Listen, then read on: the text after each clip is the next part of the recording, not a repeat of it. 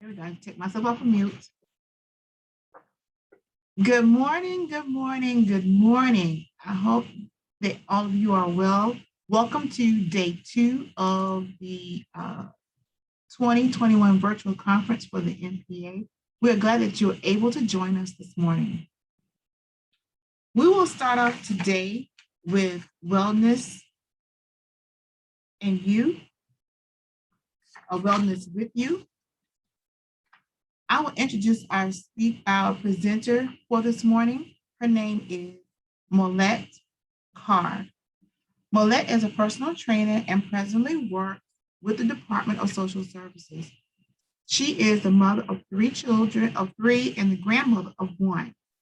During her spare time, she does yoga for DSS staff, virtual boot camp at her church, but it is open to all. She is a licensed hairstylist as well and enjoys planning family gatherings. Please join us in welcoming Marlette as our presenter for this morning.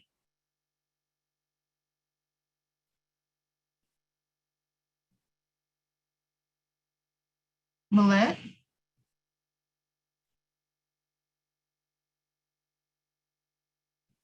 Is she on?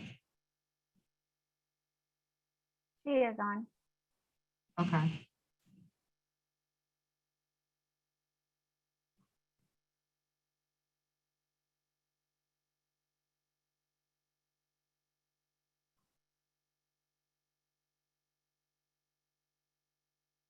Is she muted? It doesn't look like she's muted. She's unmuted herself. There she is. Let's see. Okay. All right. Hi, Molette. You can't hear me?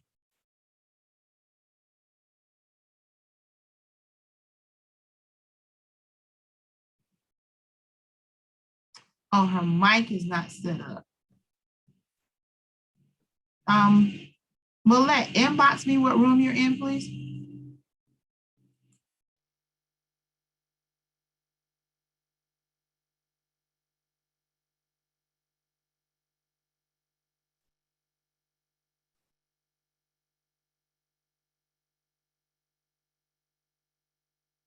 All right, so while we're working with Molette's microphone issue, I can take us through a couple stretches and we can all get warmed up for Molette while we're getting her microphone set up. Okay, Will that work? And Awesome. Yes, I'll go. Thank you. Yeah, no problem. Okay, so you can remain seated for this, or you can be standing up, either or. So we're going to start off with a quick little tricep / delt stretch. So go ahead, take your right arm, place that. Whoa, this background is not going to be helpful for doing this. But anyway, you see my hand right here, right arm right out in front. We're going to take that over across our bodies, loop down the other arm. So you're pulling your, let's see, your tricep and elbow towards your chest or your opposite shoulder. And if you'd like, you can tilt your head. So if you have your right arm held over, you're gonna tilt it over to the left a bit to get a little bit of your scalenes in your neck as well. All right, hold that there for another second and bring it on back up. Release that arm and left arm out front and pull that one over. So this is especially helpful when you've been sitting at your desk for a while and or been lifting heavier things like groceries and that sort of thing.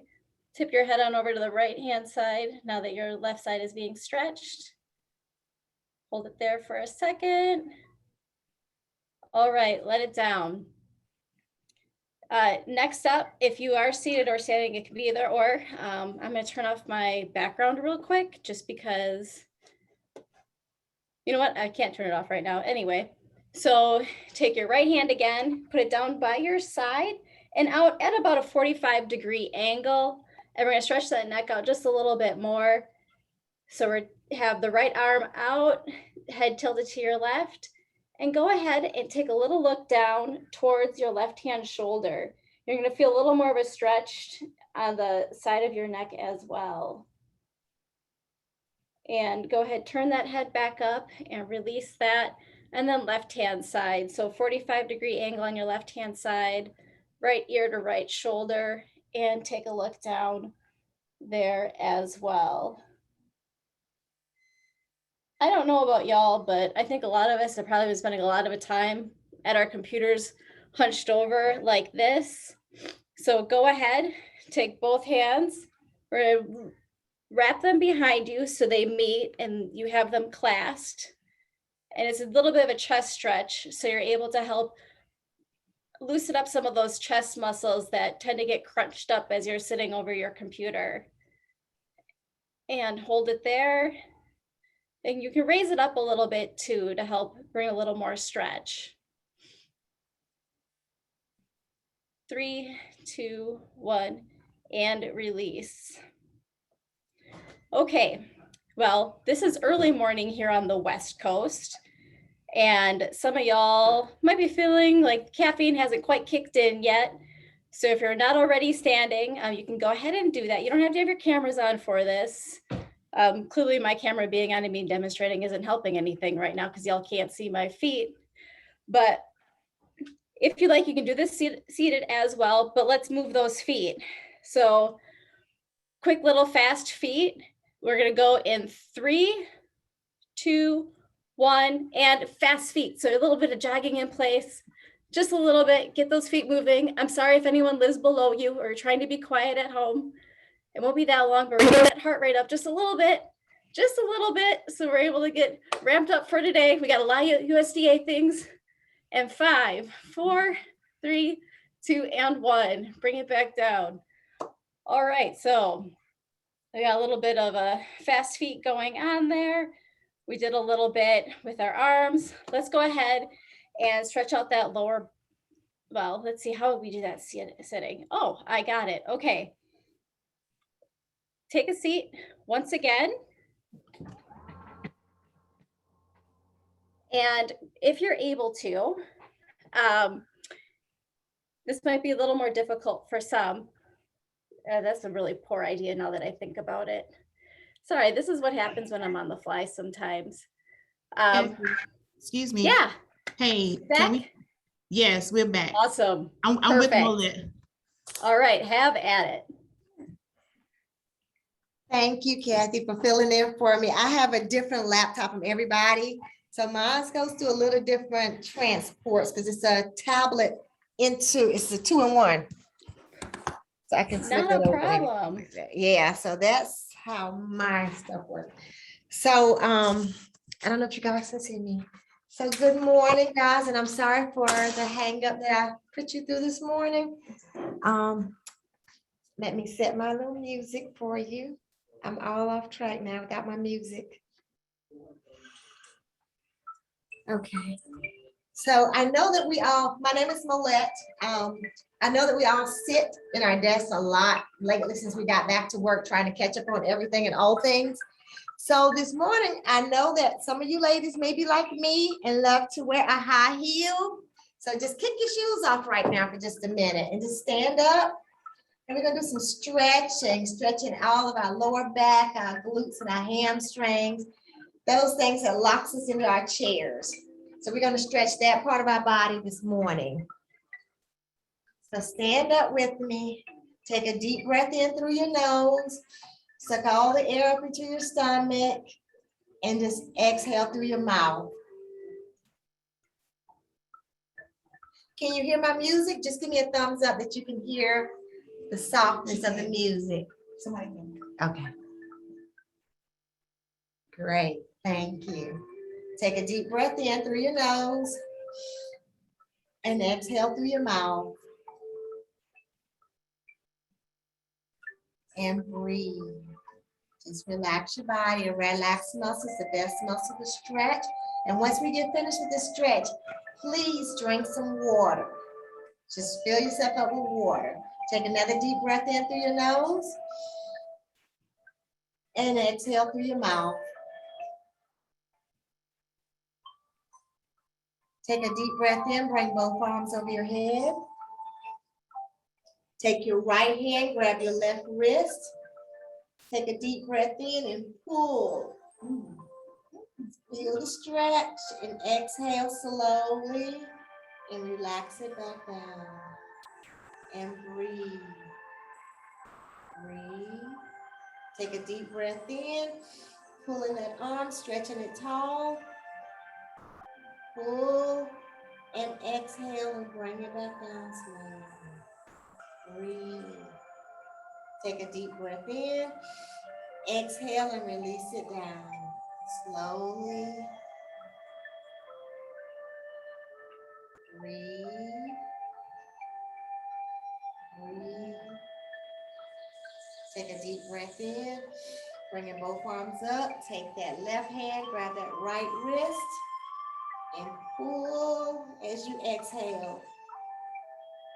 Breathe. And take this, exhale it down, relax it back. Breathe.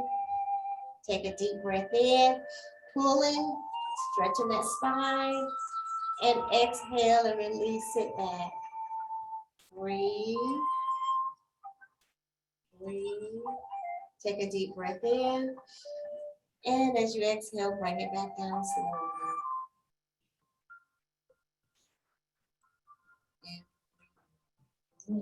I'm gonna lean my tablet up a little bit so you can see my feet on this one.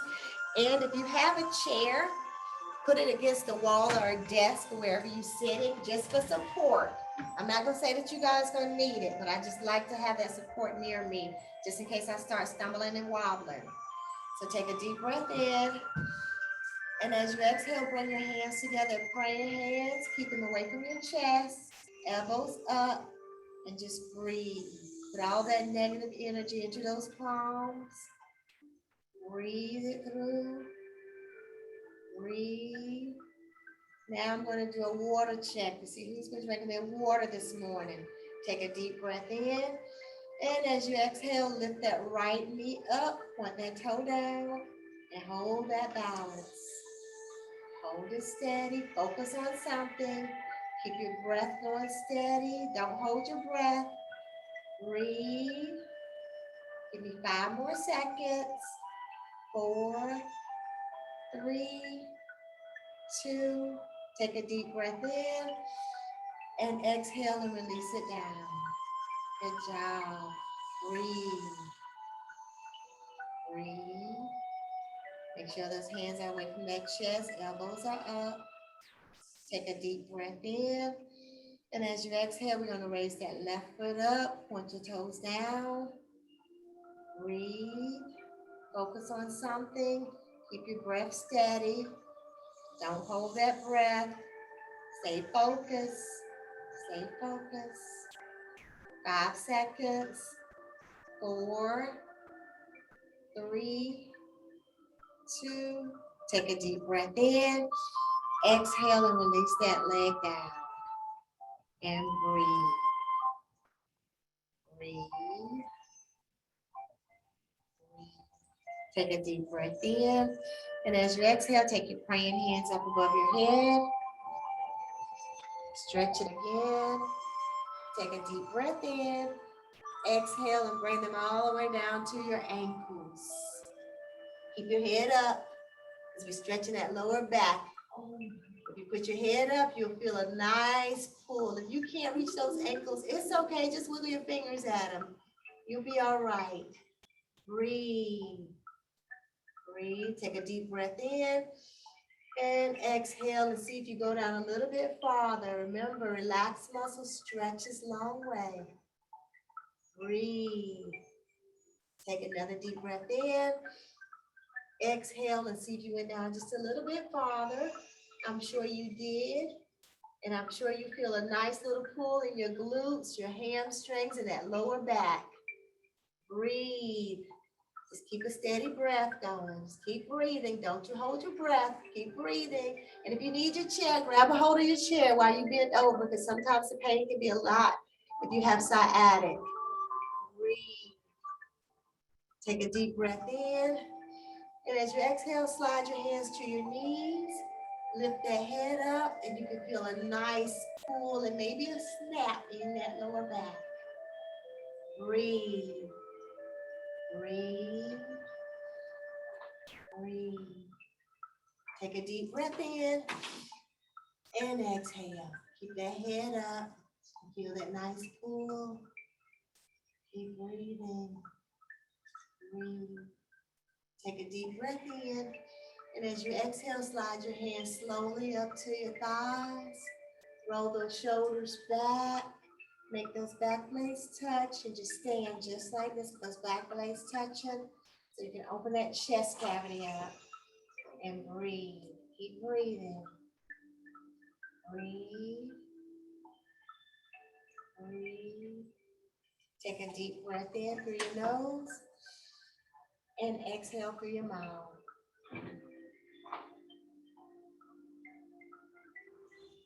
Breathe. Breathe. Take a deep breath in. And as you exhale, slide that left hand down your leg and bring that right one across your head. Feel the pull. Breathe.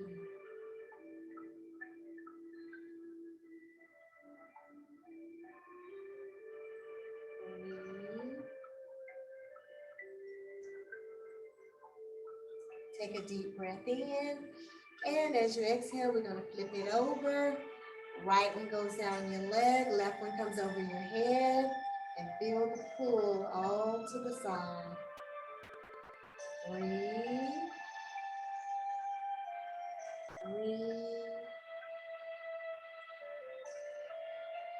Take a deep breath in. And as you exhale, bring your body back up into straight position. Make sure your shoulders are rolled back, your chest is up, and your posture is standing long and tall. Breathe. Breathe. Take a deep breath in. And as you exhale, just take a step out. Continue to breathe. Keep breathing. Take a deep breath in. And as you exhale, slide your hands down to your knees and sit in a sitting position, chest up. If you have to step out, that's fine. But just stay in a sitting position, holding that posture. You feel a nice little pinch in that lower back. Breathe. Keep breathing with me. Breathe. Make sure you turn your hands around, that your fingers are facing the inner side of your thighs and your thumbs on the outside. Breathe. Take a deep breath in. And as you exhale, just twist your right shoulder to the left. Oh, feels so good. I just snapped something in my back just now. Take your head along with that shoulder and breathe.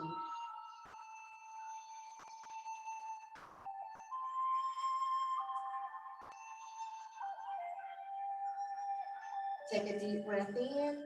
And as you exhale, we're going to flip it over.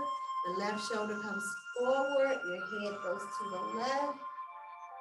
Breathe.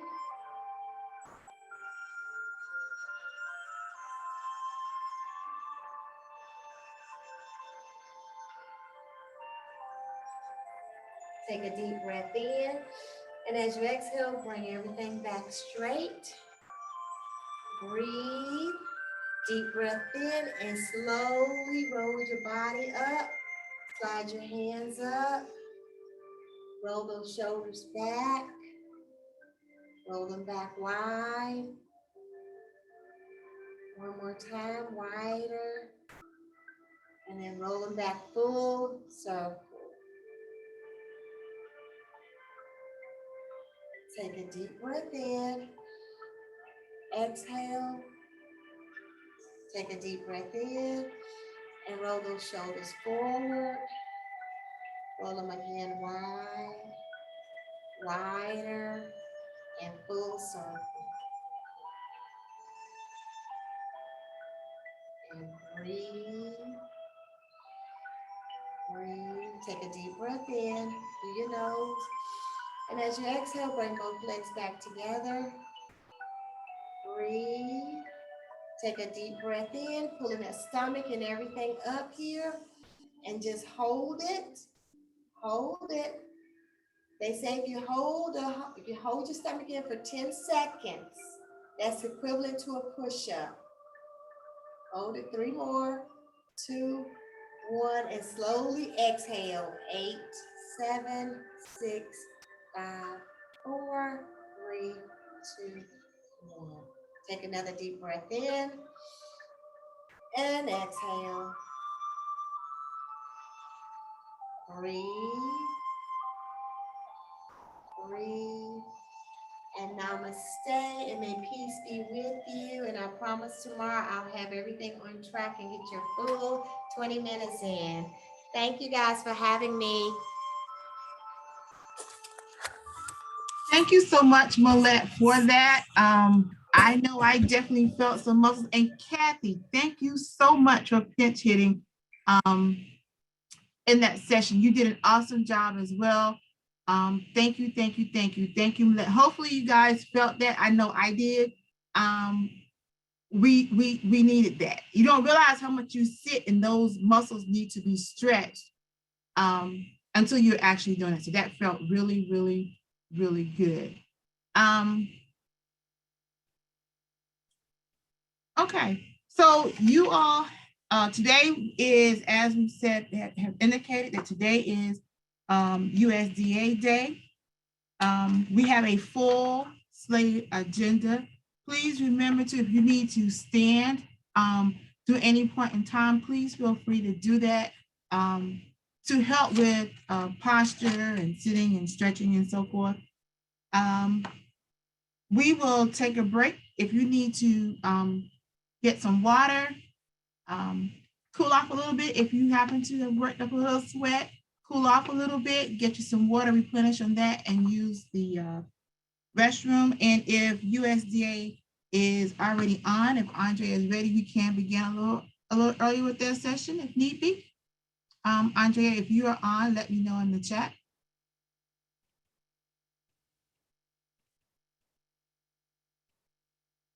Otherwise, we'll take a break at this moment and we'll be back to begin at 10:30.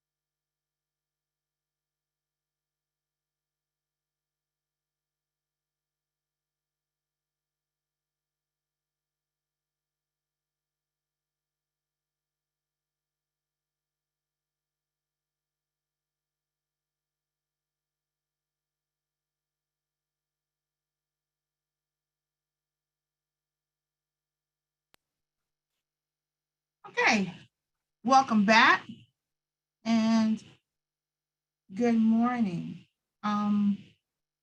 We are now ready to begin our day. I won't say challenging, we'll begin our day.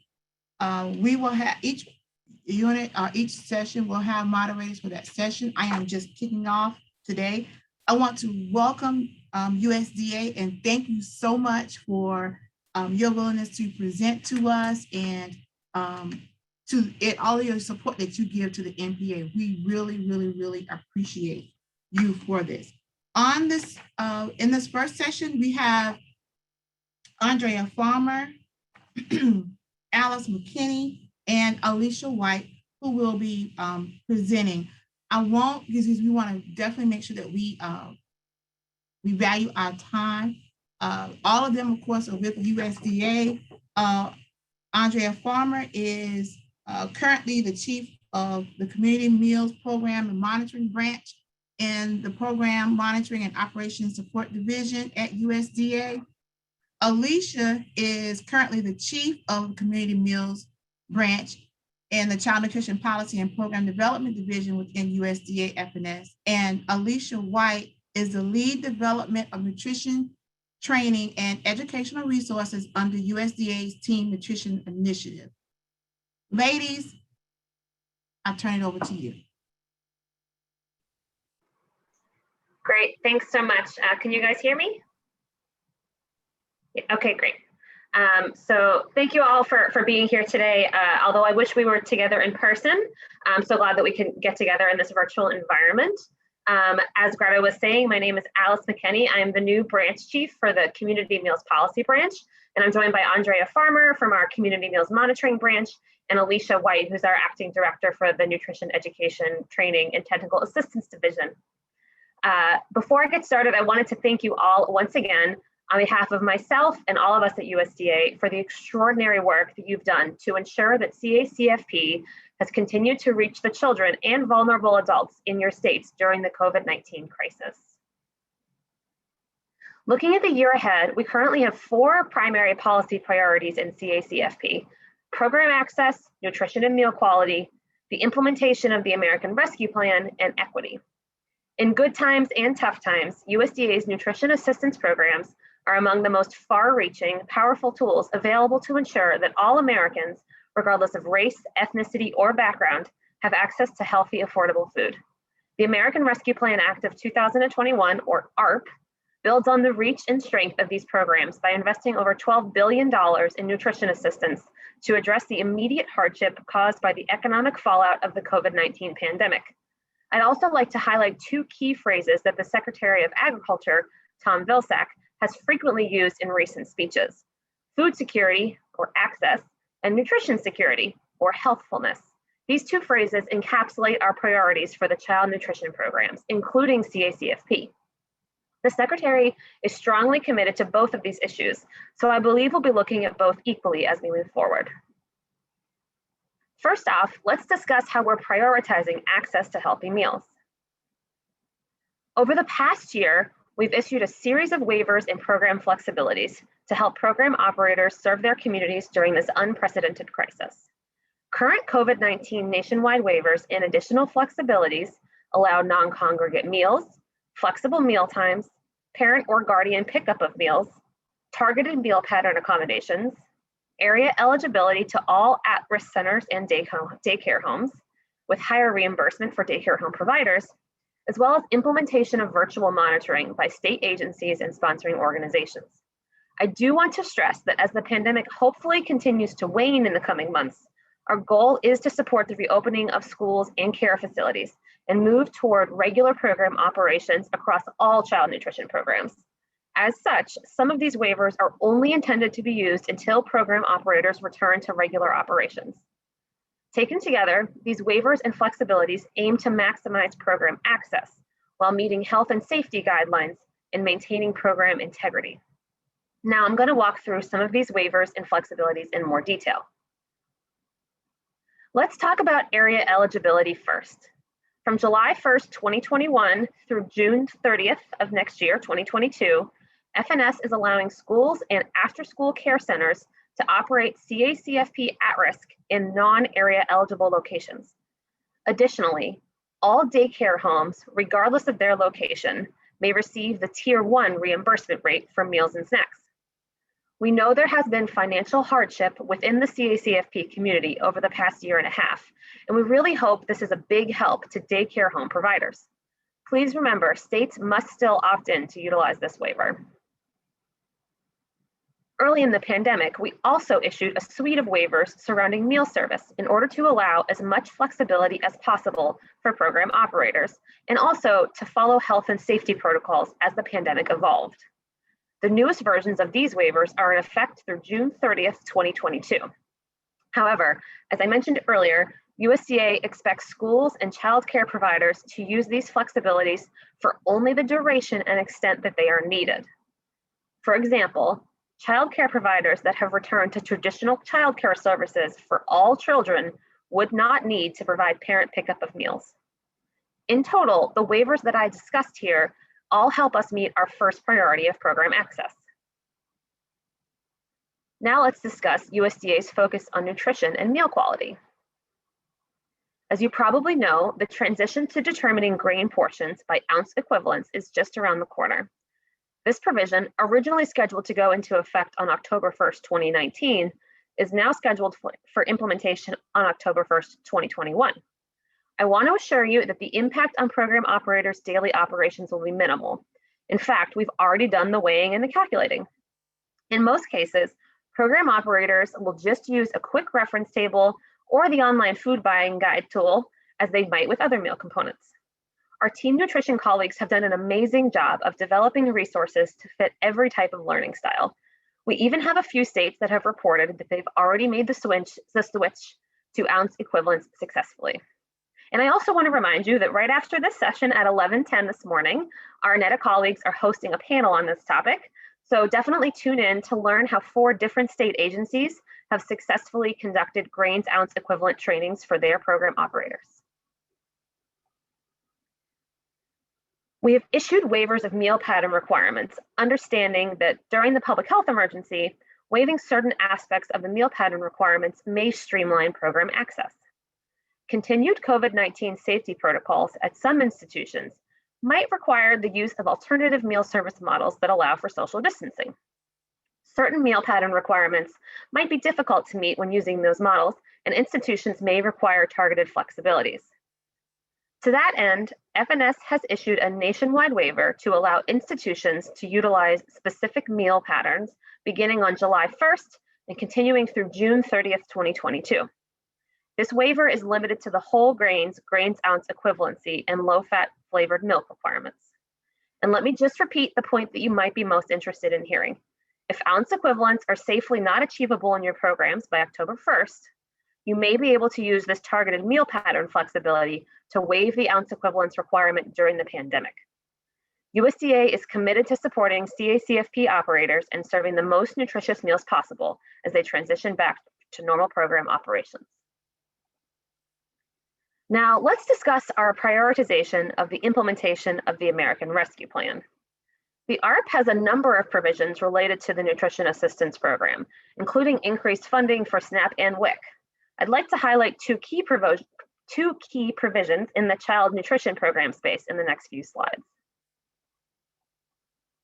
I expect that most of you are familiar with PEBT, but if not, PEBT provides assistance to families to replace the value of free or reduced price meals that children would have received at school or through their child care provider, if not for the reduced hours or closures of those institutions due to COVID-19. PEBT is a cash benefit, redeemable for food and distributed on EBT cards. PEBT is operated according to state-developed, USDA-approved plans. For the school year that just ended, 54 states and territories have approved PEBT plans in place for school children, and 42 states have approved plans for younger kids in childcare. The plans in place as of July 12th will distribute nearly $30 billion in benefits to 33 million children, providing significant support to families impacted by the public health and economic crisis. This includes school-aged children and younger children. In March of this year, the American Rescue Plan extended PEBT through the summer of 2021 and into the next school year as needed. And so as of July 11th, USDA has approved summer PEBT plans in 23 states. We expect that all states will develop and submit PEBT summer plans to USDA over the next few weeks. The second provision of the American Rescue Plan Act that I want to talk about is the provision that extends CACFP to serve young adults who are homeless. Emergency shelters and at-risk centers normally provide meals and snacks to young people 18 or under. Those centers that are the emergency shelters and at-risk centers that are operated by emergency shelters may now serve young people as old as 24 from March 11th of this year through the end of the public health emergency. All other operational and meal service requirements for emergency shelters and at-risk centers apply. Although emergency shelters may provide a wide range of services to people of all ages, only the meals served to children, teens, persons with disabilities, and young adults under the age of 25 are eligible for reimbursement. Retroactive reimbursement is available for meals or snacks that were served beginning on March 11th. USDA issued implementation guidance and a set of questions and answers, both of which can be found on our website. Last, but certainly not least, is our fourth policy priority to continue ongoing efforts to ensure equity throughout our program structure. It's important to note that we at USDA are deeply committed to elevating the issue of racial equity in our nutrition assistance programs, and moving forward, we will view all policy decisions and programs through the lens of racial equity. We firmly believe in equality and will work to ensure that race and ethnicity are not barriers to program participation at any level. As such, we are and pledge to continue to listen to program operators and stakeholders about how we can make our programs more equitable. We are also working to view all policy and program decisions through the lens of racial equity. We also want to draw attention to the policy memo entitled Collection of Race and Ethnicity Data by Visual Observation and Identification that was released in May. The purpose of this memo is to provide guidance to state agencies and program operators on removing visual observation and identification as an allowable practice in obtaining race and ethnicity data from CACFP and Summer Food Service Program participants. USDA received reports that program participants do not want to have their race or ethnicity determined for them. Moreover, a third party's observation of an individual's appearance is not a reliable means to capture how a participant self-identifies their own racial or ethnic identity. Therefore, USDA has determined that visual observation and identification by CACFP institutions and facilities and SFSP sponsors is no longer an allowable practice for CACFP and SFSP program operators to use for the collection of race or ethnicity data. We recognize that this presents a unique operational challenge, and we are working in collaboration with our Civil Rights Division to develop technical assistance for state agencies. I also just want to quickly highlight some updates and resources from our Office of Community Food Systems. OCFS works to support farm-to-school activities across the country by providing grants, conducting research, and offering training and technical assistance.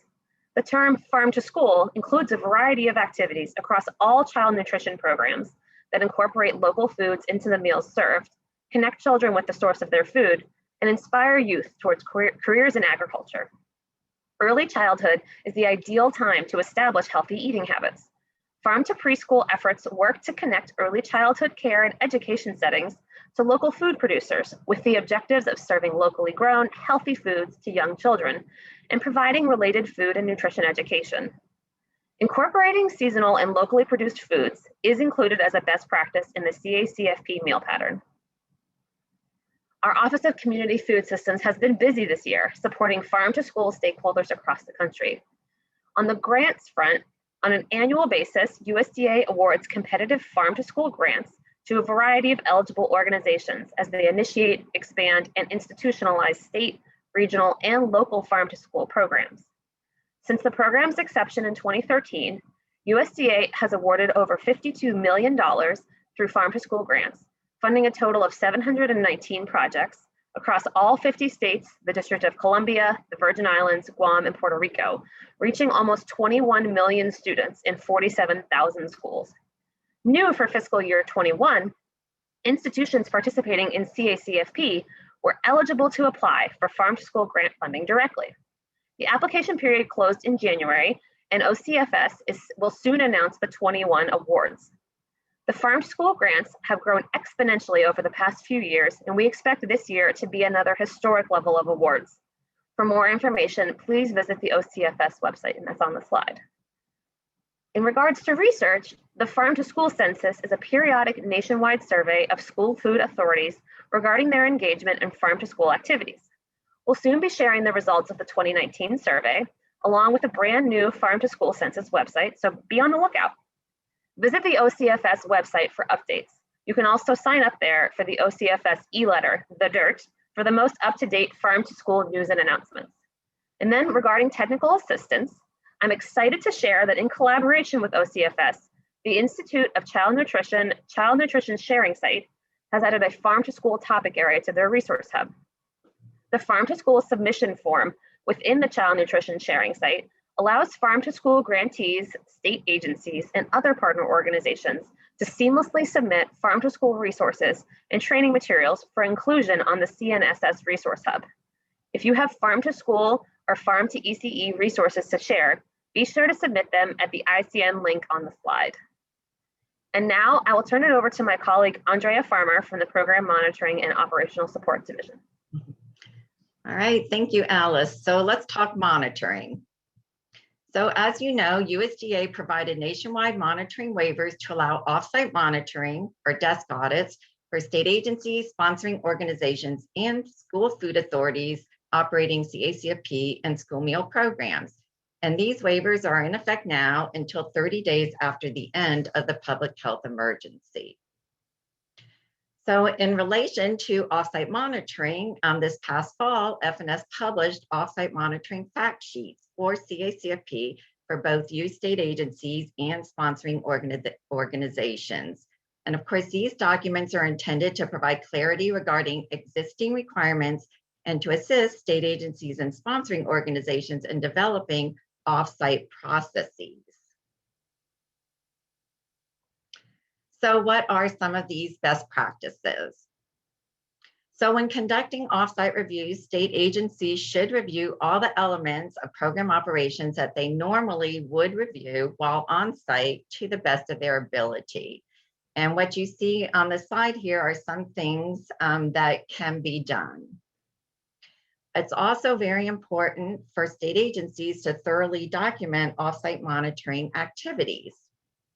And that is all I'm going to say about offsite monitoring right now, because I want to encourage you to attend our virtual session in a few hours where 5 of your colleagues are going to talk about their successes with offsite monitoring. But now I want to talk about state agency oversight waivers and plans. So FNS provided state agencies the opportunity to submit a waiver request of both state and local child nutrition program monitoring requirements and to propose an alternative plan for conducting effective program oversight in fiscal year 2021, this fiscal year. We approved 63 oversight waiver requests from state agencies. And for many of these plans, state staff coordinated between the child nutrition programs, all the ones that they administer, to put together a holistic request that meets the needs of the state. These approved requests have varied in detail depending on individual state circumstances and needs. So that is an important point about these. Some states focus on technical assistance, training, and integrity measures rather than formal monitoring. Other states continued formal monitoring, but have modified some aspects of their reviews. So for CACFP, the majority requested a waiver of the frequency and timing of CACFP sponsoring organization and facility review requirements. And many plans also included a waiver of unannounced reviews. These alternative oversight plans included a variety of strategies to ensure program integrity this year. And some of the things that you see were included are on this slide: targeted TA, webinar trainings. But let's talk about moving forward. So these state agency plans are in effect until September 30th, 2021. You still have like a little less than a few months to continue to implement your plans. And given that all of these state plans are different, state agencies should continue to work closely with your regional office if you have any questions, challenges, or if you need any revisions to your oversight plan.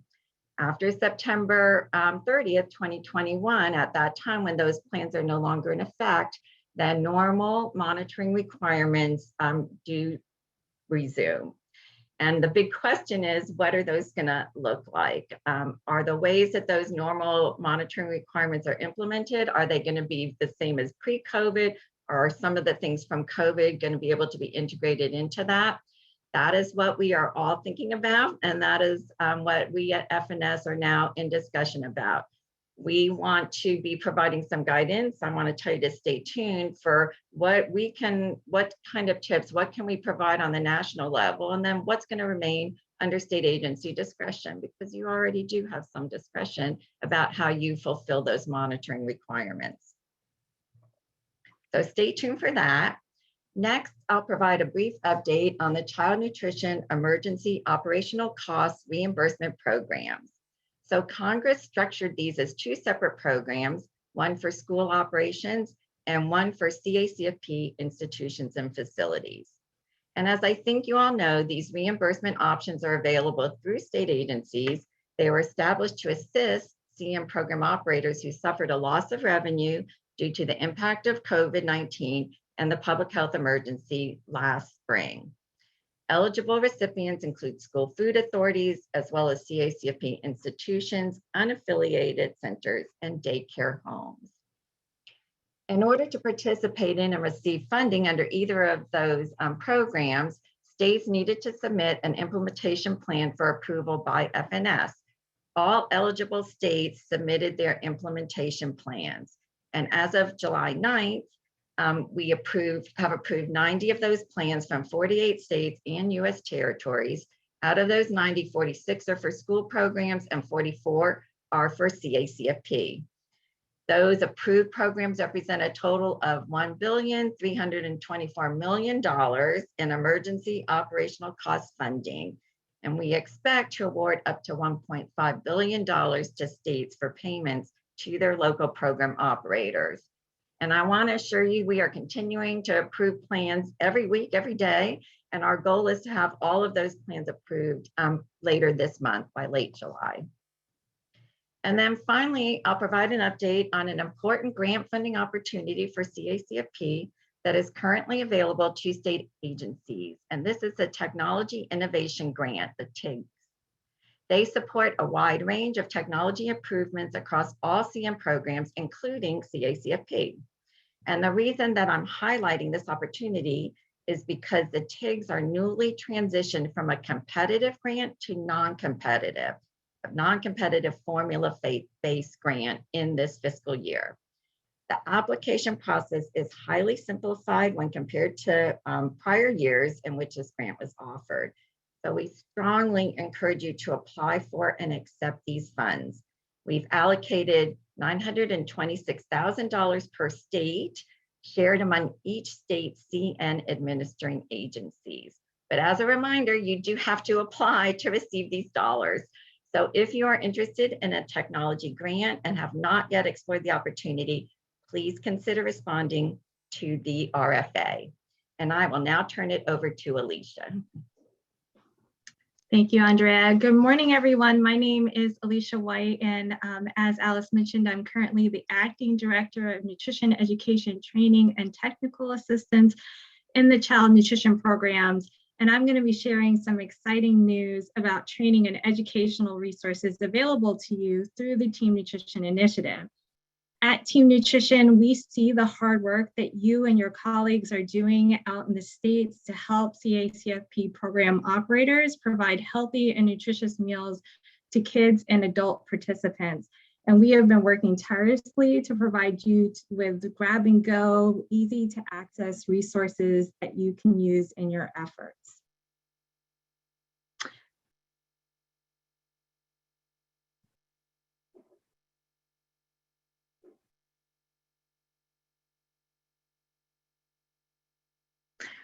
So state agencies that administer the CACFP have access to a wide array of team nutrition training and nutrition education resources, which you'll hear about through many of today's sessions. But our state agency audience page also provides information for you on grants and funding opportunities for state agencies, presentation slides that you can use on team nutrition resources for the CACFP, state lists of team nutrition CACFP organizations, our COVID-19 tip sheets, as well as the child nutrition sharing site. We are also working to provide you with a source of high-resolution, royalty-free photos that you can download and use in your trainings and your publications. So look for news of these new Team Nutrition Flickr photo albums coming in the next few weeks. We host the Team Nutrition CACFP Organization Network made up of CACFP sponsoring organizations and independent child care centers. And by joining the network, CACFP institutions are affirming their commitment to nutritious meals and healthy environments at their CACFP sites. Joining this Team Nutrition CACFP Organization Network is free and easy, and there is no reporting requirement. Members of the Team Nutrition CACFP Organization Network are among the first to learn about new team nutrition resources, And there are also certain printed resources that are available exclusively to network members. And an example of these are a very popular Team Nutrition, nutrition education stickers, as well as the CACFP Trainers Tool Serving Milk, which we affectionately call Milk Bingo. So currently there are over 400 institutions enrolled as Team Nutrition CACFP organizations. And the special badges that you see here reflect the audiences served at the sites by those institutions, as well as nutrition and wellness areas, such as if family style meal service is available, or if there's breastfeeding sites, breastfeeding locations available on site. So this can help CACFP organizations network with each other, as well as highlight their nutrition education networks. So to find CACFP institutions enrolled in your state, you can access the network through the state agency section of the Team Nutrition website that I mentioned earlier. Select your state in the drop-down list that you see here, and then just click on search. In the middle part of the screen will display the Team Nutrition CACFP organizations in your state. If you'd like to save this list of organizations, you can also click on the Download CSV button on the right-hand side of the screen, and then you'll be prompted to save the file using a spreadsheet software program like Excel. If you need help to access this report, feel free to reach out to us at teamnutrition@usda.gov. We are here to help you and can walk you through it. We invite you to visit the Team Nutrition CACFP organization webpage and to encourage your CACFP sponsoring organizations and independent childcare centers to sign up and join. I also want to mention that the Institute of Child Nutrition hosts a child nutrition state sharing site, or the CNSS. And the CNSS includes a variety of state agency developed resources related to the child nutrition programs, their operations, including nutrition education, menu planning, training, wellness, as well as financial management and other operational functions. State agencies are also welcome to submit their resources here to share with others. The CNSS also offers a private section of the site just for state agencies, known as the CNSS State Agency Resources Sharing Site. And this section of the CNSS is available only to state agency personnel. So resources in here include templates, tools, training resources, and guides that support state agency management of the CACFP. To gain access to the CNSS State Agency Resource Sharing Site, you need to contact the Institute of Child Nutrition at the web address at the bottom of the screen that you see here. Team Nutrition also provides a variety of resources to help state agencies train CACFP operators to plan and prepare tasty and appealing meals that meet meal pattern requirements. And these tools include a collection of over 20 CACFP training worksheets focused on hot topics related to the CACFP meal pattern. Each training worksheet includes interactive activities to reinforce learning and to apply knowledge. These materials are available in English and in Spanish, and many are also available in print for you to order. So one of my favorite things to be able to do at conferences is to give a sneak peek at some of the new resources to come. And I'm pleased to announce in the next month, we'll be releasing 3 new training worksheets, one on serving meats and meat alternates at lunch and supper in the CACFP, one on offering water in the CACFP, and one on serving adults in the CACFP. So watch for news of release of these materials on Team Nutrition's Gov Delivery, our Twitter account, or through the Child Nutrition Partner Web community.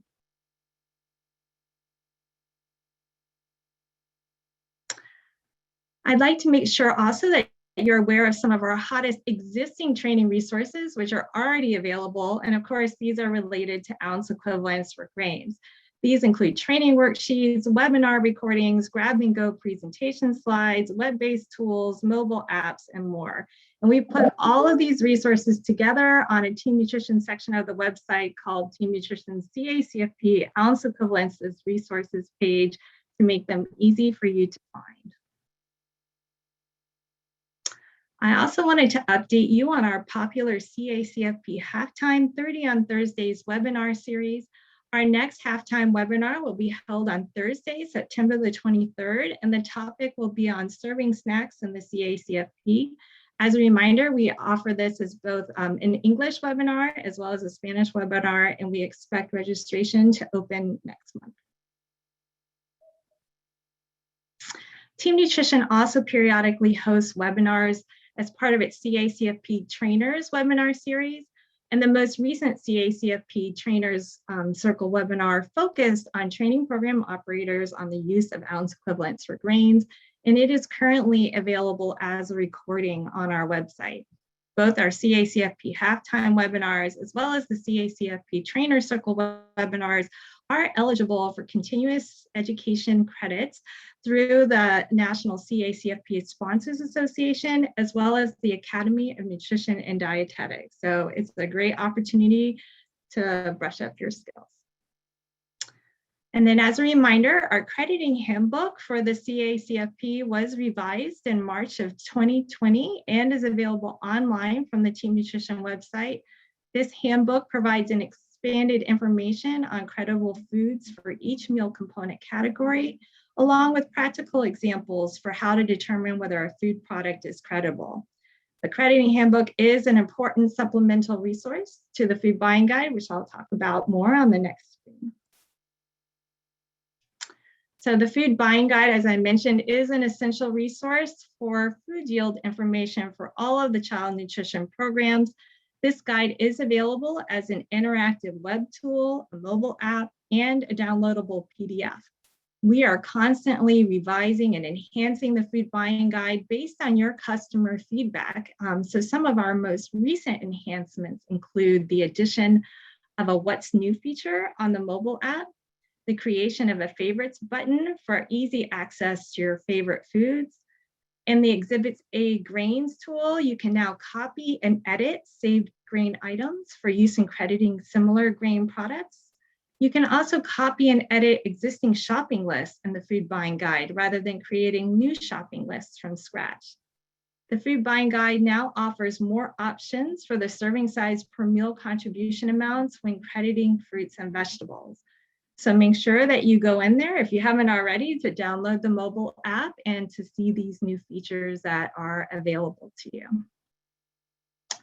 So we'd like to thank you all for joining us today. We look forward to doing question and answers toward the end of today. As a reminder, following this session, we will have a special panel presentation on ounce equivalents for grains, and I look forward to seeing you there. Thank you.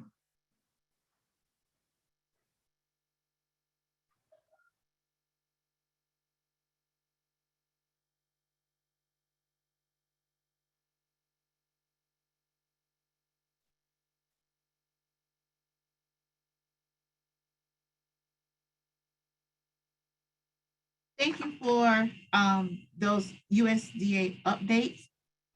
We'll take a short break at this time, and we will be back at 11:10.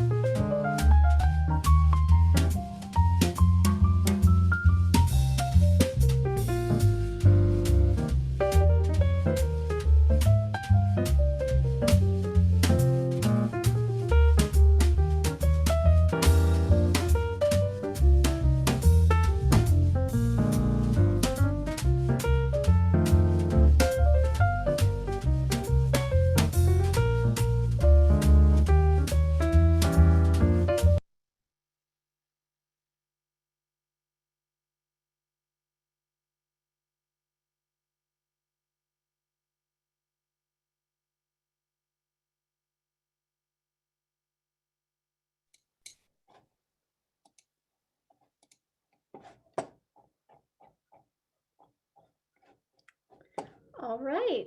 Good morning, everybody, and welcome back from our little break. I'm going to get this crowd warmed up a little bit for some grain ounce equivalents with a little joke. So if you want, you can put your answer in the chat box, but why couldn't the sesame seed leave the casino?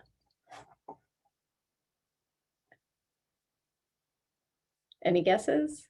Because he was on a roll. All right. So with me here today is Alicia White. She was just in the previous session as well. And as we heard earlier, she's the development of nutrition training and educational resources under the USDA's Team Nutrition Initiative.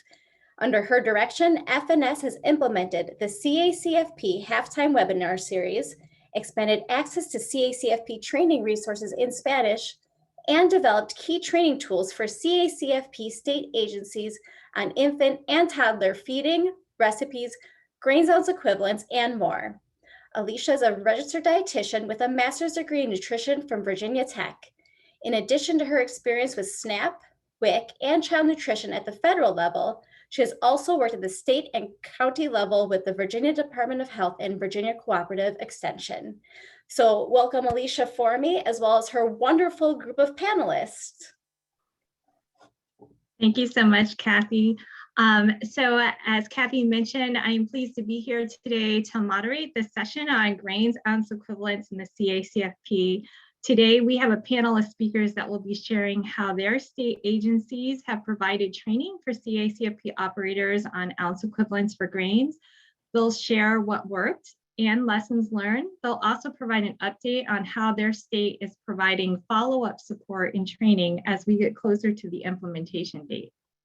Our speakers today are Shirley Wu from the Oregon Department of Education, Sarah Booker from the Maryland State Department of Education, Gloria Valinga from the Minnesota Department of Education, and Courtney Hardon from the California Department of Social Services. Shirley Wu is the child nutrition specialist and a registered dietitian nutritionist with the Oregon Department of Education. She's worked with Oregon for 6 years on the community team, and over the last 4 years, she has coordinated and worked on various trainings for CACFP operators. Sarah Booker has been a registered dietitian for more than 20 years and has a master's in public health.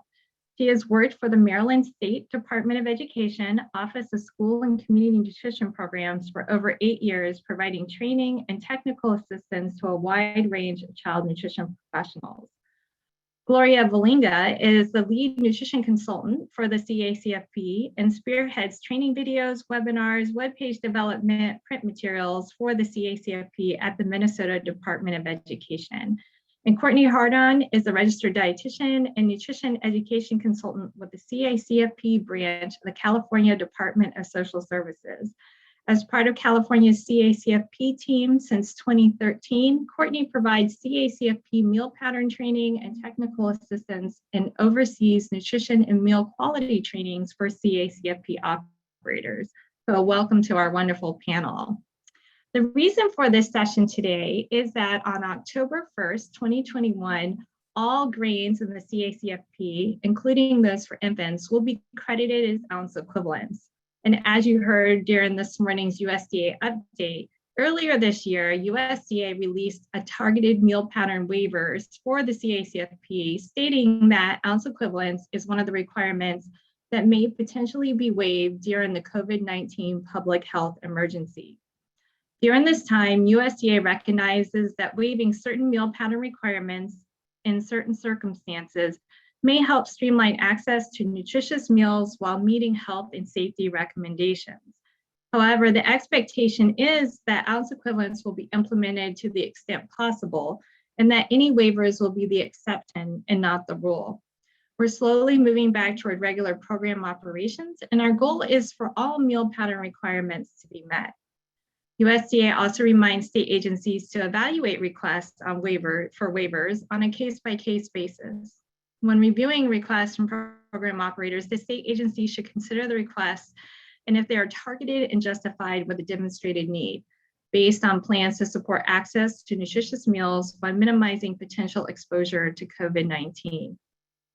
With the implementation of ounce equivalents for grains in mind, this session will highlight resources, strategies, and tools that you can use to help program operators in your state make the transition. As I mentioned during this morning's USDA update, Team Nutrition has created many resources that can be used by states and others to train operators on using ounce equivalents for grains. And these materials include training worksheets, presentation slides with notes, webinar recordings, digital tools, and more. As I mentioned, many of these tools are available in both English and in Spanish, as well as in print. And you can find them all here on Team Nutrition's CACFP Grains Ounce Equivalences resources page at the URL shown at the bottom of your screen. Additionally, I wanted to mention that in fiscal year 2018, FNS awarded more than $3.7 million in fiscal year 2018 CACFP meal service training grants to 38 state agencies. Every state agency that applied for this non-competitive grant received $100,000 to provide trainings for CACFP operators on planning and preparing nutritious meals for program participants. And this also included training on ounce equivalents for grains. Many of our state agencies pivoted to provide more virtual training during the public health emergency. So you'll see a variety of options for providing training to CACFP program operators. I'm pleased to turn things over now to Shirley Wu from the Oregon Department of Education to share more about her state's training efforts. Shirley? Thank you, Alicia. Hi, everybody. So as Alicia mentioned, my name is Shirley Wu, and I am a child nutrition specialist with the Oregon Department of Education, also known as ODE. I work on the community team at ODE, which works with the Child and Adult Care Food Program and the Summer Food Service Program. From 2018 through 2020, I was also the coordinator for the CACFP Meal Pattern Training Grant, as Alicia mentioned, and I am currently on the training and technical assistance team with Jessica Wazinski, who has been so wonderfully managing our Zoom for this conference. Here in Oregon, we started training on ounce equivalents and grains in the spring of 2019. We had anticipated an October 1st, 2019 rollout date for ounce equivalents, and we wanted to make sure that all our CACFP operators were trained and ready. We integrated that ounce equivalents training as part of our required annual trainings, which were in person that year. The ounce equivalents portion of the training was 1 hour long and included multiple ODE created handouts with hands-on calculations and examples. It was quite a lot. This required a huge lift from our community team staff since they needed to learn all about the ounce equivalents and then train on it within a few short months. I do want to acknowledge all the hard work that my teammates put in, and they are all listening in today, so thank you, everybody. So make sure that you integrate your team and make sure that it is a successful integration, because it does take a full team to make sure that changes like this are done successfully.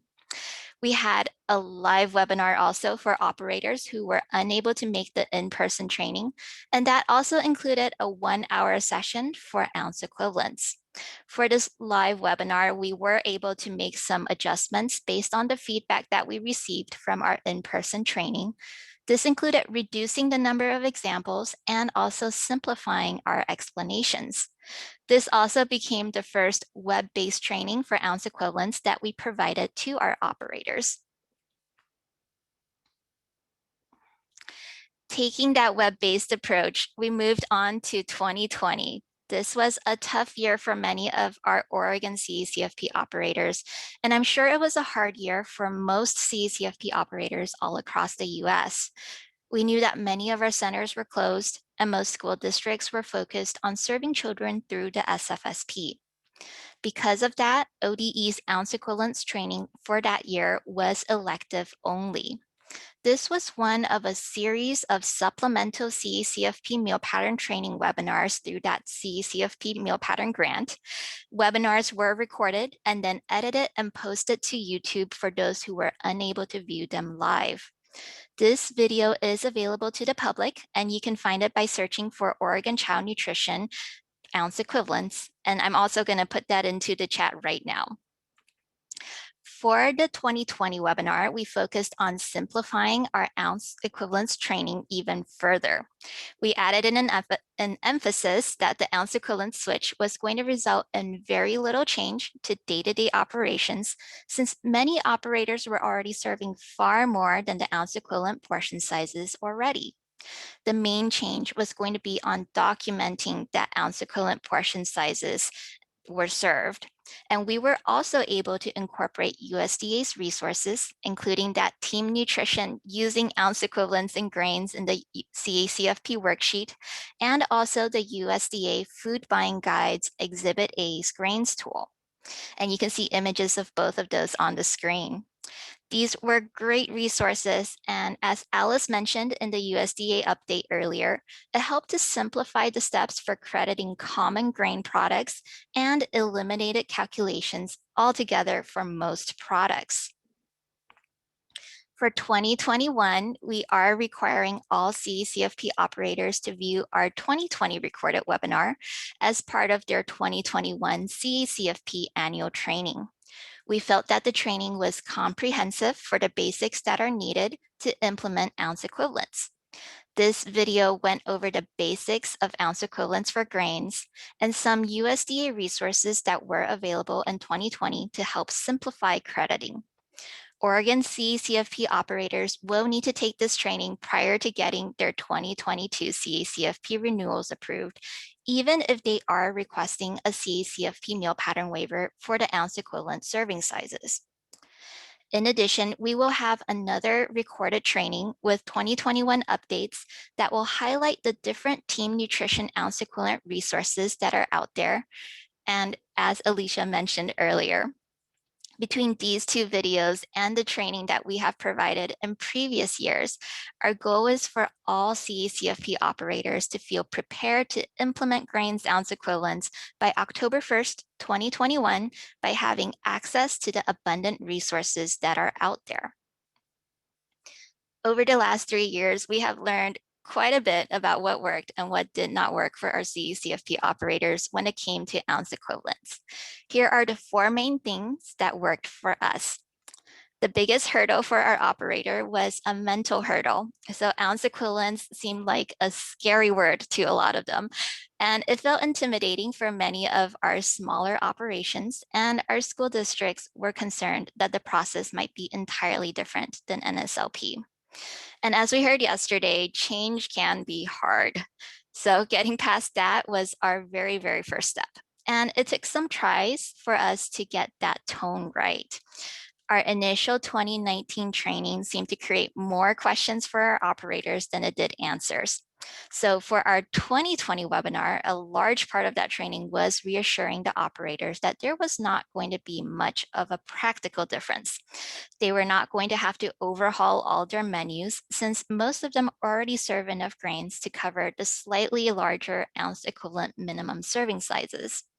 School districts were also reassured that if they already used ounce equivalents for NSLP, that it was going to be the same for CACFP. And this connection to familiar concepts wasn't only for school districts. All of our experienced CACFP operators already knew ounce equivalents, but only as it related to the meat and meat alternate component. Even though it might seem obvious, by connecting the dots for ounce equivalents for meats and then ounce equivalents for grains, it made the concept more familiar and better grounded in calculations that they have previously done many, many times before. Even so, we knew that anytime calculations are involved, it can pose a barrier for some of our operators, and concrete examples are always helpful. This is why the USDA Team Nutrition worksheets have been so helpful for us. We used the Team Nutrition Using Ounce Equivalents in Grains worksheet in our 2020 webinar, since it had that grains measuring chart.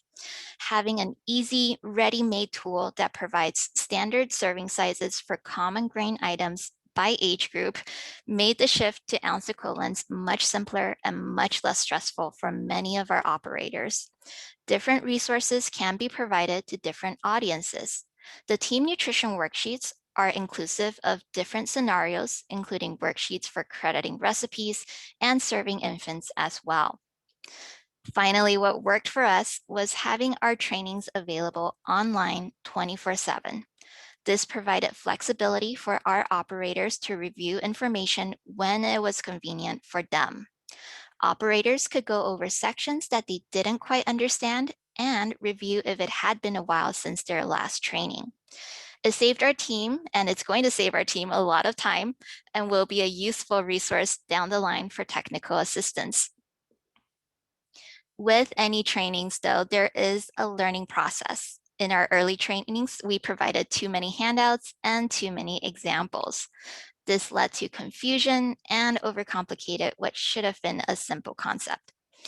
Those of you who know me know that I am guilty of over-explaining a lot, and I tell myself that it's important to remember that CACFP operators do not need to know how to credit every single grain item that is out there for ounce equivalents in order to be successful. They only need some basic information to get them started. There will always be one-off situations and products that make you work extra hard to credit, but most grain items will be easy to credit using the resources that are available. And part of keeping it simple is keeping the handouts and resources limited based on the time that is available for training. You want to have enough time to go over the resource fully. Pick the resource you use judiciously. We felt that the Team Nutrition Grains measuring charts provided the simplest method for crediting ounce equivalents in grains. The other lesson we learned is to be patient with your CACFP operators. It takes time and repetition for the information to stick. Even in the best of situations, for most trainings, 75% of that training will be forgotten after 6 days if it is not put into use immediately. There will need to be continued training or having that training available for continued success. Make trainings available online if you can, and make sure that if additional resources are needed, they are accessible for your operators. Make sure you know where to find different resources as well. Sometimes an operator will have a hard time understanding your particular take on ounce equivalents, but they might have a better understanding with other available trainings or resources that are out there. For example, if a CACFP operator didn't feel that my ounce equivalence training provided enough information for them to credit their packaged grain items, I could send them the Team Nutrition recorded webinar on crediting single serving packets instead. Operator success is often about being flexible with the resources available and then following up with additional training. For ODE, we know that there will be continued trainings in the upcoming year for our CACFP operators. We will continue to host our ounce equivalents for grains video on YouTube, and then we will be updating the trainings as we get more feedback. In addition, we will be highlighting ounce equivalents for grains in our monthly newsletters through November 2021. For each newsletter, we will highlight different resources that are available and discuss common questions that have come up. And as always, we want to make sure that our operators are comfortable reaching out to us if they have any questions. And if not, we will be available to provide technical assistance during our administrative reviews. So that's it for us. So thank you everybody for walking through our ounce equivalence training with me. You can send your questions to the chat box, which we can address during the Q&As. Otherwise, if you have any additional questions specifically about Oregon's ounce equivalence implementation, you're more than welcome to reach me at the email listed here. I'm now going to send this over to Sarah. Thank you, Shirley. So as mentioned in the introduction, I'm representing Maryland State Department of Education, and I'm going to share with you how we prepared our CACFP operators for this transition. So you can see here on screen, one of the first steps we took was to expand our resources to include ounce equivalents before it was required. So in 2017, the resource on the left side of your screen included ounce equivalents on the right side, but it was grayed out, so it was not exactly emphasized. That led us to kind of begin talking about it in trainings. And by 2019, we updated that resources. So now the emphasis was on the ounce equivalents and serving size was de-emphasized with the gray text. And one of the other resources that we updated was our menu planner. So you can see here the way we de-emphasized the servings in 2019 was to put it in parentheses. One of the other strategies we used was to update all of our training activities back in 2019 to really be consistently using ounce equivalents at that point. So you can see this is an example of a worksheet we developed to help people calculate the portion size of grains. In 2018, you can see that bright yellow box has the serving information, and by 2019, we'd updated that resource. So now we were exclusively using ounce equivalents there. And the third thing I wanted to point out as part of our strategy was a really intentional focused training. So this was unique this year because of virtual training.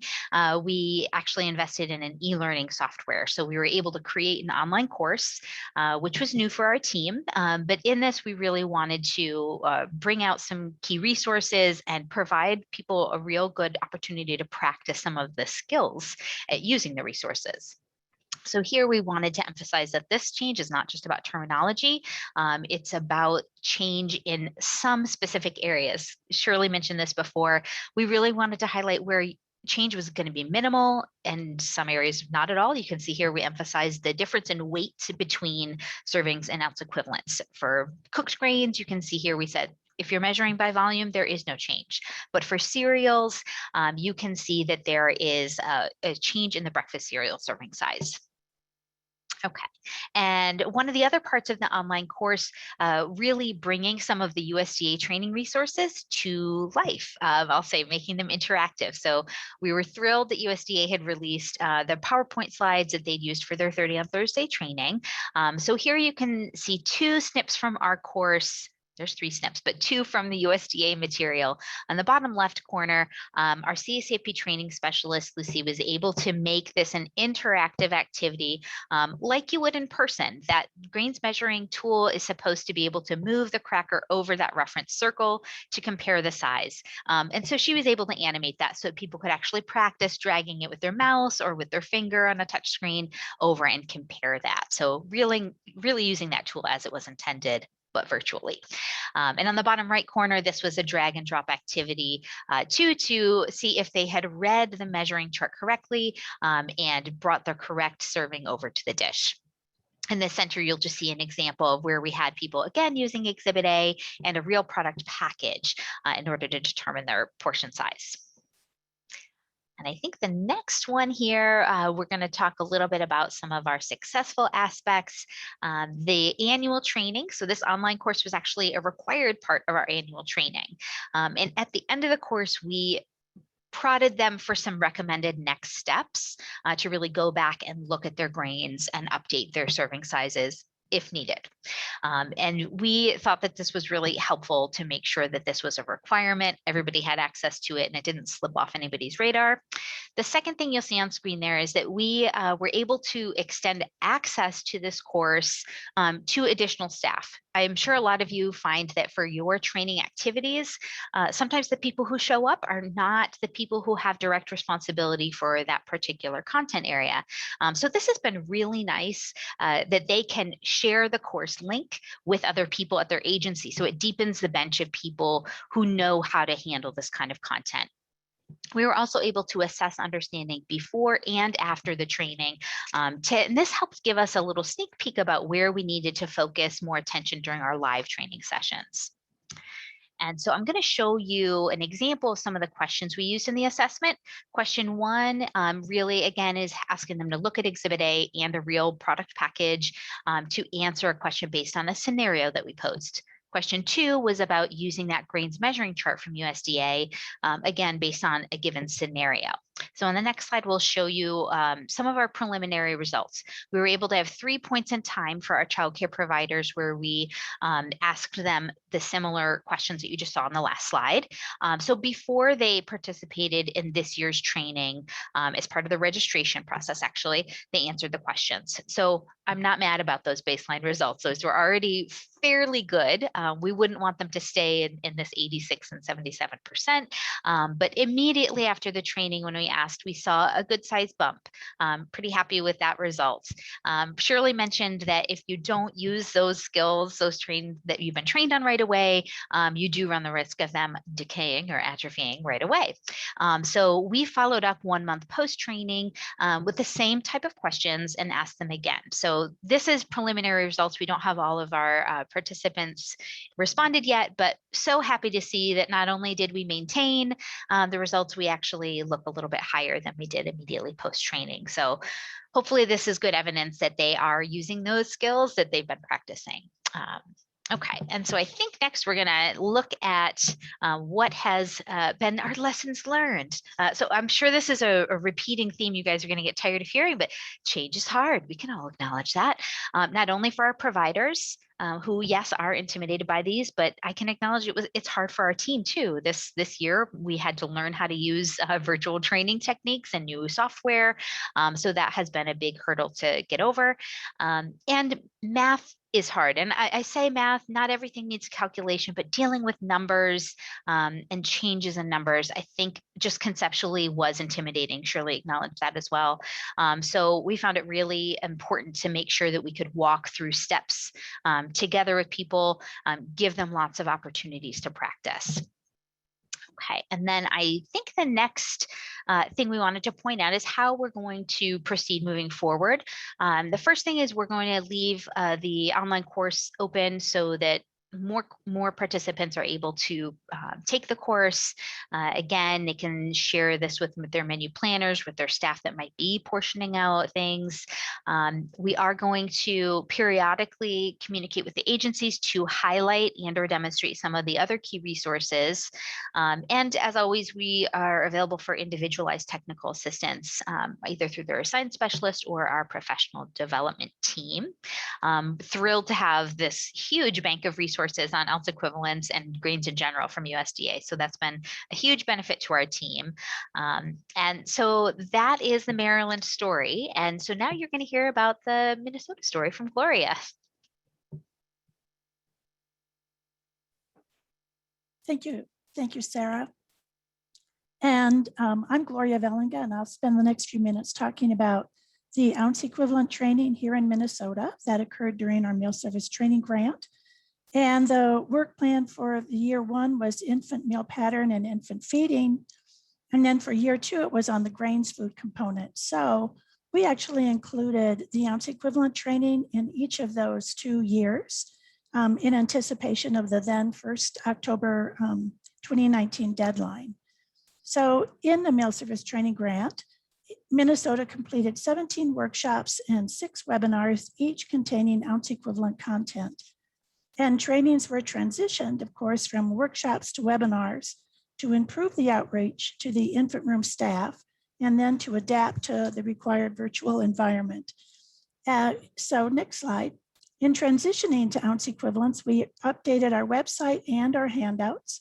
We developed our own MDE, or Minnesota Department of Education, our own MDE CACFP, grain crediting chart for CACFP, which left out all of those grain-based desserts so that there was no confusion. Any documents that linked to the new grain crediting chart for CACFP that we just had looked at, they were updated, which included this creditable and non-creditable foods document. Other documents that were updated included food production and meal service, and one example here being the daily portion menu sample. So the most popular new document was this one, our grain product portion guide. This document represents the most requested information by sponsors that they wanted to use when menu writing, and particularly writing snack menus. So this portion guide listed the minimum required servings for common food items in 1/2 and 1 ounce equivalents, grain servings. And then notice too that we were able to add the additional information on whole grain and whole grain rich in food items in the portion. So we had transitioned our website totally to ounce equivalents on our web pages, on all of our training content early in 2019. For new sponsors and to CACFP, using ounce equivalents became automatic, a good thing. And for current sponsors, this created consistent messaging from the state agency. The graphic design of our MDE CACFP meal patterns was completed, and these copies shown here were laminated and distributed to our sponsors. And even the administrative review process supported the changes to ounce equivalents through technical assistance during the admin reviews. And ounce equivalents just seemed to become the norm for our sponsors as our website, our trainings, and our admin reviews supported grains as ounce equivalents. So the initial strategy for training on ounce equivalents was to keep information simple, to emphasize small changes, and to focus to what is the same or what sponsors already know about ounce equivalents. So this slide is an example of the small changes. The new 1 ounce equivalent serving of goldfish was only a small increase of 3 crackers, so +3, making the total new portion of 41 crackers, which is more easily measured out in a half cup. So we encourage sponsors to start using our grain product portion guide that we were just looking at, and that kept menu writing simple. So the next 10 slides are actually from our training grant curriculum that you may find helpful. This slide aims to make the transition as simple and small. An ounce equivalent is the amount of food that is considered equal to 1 ounce from the grain or protein group food groups. And this is a change from 14.75 grams of grain in 1 serving to 16 grams of grain in 1 ounce equivalent serving as 1¼ grams. Therefore, a larger amount of a grain food item must be served to meet the minimal serving size listed in the new ounce equivalent requirement. So I had measured out 1.25 grams of flour into a baggie and used this as a visual just to really demonstrate how small the change actually was. So sponsors were concerned that this change to ounce equivalents would increase their food costs by serving larger portions. And so emphasizing the small changes was really very important. Another training strategy was to emphasize what sponsors already know or what was the same as shown here on this slide, showing how ounce equivalent information was the same. And here we could say, what do you already know about ounce equivalents? And well, not to worry, because you already know a lot about ounce equivalents. In fact, you are already halfway there with your current knowledge, your updated meal patterns, and other available resources. Some of you who work in schools or receive vended meals from schools or larger vended meal providers have been using ounce equivalent standards for some time already. A few more of our training slides is another one. Did you know? And then I know a lot about child nutrition labels. So using these labels or CN labels, this also is expressing grain servings in ounce equivalents. 3.49 ounce Foster Fair's spicy bread chicken breast patty provides 2 ounce equivalent of meat alternate and 1 ounce equivalent of grains. You already are using standardized recipes that include or express grain servings as ounce equivalents. And this is a standardized recipe from the CACFP recipe bank.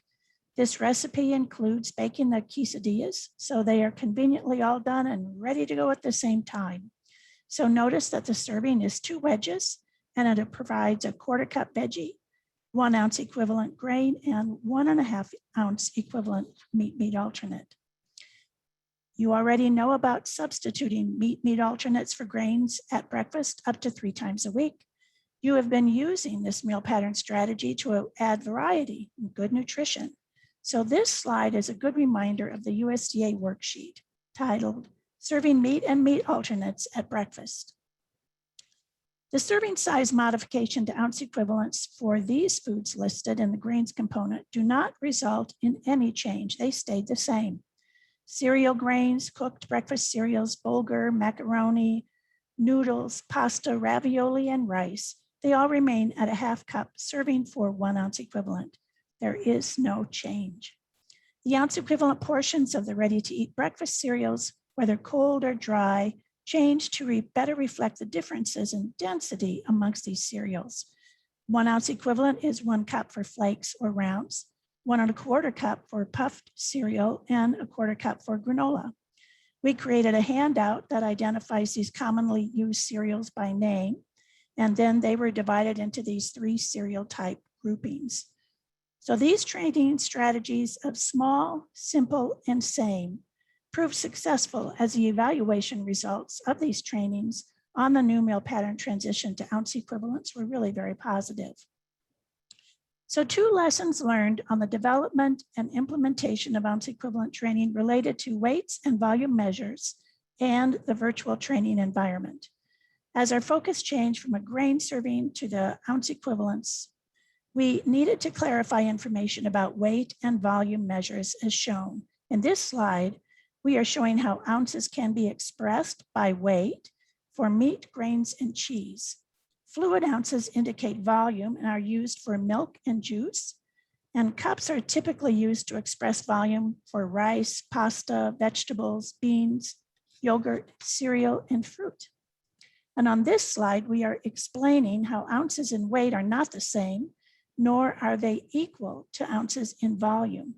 So here we see that 8 ounces of cheddar cheese does equal 2 cups of shredded cheese. This conversion is repeated on the package. And that 1 cup of Cheerios does not equal 8 ounces of Cheerios by weight.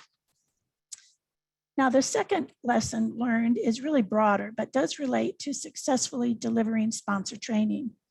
We learned how to deliver webinar or virtual training environment to reflect some of the features of our in-person or workshop presentations. Though somewhat constrained by the software we use, we have focused on the following training strategies that improved all training content as well as training on ounce equivalents. So the first is to schedule and market trainings early. And shown here is just a link and the document from our webpage that really started marketing our work plan early in the year. And this slide here is some pre-work that we completed. We asked them to complete prior to the webinars that included ounce equivalents. And in question 5 of this worksheet, we're asking an ounce equivalent question. And then we wanted interactive, responsive presenters. So we tried to create some excitement and enthusiasm and discussion. So we used the chat and the QA feature, the feedback bar, raise your hand, check, green check, red X for no. And then we even did try a web-based interactive Kahoot game, which they really loved. That was very positive. So next is we used what do you think slides to reinforce training as shown on this example. And we used a training guidebook as a handout. This was really to replace our typical slides handout. And the guidebook was just kind of had the meat of our content and then really encourage them to use that information in their training with their staff. And then our follow-up emails to everybody after all of the trainings was either a link to the recorded training and also we had CEU credit that is part of our early learning and education professional development system. And finally, we had, next slide, some value-added experiences during training.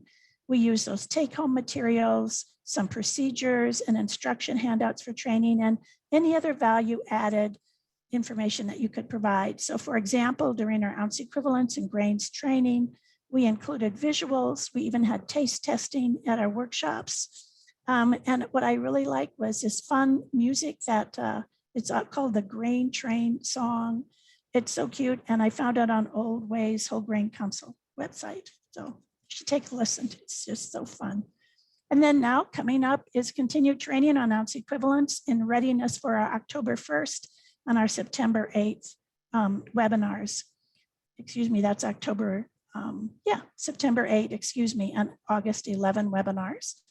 And we plan to at least have an example of each of the 5 USDA worksheets that speak about ounce equivalents in that August 11th training, and September 8, we're still writing what that will contain, but it's a little broader topic, what's new, and then looking forward to our next work plan, our next fiscal year.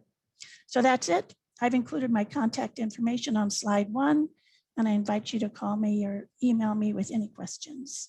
Now I'll turn it over to Courtney from California. Thank you, Gloria. As Alicia mentioned, my name is Courtney Hardoin. I'm a nutrition education consultant in the CACFP branch, the California Department of Social Services. We really appreciate USDA including California in today's panel to share how our team prepared CACFP operators to credit grains as ounce equivalents. Well, our team determined early on that in order to prepare CACFP operators for this new requirement, we needed a two-step approach. Step one was to learn the topic really well. We wanted to ensure that we were subject matter experts on this topic so we could successfully train CACFP operators and answer any questions that arose during the trainings. So we got to work on learning everything about the new requirement. The first resource we used to become proficient was the USDA Food Buying Guide. The Grains chapter has extensive guidance on how to perform the calculations. Appendix E also includes helpful information on how grains are credited. Since the school nutrition programs had been crediting grains as ounce equivalents since 2012, the USDA had already created the Whole Grain Resource Guide in 2014, which includes a helpful section with instructions and examples on calculating grain ounce equivalents. And we studied the USDA Exhibit A grain requirements chart, which is the key resource to determine how much of a grain product to serve to provide the minimum serving size in grain ounce equivalents. So reading about how to perform the calculations was definitely helpful, but then we practiced what we learned by using actual products. We spent a lot of time practicing ounce equivalent calculations on various grain products with nutrition facts labels to determine how much a CACFP operator would have to serve to meet the minimum serving size for each age group. We also practice ounce equivalence calculations using the USDA standardized recipes in the Recipes for Healthy Kids cookbooks to make sure that the contribution we calculated was the same as what USDA calculated. So practicing was really key to understanding the requirement well. After we felt comfortable with our knowledge on how to credit grains as ounce equivalents, the second step was to provide trainings. We wanted to be sure to provide trainings in a variety of modes to meet the needs of our CACFP operators. We provided several in-person trainings where we addressed the grain ounce equivalent requirement. We received a 2018-20 Team Nutrition CACFP Meal Service Training Grant, and we decided to use this opportunity to introduce ounce equivalents in 2019 as part of 7 in-person menu bootcamp for CACFP operators workshops that we provided. We also decided to include ounce equivalent training in our 2019-20 in-person CACFP mandatory training that we provided at a national conference in California. And then finally, in 2020, we added grain ounce equivalence training at the in-person childcare meal quality forums that we offer in 4 locations throughout the state each year. We spent between 30 to 45 minutes on the topic at each in-person training. We taught the basic concept of the requirement and how to perform the calculations. Then we provided time for the program operators to practice what they learned using handouts of nutrition facts, labels, and recipes. We gave them time to complete the activity with the group at their table, and then we regrouped and walked through each calculation together. At these trainings, we also included or introduced the newly developed USDA Food Buying Guide online Exhibit A grains tool as another option to calculate grain ounce equivalents for grain products with a nutrition facts label. The tool was very well received. There was definitely a collective sigh of relief in the audience. In addition to the in-person trainings, we also provided online trainings. For our 2019-20 CACFP mandatory training, program operators who didn't attend our in-person sessions received the same ounce equivalent training in an online format.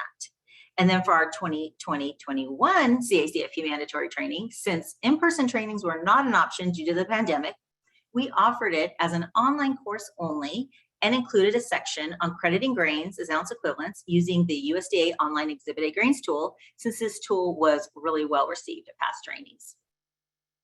This training is now available as an online elective course on our website and can be accessed anytime by those who need a refresher. And my colleague Stephanie Salazar is including a link to this online course in the chat. Finally, we added grain ounce equivalence training again at the 4 virtual childcare meal quality forums we provided in 2021. The last training modes we used were web pages and providing technical assistance through email. Early this year, we expanded a basic ounce equivalent webpage that we developed in 2018 to include detailed guidance on how to credit various grain products. We have a web page specifically for infants and another web page for children and adults. These pages include links to the recently developed and very helpful USDA Team Nutrition grain ounce equivalence resources available online in English and Spanish. And my colleague Stephanie again is sharing a link to those web pages in the chat. Finally, at every training and on our web pages, we promote our CACFP meal patterns email. CACFP operators can email our team with questions about the grain ounce equivalent requirement or email us grain product labels and recipes, and we provide step-by-step instructions on how the grain product credits in ounce equivalents.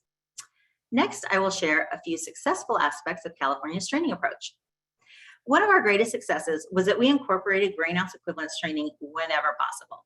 It was constantly on our radar that we knew on. So we used every opportunity that presented itself to ensure they were ready. We also knew it was important to consider the various ways adults like to learn. Some prefer in-person training with hands-on activities. Others prefer online training so that they can do on their own. And some prefer written material such as online web pages and email communications. So we provided ounce equivalence training and TA in a variety of ways to meet the needs of our CACFP operators. Another successful aspect was that we provided tools and tips to simplify the requirements. As I mentioned, we shared the USDA online Exhibit A grains tool and taught program operators how to use both the online and mobile app versions. This is a great tool that can be used to determine how much to serve for any grain product that has a nutrition facts label, like bread, tortillas, and crackers that you buy at the store. By inputting just a few numbers from the nutrition facts label into the Exhibit A grains tool, the tool will determine how much ounce equivalents are in the serving size listed on the nutrition facts label of a grain product, how much of a grain product to serve to provide the desired serving size in ounce equivalents, and how much of a grain product to serve to provide the minimum serving size for each age group and meal type. We also explained that once they calculate the serving size of a product, they could simply use a volumetric measuring device in the future. For example, if the CACFP operator calculated that there were 21 fishy crackers in 1/2 ounce equivalent and 21 fishy crackers fit into a 1/4 cup measuring device, they could just use the 1/4 cup device in the future to portion out servings. They were thrilled to learn that they do not need to meticulously count out 21 fishy crackers each time they provide this product at a snack.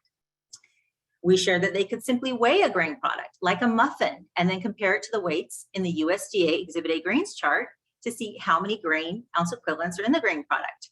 For example, let's say a banana nut muffin weighs 32 grams. Muffins are in Group D of the USDA Exhibit A grains chart, and they must weigh 42 grams to provide 3/4 ounce equivalent and 28 grams to provide 1/2 ounce equivalent. The crediting rule is to round down to the nearest 1/4 ounce equivalent, which means that each 32-gram banana nut muffin provides 1/2 ounce equivalent grains. And last, they were all very happy to learn that they could still use volume measurements like cups to determine how much to serve in ounce equivalents for all grain products in groups H and I of the USDA Exhibit A grains chart, since products such as rice, pasta, oatmeal, quinoa, and ready-to-eat breakfast cereals are listed in both weights and cups. For example, 1/2 cup cooked pasta or rice equals 1 ounce equivalent, and 1 1/4 cup puffed ready-to-eat breakfast cereal equals 1 ounce equivalent. We learned a lot of lessons as we developed and implemented the grain ounce equivalence trainings in California. The most important lesson we learned is to keep it simple. My colleagues have mentioned that as well in their presentation. At first, we developed a lengthy, very detailed presentation for all the various ways that all the various grain products could be credited as ounce equivalents. We shared the training with a focus group prior to providing the trainings, and the feedback was that it was overwhelming. So we simplified the training to focus on the grain products that CACFP operators commonly serve, and the easiest methods, in our opinion, to calculate grains as ounce equivalents, which includes those simplifying tips I just mentioned. We decided to include details about all the various grain products and all the different ways to determine grains and ounce equivalents on our web pages instead of our in-person and online trainings. The web pages are a great resource for those who want to know the specifics. Another lesson learned is that CACFP operators strongly feel that the ounce equivalent requirement is unnecessary and overly burdensome. We knew they were not happy about the new requirement. However, we were not aware of the extent of their unhappiness. Therefore, we made sure that we explained why before how at every training. We explain that crediting grains as ounce equivalents allows a CACFP operator to be consistent in how the school nutrition programs credit grains, since schools have used this method since 2012. It also ensures that grain serving sizes are appropriate for the age of the participant, so participants do not receive too much of a grain, which may cause them to not eat other important components served, or too little of a grain product to meet their nutritional needs. And finally, we explain that this method requires just a little more grain product to be served, since there are 14.75 grams of grain in one serving and 16 grams of grain in 1 ounce equivalent. However, there have always been minimum weight requirements for a serving of the grains component. For example, a serving of bread using the servings method currently must weigh 25 grams, and 1 ounce equivalent of bread using the ounce equivalent method must weigh 28 grams. So emotions are high with this topic. So we learned that we needed to reassure CACFP operators that it is not as difficult as they fear, and our team is always available to walk them through the steps as many times as needed. To wrap up, I will share California's plan to provide ongoing training and support. I mentioned that we offer 4 childcare meal quality forums each year, and we will continue to reinforce the ounce equivalent requirement at the 2022 trainings and beyond if needed. We will also provide ounce equivalent training at conference sessions as opportunities arrive. And additionally, we will send email communications to all CACFP operators to continue to remind them of the upcoming requirement in October 2021, and to remind them of the excellent ounce equivalent resources available through the USDA Team Nutrition web pages, as well as the web pages and online courses that our California team developed. Finally, we will continue to encourage program operators to email or call us with questions they have on the new requirement. Our team will provide resources and detailed guidance for how to comply with the ounce equivalent requirement. That concludes my presentation on how California prepared CACFP operators to credit grains as ounce equivalents. If you have any questions, please reach out to me using the contact information listed on this slide. And now I will turn it over to Alicia White from the USDA, who will wrap up this session with questions from the chat. Thank you, Courtney, and thank you for all of our panelists. What inspiring messages you guys had about helping to lead people through change and ways to manage that. We do have several questions here in the chat, so we will take as many as we can before the session ends. So the first one here is for Sarah about your virtual training. What training software is Maryland using to allow training participants to interact by dragging and dropping items on a slide? Great question. So the company we use is Articulate 360, and the app itself that actually gives you that ability to design the drag and drop is Storyline. So that's what we've used. The Rise part of it is what makes us be able to offer them online without having our own LMS. So that was key for us this year in having open access. Great, thank you, Sarah. Our next question is for any of our panelists. Did you see a difference in the variety of grains being offered by program operators following your training? Or I'm assuming as people adopt the use of ounce equivalents for using ounce equivalents for grains, did it impact what kind of grains people were serving? I've not heard of any changes here in Maryland. No real changes over here in Oregon. I think a lot of our school districts were already doing ounce equivalents, so no changes for them on those aspects. And a lot of our centers haven't really transitioned yet over to ounce equivalents. I agree. For California, we didn't hear that they were going to use different grain products as a result. Great. And then another question is, did state agencies see any increase in technical assistance or the need for additional training after your initial training on ounce equivalents for grains? We had radio silence for a little while when we first started talking about it. No, I think that the requests grain related are usually about grain-based desserts and whole grain rich stuff, not as much on the ounce equivalent side. Maybe I should say yet. Maybe as the implementation date gets closer, that could change. I agree with Sarah. We get a lot of questions on whole grain rich, but since I think a lot of them haven't been implementing ounce equivalents yet, we haven't gotten a lot of questions, but we expect them to come.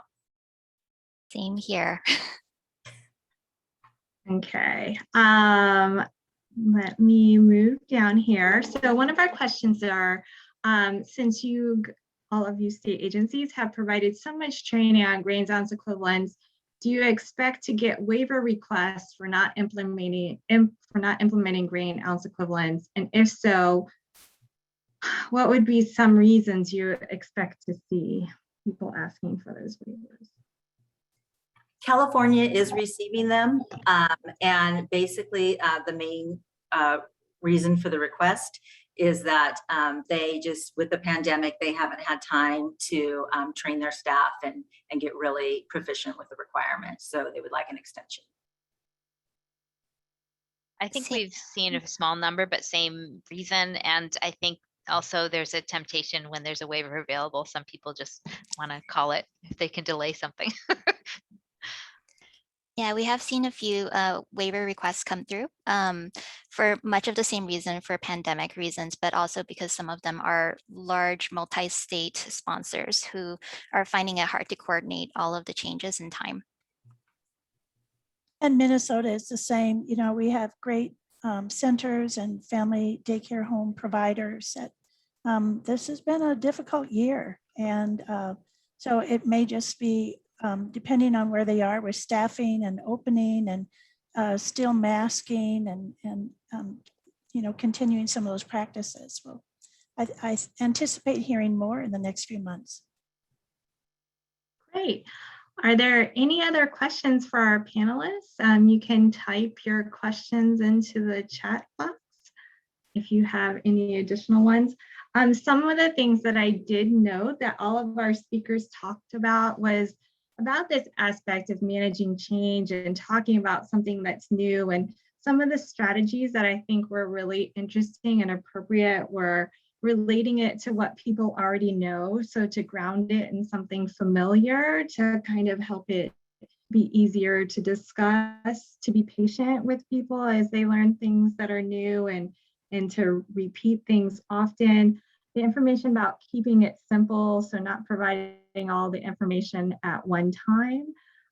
Do you guys have like a recommendation for the length of your grains ounce equivalence trainings, whether they're virtual or in person? That might also be helpful. Minnesota has done 2-hour webinars, and we probably won't do that again. You know, it's just, we lost people at the last half hour, and also in fairness, you know, I think they are interrupted, you know, during the day. For them to give up and provide that time, they are called away. So right now we're just limiting our trainings to an hour, and it's part of our evaluation questions, and we'll be looking at that soon and then making our work plan for next year, but we're limiting to an hour. I think our online course probably took about 30 minutes for most people to complete. And that seemed manageable. We got pretty good feedback on how easy that was for them. Our annual training was also 2 hours. We limit that to a once a year. We'll ask them to do that much virtual. And I think that's kind of the outer bound of our group. Yeah, I think 1 hour for ounce equivalents was just about right for us. That was a good amount of time to cover all of the necessary background information and then go over a few examples. I agree with that. I think we had about 45 minutes, and that actually seemed sufficient. They didn't want too much. It would be overwhelming. And so we have our online course that will help them out with that too. Gloria, we're seeing some comments that the link for the grain product portion guide is not working for some people. So maybe we can try and put an updated link for them.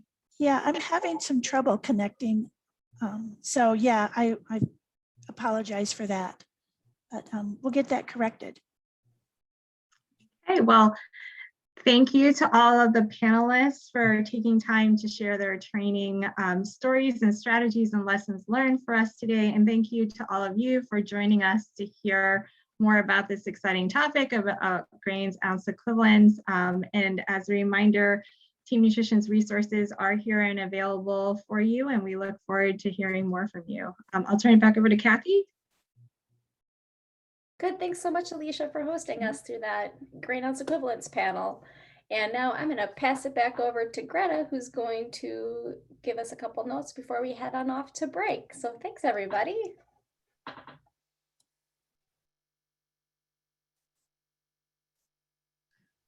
Awesome sessions this morning. I hope that you all were able to glean some information from what has been presented thus far with the USDA updates.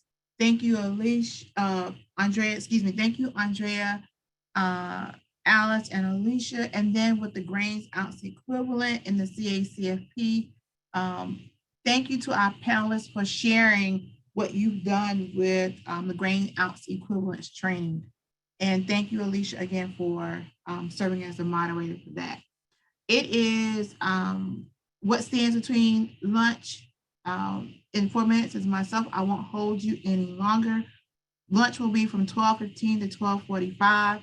I will put in the chat the sheet that for those who will be needing CEUs, I will put that sheet and the instructions in the chat as well as email it out to you guys on today. That is it. Thank you. Have a great lunch, and we will begin back at 12:45.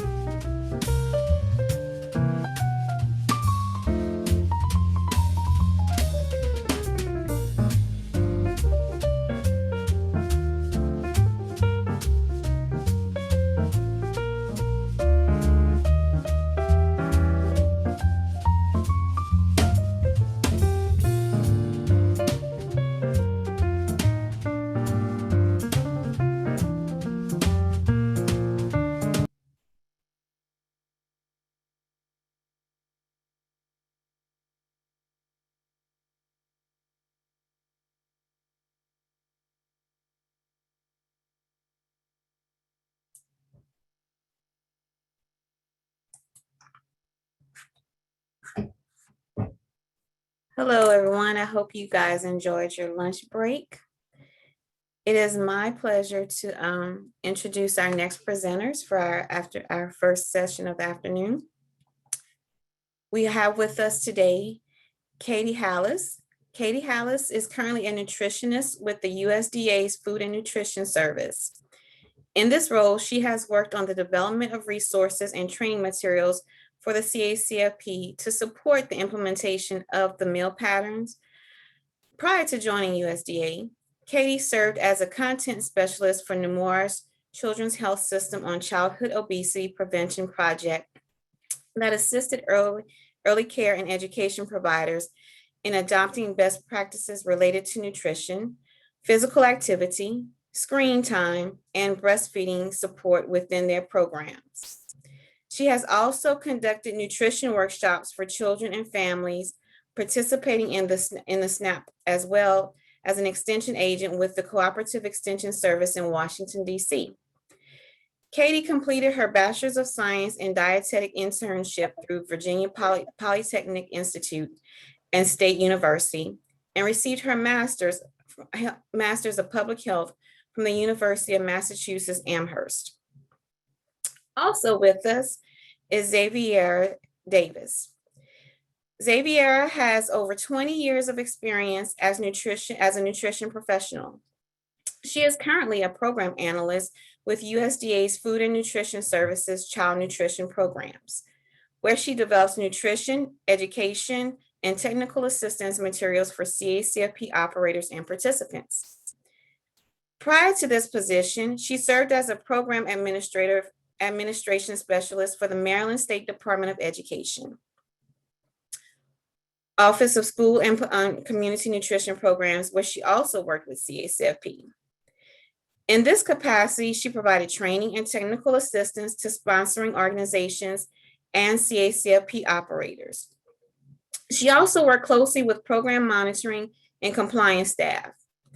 Xavier received her Bachelor of Science degree in Applied Nutrition from the University of Delaware and a Master of Science degree in Healthcare Administration from the University of Maryland University College. And last but certainly not least, we have Ann Garceau.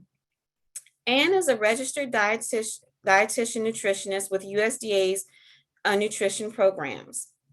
As a member of the Nutrition Education, Training, and Technical Assistance Division, Ann develops technical assistance materials and training for the child nutrition programs, including CACFP.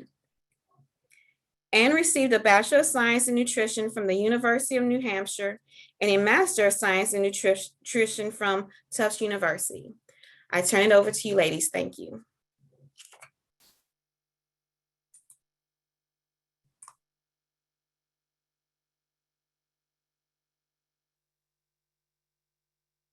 Hi, good afternoon, everyone. My name is Katie Hallis, and I'm a registered dietitian nutritionist with the Nutrition Education, Training, and Technical Assistance Division here at USDA's Food and Nutrition Service. I, along with my colleagues, Xavier Davis and Ann Garceau, are going to provide an overview of some of the team nutrition resources you can use to provide training to child and adult care food program operators. But before I get started, I want to mention that we have put a handout together and we're going to pop that in the chat box. We're going to cover a lot of different resources today. So to help us stay organized with that, we have put it together in one central list. So all of the resources that we mentioned today can be found at the links that we've provided in that handout, which is now in the chat box. So go ahead and take a look at that. Please, I want to mention that please also feel free to enter your questions in the chat box or the Q&A box at any time throughout today's presentation. You can also feel free to wait to the end as well, but we are going to try to get to as many questions as we can at the end of today's presentation. As a quick background, Team Nutrition is an initiative of the USDA Child Nutrition Programs that really aims to provide training and technical assistance to food service professionals, program operators, and others who plan, purchase, and/or prepare meals for our programs. Team Nutrition also provides program operators with resources to support healthy environments at childcares, schools, summer food sites, and really everywhere that child nutrition programs operate. Team Nutrition also aims to develop nutrition education materials to help participants learn about nutrition, agriculture, and really become self-sufficient in making informed food choices. So most of you are probably already familiar with many of our Team Nutrition resources. So I want to mention the different formats these resources are available in to assist you in your trainings with CACFP operators. We know that adults learn in a variety of ways, so we really hope that these different formats will not only meet your needs as a trainer, but also your operators' training needs, whether you're training in person or virtually. Team Nutrition does offer training tools in a variety of formats, as I mentioned, and they're shown on the slide here, in the form of digital interactive games, in-person training tools, grab-and-go training slides, interactive web-based and mobile tools, on-demand trainings, and videos. We're going to highlight a few of the resources in these different formats in our next section of the presentation, so stay tuned for that. But all of these resources can be found at the web address shown at the bottom of this slide at teamnutrition.usda.gov, and most of these resources are available in both English and in Spanish. One format, though, I do really want to highlight is our on-demand trainings. We do record all of our webinars. We have our CACFP Halftime 30 on Thursdays training webinars. And we've also provided webinars through our CACFP Trainer Circle webinars. And my colleague Ann Garceau is also going to talk about some of the webinars they have on crediting tools later on in today's presentation. Our CACFP Halftime 30 on Thursdays training webinars are 30 minutes in length and are intended for all CACFP operators, whether they're sponsoring organizations, independent centers, family daycare homes, at-risk after-school sites, and so on. Each webinar is based on one topic related to the CACFP meal pattern requirements and reflects information found in our Team Nutrition training worksheet. And it also includes polling questions. So we do have over 20 on-demand trainings available on a range of topics, including grains, ounce equivalents, identifying whole grain rich items, feeding infants, meal times with toddlers, sugar limits, and so much more. These on-demand trainings are available in both English and in Spanish. We also have recorded webinars from our CACFP Trainer Circle webinars. These are actually hour-long interactive webinars that focus on tactics, tools, and techniques that state agencies can use, sponsoring organizations, and other trainers can use to empower CACFP operators with the knowledge and skills needed to provide high-quality meals and snacks in the CACFP. They really aim to highlight some of the great work that you guys are doing in the state, and many state agencies serve as co-presenters in these webinars.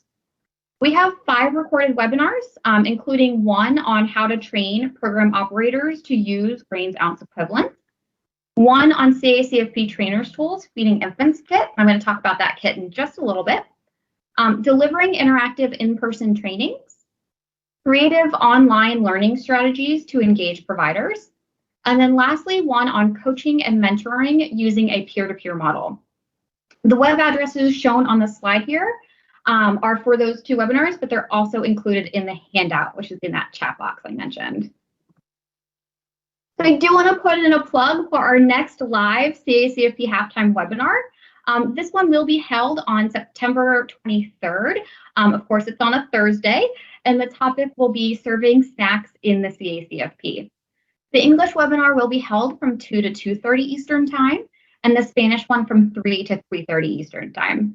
Registration for that will open up sometime in August, so stay tuned for that. And that webinar will also be recorded and posted to our Team Nutrition website at a later date. For both our recorded and live webinars, training certificates are available through the National CACFP Sponsors Association.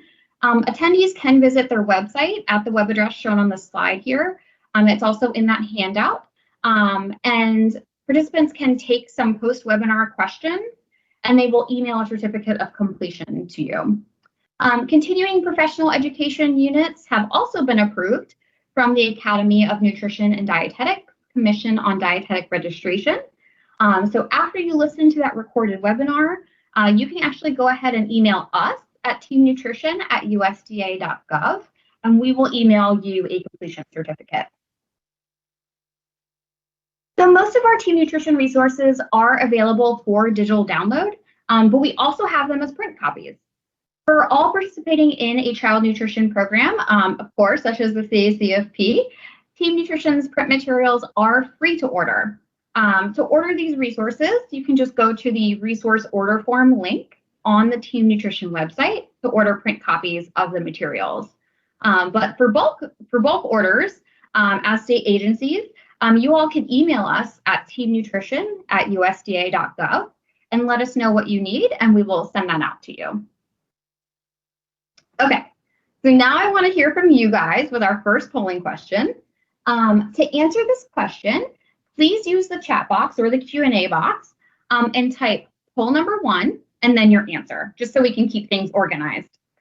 So the question here is, as a trainer, which format do you use the most?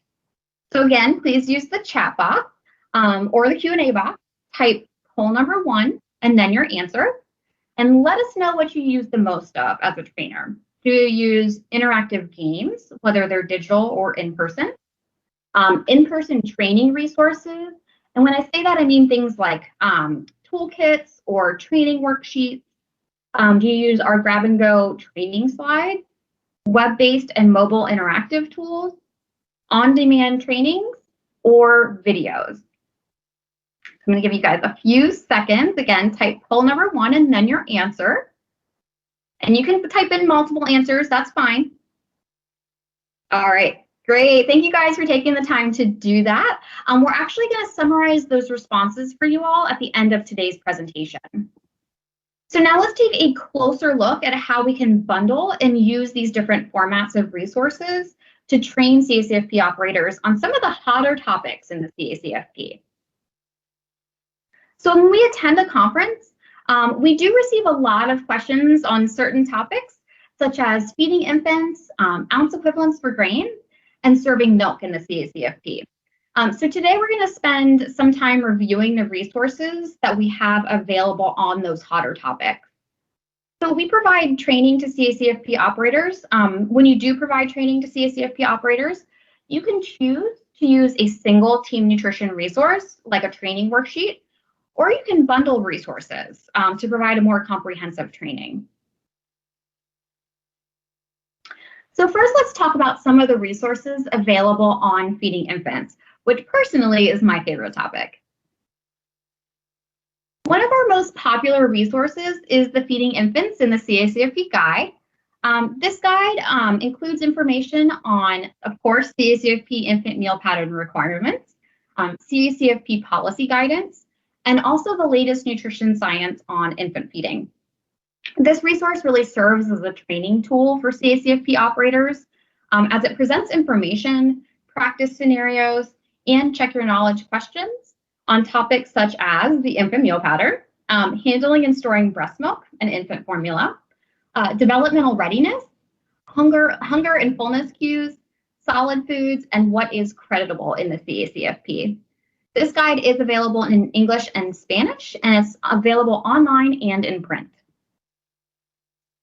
To complement the Feeding Infants in the CACFP Guide, Team Nutrition did develop the crediting store-bought combination and baby foods in the CACFP training worksheet. Although store-bought combination baby foods are not required in the CACFP, we are aware that some program operators may wish to serve these items. So we've developed this worksheet that shows operators how to use the information on the item's ingredient list to determine how it can be counted toward a reimbursable infant meal or snack. Again, this training worksheet is available in English and in Spanish, and it will be available in print at a later date. Team Nutrition has also created a worksheet that focuses on how to implement grains ounce equivalents when serving meals and snacks to infants. This worksheet is shown on the screen here, and it is titled Feeding Infants Using Ounce Equivalents for Grains in the CACFP. My colleague Xaviera will talk about this worksheet in more detail in just a little bit. And this worksheet, again, is available online in English and in Spanish, but it will be available in print as well at a later date. A companion piece to the Feeding Infants Guide, too, is our Breastfed Babies Welcome Here Kit. Hopefully you guys have heard of this one.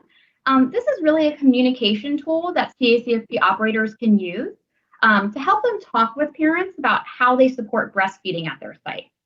So this includes a mother's guide, an 11x17 poster, and then also a clear 4x4 removable sticker. It is available for free download, but it's also available in print on our Team Nutrition website, again in English and in Spanish. So we also have an on-demand trainings, and we also have grab-and-go training slides on feeding infants. We do have one on how to support breastfeeding in the CACFP, both as an on-demand training and training slides. One on feeding infants 0 through 5 months, and feeding infants starting with solids. These are 30 minutes long and include polling questions. And of course, they're available in both English and in Spanish. We also have an on-demand training on crediting store-bought combination baby foods in the CACFP. We have developed training slides, or we're in the process of developing training slides on that topic, and those will be available this fall. Okay, now let's talk about how you might set up a training using all of those resources that I just mentioned. On the slide here, you can see a sample agenda for a half-day training that could cover infants birth through 11 months of age. So in this sample agenda, you may consider using our grab-and-go training slide on how to support breastfeeding in the CACFP to kick off this training, whether it's in person or virtually. You can then give an overview of the feeding infants in the CACFP guide, and then that companion piece, that communication tool, Breastfed Babies Welcome Here kit. Again, those are available in online and in print. But if you also want to pass out those training resources for your in-person training, please go ahead and email us your bulk orders, and we'll get those resources out to you all to pass out to your program operators. You may then, after you're providing that overview of the guide and the Breastfed Babies Welcome Here kit, you may then want to use our training slides on feeding infants 0 through 5 months and finish out that half-day training with feeding infants starting with solids. Okay, here's another sample agenda, but this time, this one focuses on feeding infants 6 through 11 months. You may consider starting out with an overview of the feeding infants in the CACFP guide, and then follow that with feeding infants, starting with solids, our training slides on that. Then feeding infants using grains ounce equivalents in the CACFP, and finish up with our crediting store-bought combination baby foods in the CACFP. This sample agenda is highlighting 2 of our great training worksheets that I just mentioned. Again, our training worksheet on feeding infants using grains ounce equivalents in the CACFP, and then the other one on crediting store-bought combination baby foods in the CACFP. I do want to mention that it typically takes about 30 minutes to train on one of our worksheets. So, and you can also build in 15 minutes to answer questions that any attendees may have, which is how the sample agenda is laid out. So if you want to bundle and discuss multiple topics or worksheets in your training, then a good rule of thumb is 30 minutes per worksheet and 15 minutes for questions and answers. Or you can use our CACFP Trainers Tools Feeding Infants Kit to help you plan and implement your training on 10 specific topics that I'll talk about in a little bit related to feeding infants. So this resource really brings the content of the feeding infants in the CACFP guide to life by providing information in a variety of formats. So through this kit, we have a trainer's guide, a PowerPoint presentation with screener notes, 5 short videos, digital interactives, and pre and post tests. Materials are available in English and in Spanish, online and in print. And your printed versions, you'll receive a printed trainer's guide and also a USB stick that contains all of the components of the kit. So I mentioned there's a variety of lessons related to this topic. So this kit itself has 10 lessons.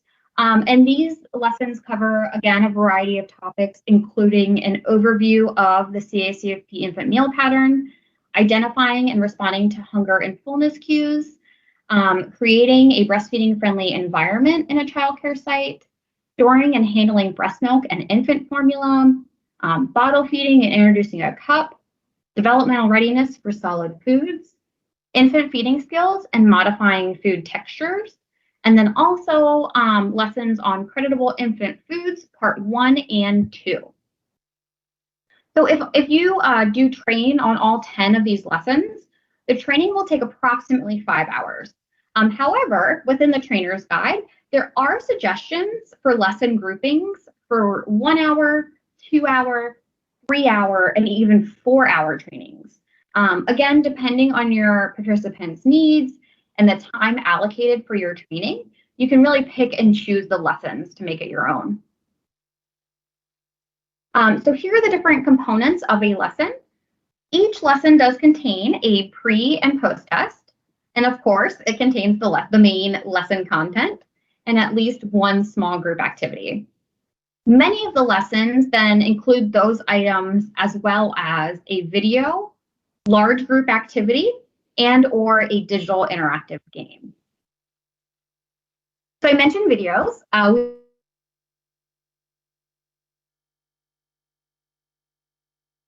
Just mentioned. Each video is about 1 to 3 minutes in length and are available in both English and in Spanish. These videos include an overview of the CACFP infant meal pattern, identifying signs of hunger and fullness, supporting breastfeeding mothers, handling and storing breast milk and infant formula, and then lastly, one on developmental readiness for solid foods. All right, next up, we have our digital interactive games as part of that kit. We have the baby food lineup game, which is shown on the left-hand side of the slide. And the baby food lineup game allows participants to create infant meals and snacks that are reimbursable in the CACFP. The game can be played individually or as a group. But if you're in an in-person training, one person, probably the trainer in that case, would get input from the group, and that one person would click the food item they think can be added to the baby's tray to create a reimbursable infant meal or snack, and it'll tell you if it's right or wrong. But this can also be not only be played in person, but can also be played virtually to allow CACFP operators to test their knowledge on creating reimbursable infant meals and snacks on their own time.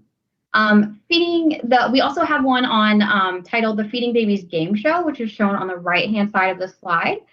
This is a Jeopardy style game that includes categories on feeding infants, breast milk formula, solid foods, creditable foods, and then lastly, talking with parents. And the game, again, can be played individually, but it also can be played as a group or in teams. So the trainer's guide itself has quite a few training options that you can choose from that I mentioned earlier. But here on the slide is an example of a 2-hour training suggestion that we have in that guide. Each training option has a theme associated with it. So it's easier for the trainer to pick a training based on the needs of their participants. On the slide here, again, is a 2-hour training with the theme of feeding and storing breast milk and infant formula at a childcare site. And then on the right side of that chart on the slide, you'll see the relevant lessons we suggest for using during that training. So that's it for my portion. Now I'm going to turn it over to my colleague, Xavier Davis, who will discuss the different formats of resources we have available to you all on training on ounce equivalents for grains and serving milk in the CACFP. Xaviera? Thank you, Katie. Thanks for sharing all of that wonderful information about how to provide training on feeding infants in the CACFP.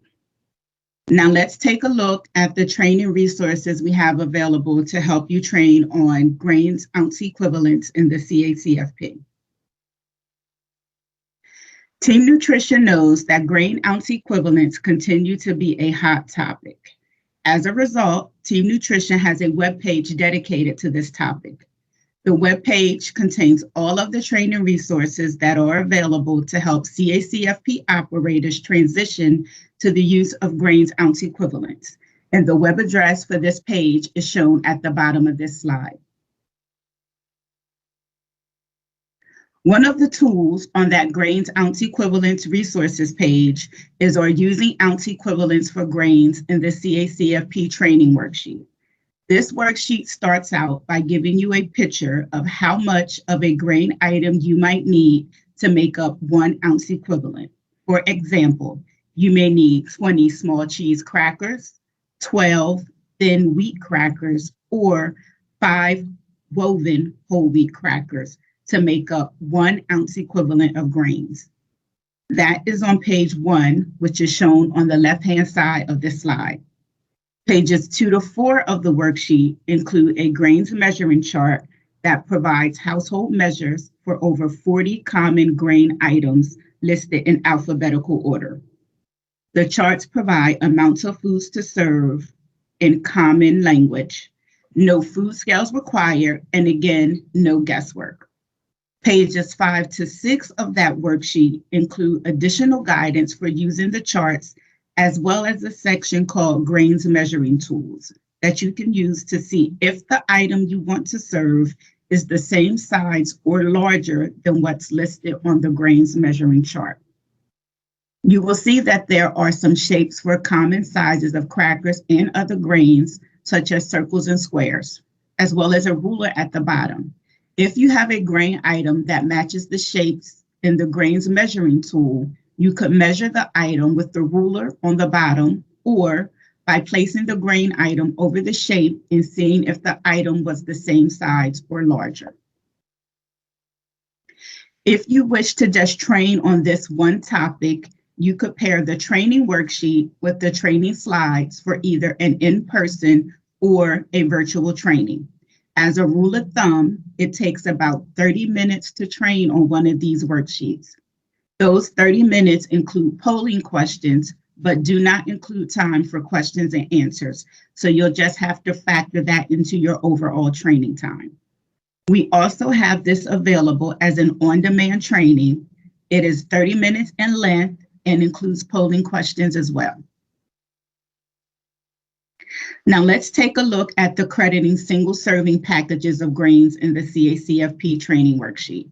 Similar to the worksheet we just discussed, the crediting single serving packages of grains in the CACFP worksheet starts out with an explanation and examples of what and how much food you need to make up 1 ounce equivalent of grains.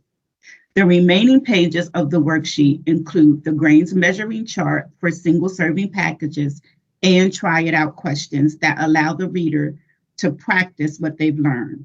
This worksheet is great for CACFP operators who choose to serve single serving packaging or snack pack bags of grains, such as boxes or bowls of cereal, bags of pretzels, etc.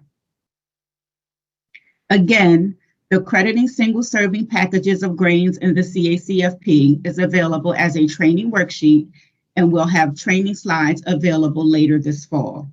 We also have an on-demand training available on this topic. So as you already know from Katie's segment, we did not forget about our CACFP operators who serve infants. The feeding infants using ounce equivalents for grains in the CACFP worksheet focuses on grain requirements in the infant meal pattern. This worksheet serves as a complement to the feeding infants in the CACFP guide, which you just heard about. On the first page, you'll see the types of grains allowed at meals and snacks for infants in the CACFP. Page 2 of the worksheet provides instructions on how to use the grains measuring chart located on pages 3 and 4 of the worksheet. The chart on page 3 shows you how many or how much bread or bread-like items and iron-fortified infant cereal you need to meet the CACFP requirements. And the chart on page 4 of the worksheet shows you how many crackers and how much ready-to-eat cereal is needed. Additionally, because most food packages do not list how many grams of grains are in one portion of a food, this worksheet shows how many ounce equivalents of grains are in common grain items. Again, we provide this information in common household measures, and this topic is available as just as a training worksheet. Team Nutrition also developed 2 worksheets that show operators how grains ounce equivalents are calculated. The first worksheet, which is shown on this slide, is titled Calculating Ounce Equivalents of Grains in the CACFP. This worksheet lets operators hand calculate how much of a grain to serve to meet minimum grain requirements. Operators may choose to use this worksheet if they want to serve something that's not in the easy-to-use grains measuring charts in the Using Ounce Equivalents for Grains worksheets. The second worksheet is titled Determining Ounce Equivalents of Grains in CACFP Recipes. This worksheet may be used by CACFP operators who serve scratch-made or homemade grains from a recipe and want to know how many ounce equivalents of grains are in one portion of the recipe. Now, let's talk about how you might set up a training using the resources I just mentioned. Again, we know that it takes about 30 minutes to train on one of our worksheets. You can also build in about 15 minutes to answer questions that attendees may have. So if you want to bundle and discuss multiple topics or worksheets, then a good rule of thumb is 30 minutes per worksheet and 15 minutes for questions and answers. On the slide, you can see a sample agenda for a half-day training. The training provides a review of 3 worksheets: the Using Ounce Equivalents for Grains in the CACFP, Crediting Single-Serving Packages of Grains in the CACFP, and Feeding Infants Using Ounce Equivalents for Grains in the CACFP. It also includes time for questions and answers and a hands-on menu planning activity. For the hands-on activity, ask participants to determine grain items for lunch, supper, or snack, and determine how much is needed to meet meal pattern requirements for the age of the group you all choose. If time permits, consider doing this for an entire week's worth of lunches, suppers, or snacks. Attendees can work individually, in a small group, or in a large group. It's up to you as the trainer to make that determination. Now here is another sample agenda. If you have more seasoned CACFP operators or those that cook on site, and you want to focus more on the calculation side of ounce equivalents, you may want to bundle the using ounce equivalents for grains in the CACFP worksheet with the calculating ounce equivalents of grains in the CACFP and the determining ounce equivalents of grains in CACFP recipe worksheets. We've rounded out this agenda again with a hands-on activity. And for this activity, consider choosing a recipe ahead of time and work in a large group to calculate the ounce equivalents of grains in that recipe. Now, before I move on to our next topic, let's do a quick polling question. Go ahead and use the chat box to answer this question. Be sure to type the words poll 2 or P2 in front of your answer. And the question asks, as a trainer, which team nutrition tool on grains ounce equivalents have you used the most? Do you use the training worksheets the most, or on-demand trainings, or are grab-and-go training slides? And as with polling question 2, we'll be sure to summarize these responses at the end of our session.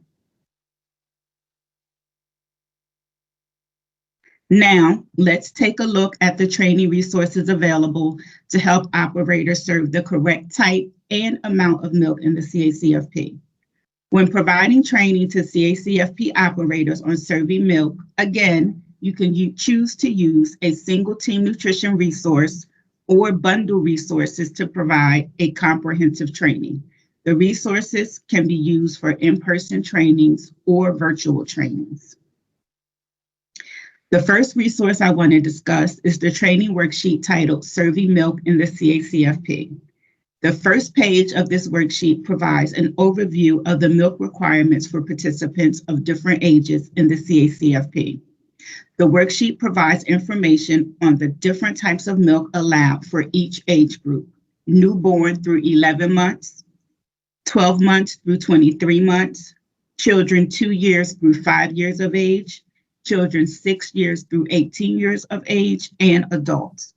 The worksheet also provides information to help with the transition from infant formula to whole milk and the transition from unflavored whole milk to low-fat or fat-free milk. The second page includes some scenario-based questions to help you practice and apply what the reader has learned. In addition to the training worksheet, Team Nutrition also has grab-and-go training slides and an on-demand training on this topic. These resources are available in English and in Spanish. Lastly, in order to provide CACFP operators with additional training on milk requirements, Team Nutrition created the bingo-style game CACFP Trainers Tool Serving Milk. This game is a great way to keep trainings on CACFP milk requirements fun and engaging. The game is available in print for Team Nutrition CACFP organizations, and it complements existing Team Nutrition materials, such as the Serving Milk in the CACFP worksheet, CACFP meal pattern training slides, and recorded CACFP Halftime 30 on Thursdays webinar on the topic. The game can be used in a variety of settings, and it is great for both small or large groups. Materials include an overview and instructions page, 50 question and answer cards for the trainer, a PowerPoint presentation with questions and answers that can be shown on the screen during the game, a reproducible handout of answers to share with participants, 100 bingo boards, and bingo card markers. This training resource is available online in English and Spanish, and it can be downloaded and used by anyone. The print versions, as I mentioned, are available only for Team Nutrition CACFP organizations, which I'll talk a little bit more about shortly. Now let's talk about how you might set up a training using the resources I just mentioned. Again, we know that it takes about 30 minutes to train on one of our worksheets. You can also build in about 15 minutes to answer questions that attendees may have. On the slide, you can see a sample agenda for a 2-hour training. The training provides a review of the serving milk in the CACFP worksheet, as well as a round or two of the milk bingo game. So I just mentioned that the printed bingo style game is only available to those that are signed up with the Team Nutrition CACFP organization network. Team Nutrition invites all sponsoring organizations and independent child cares that participate in the CACFP to join this free network. So we would love for all of you to spread the word and sign up. The network currently has over 450 enrolled members, and members are the first to learn about new Team Nutrition resources. By joining the network, the organization is affirming its commitment to creating an environment of health and wellness. Team Nutrition CACFP organizations also have the opportunity to collaborate, network, and idea share with other CACFP organizations.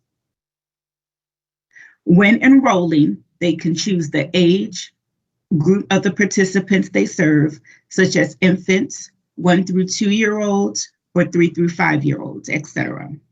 You can also select activities your organization participates in, such as developing training materials, developing or using original menus, serving catered meals, family-style dining, and more. This helps network members identify peers for idea sharing and any collaborative efforts. Team Nutrition CACFP organizations are also eligible to request exclusive materials that are not available to others. I did mention the bingo style game in print as one of those exclusive materials, but all members can also request the Discover New Foods decal shown on the left side of the slide. Members can also request rolls of popular Make Today a Try Day stickers shown on the right side of the slide. So that concludes the bundling of resources on feeding infants, grain ounce equivalents, and milk. Now I'm going to turn it over to Ann Garceau, who will talk about training on the crediting tools Team Nutrition has available. Thank you. Thank you, Xaviera. Hi, my name is Ann Garceau, and I'm a registered dietitian, nutritionist, and program analyst with USDA's child nutrition programs. So crediting is such an important topic for all of our child nutrition programs. And today I'm going to talk to you about how you can use our resources to train your CACFP program operators on how to credit the foods that they serve towards their meal pattern requirements. So let's first take a look at the food buying guide for child nutrition programs, which is also known as the FBG. And the FBG is one of child nutrition's most popular resources and is the cornerstone for crediting foods. The FBG has been around for about 70 years. Over time, it has transformed from a printed publication to an interactive web-based tool and mobile app for smartphones and tablets. And the food buying guide aims to assist CACFP operators in two major ways: to help operators determine how much food to purchase for meals and snacks, and to help operators determine how each food counts towards meal pattern requirements. Currently, the food buying guide contains yield data for more than 2,100 foods, and it continues to be revised with new yield data. So let's just pause here for one final poll. This is poll number 3. And I want to ask you, as a trainer, have you trained CACFP operators on using the food buying guide? So just take a few minutes. It's a simple answer, either yes or no, and put it in the chat, preceded by poll number 3.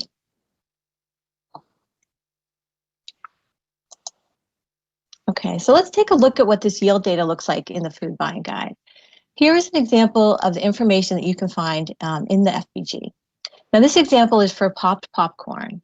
The food buying guide tells us that a serving size of 3/4 cup popcorn provides 1/4 ounce equivalent of grains, and that there are 45.5 servings in a pound of popped popcorn.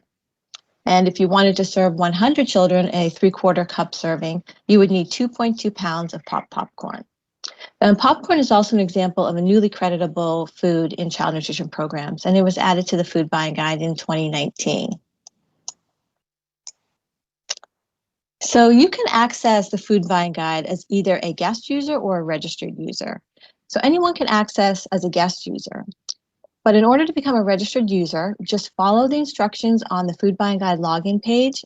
It's self-explanatory, but if you do have any trouble, there is a USDA email contact where you can contact us for help. Both the food buying guide web tool and mobile app include the following features that are available to both guest users and registered users. These features include the ability to search for food items by food groups and further narrow down the search by food categories, the ability for side-to-side comparison of food items within a food category, such as comparing diced canned carrots to diced fresh carrots, the ability to create a favorite foods list, and the capability to select the desired serving size per meal contribution for fruits and vegetables using a simple drop-down list. As a registered user, you will have access to additional features and capabilities, such as saving favorite foods lists that you can access in future sessions.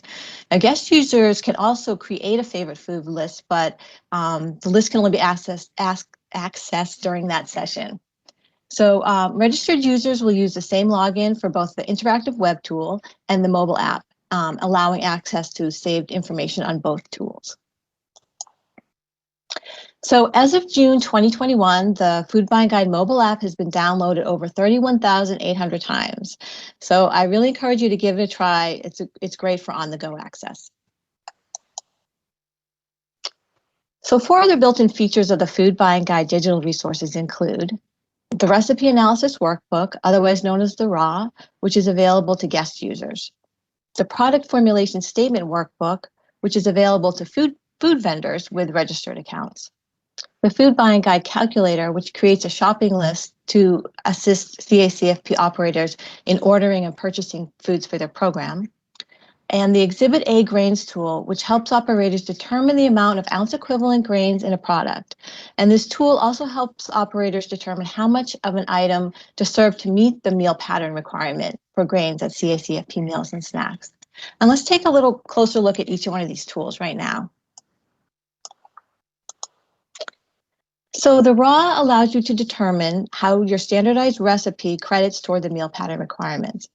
Operators can easily search the food buying guide for creditable ingredients that are listed in the recipe. The selected food items will auto-populate into the RAW and calculate the item's crediting information based on the amounts that are entered by the operator. The meal pattern contribution is calculated, and the meal pattern contribution statement for the recipe can be saved, printed, or emailed. And here on the slide is an example of the meal pattern contribution statement.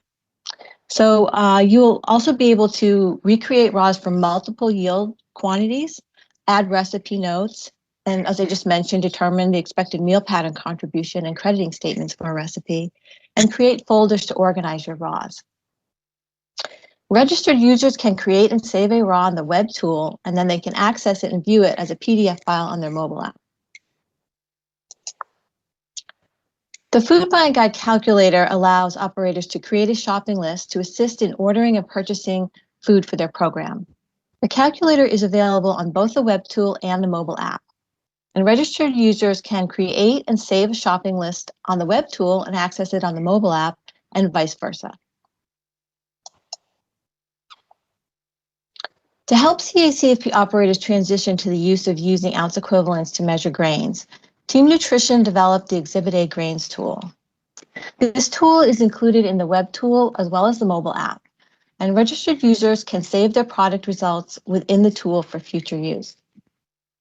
CACFP operators can look at the serving size information on an item's nutrition facts label and enter that information into the tool. The tool will then calculate how many ounce equivalents of grains are in one serving of that item. And the Exhibit A Grains tool can also calculate how much of a grain item is needed in order to meet a minimum required amount of grains at CACFP meals and snacks. So we understand that there's a lot of information and tools in the food buying guide, and therefore Team Nutrition has developed several training resources that are available at the website listed at the bottom of the slide, which is also in that handout that was put in the chat at the beginning of the session. Resources include recorded webinars on the food buying guide, including one on the food buying guide calculator and two on the Exhibit A grains tool.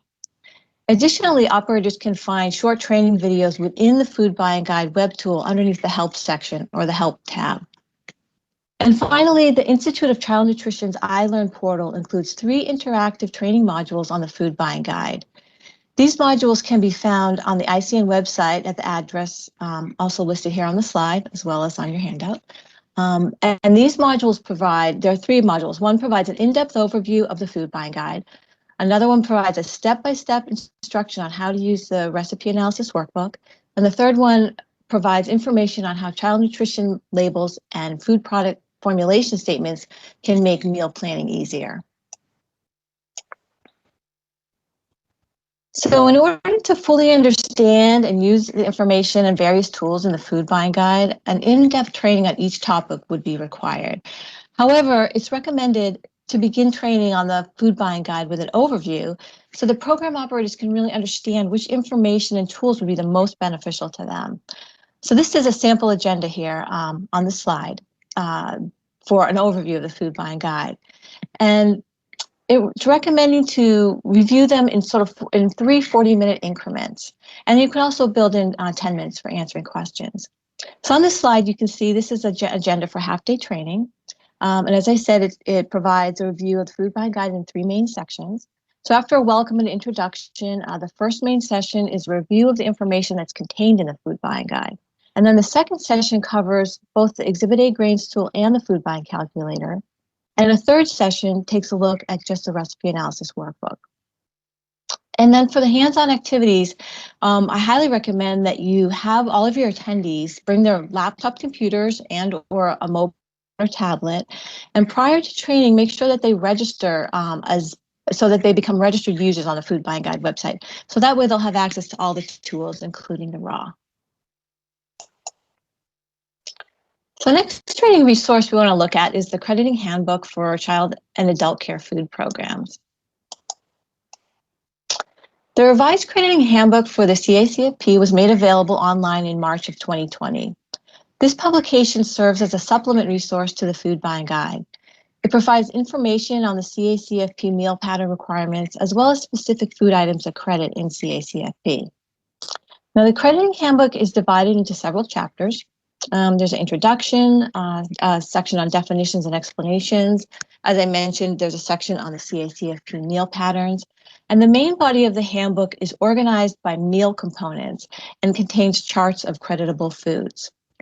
And then the crediting and action section provides multiple examples for the reader to work through and to really gain a better practical understanding of how to credit foods in the CACFP.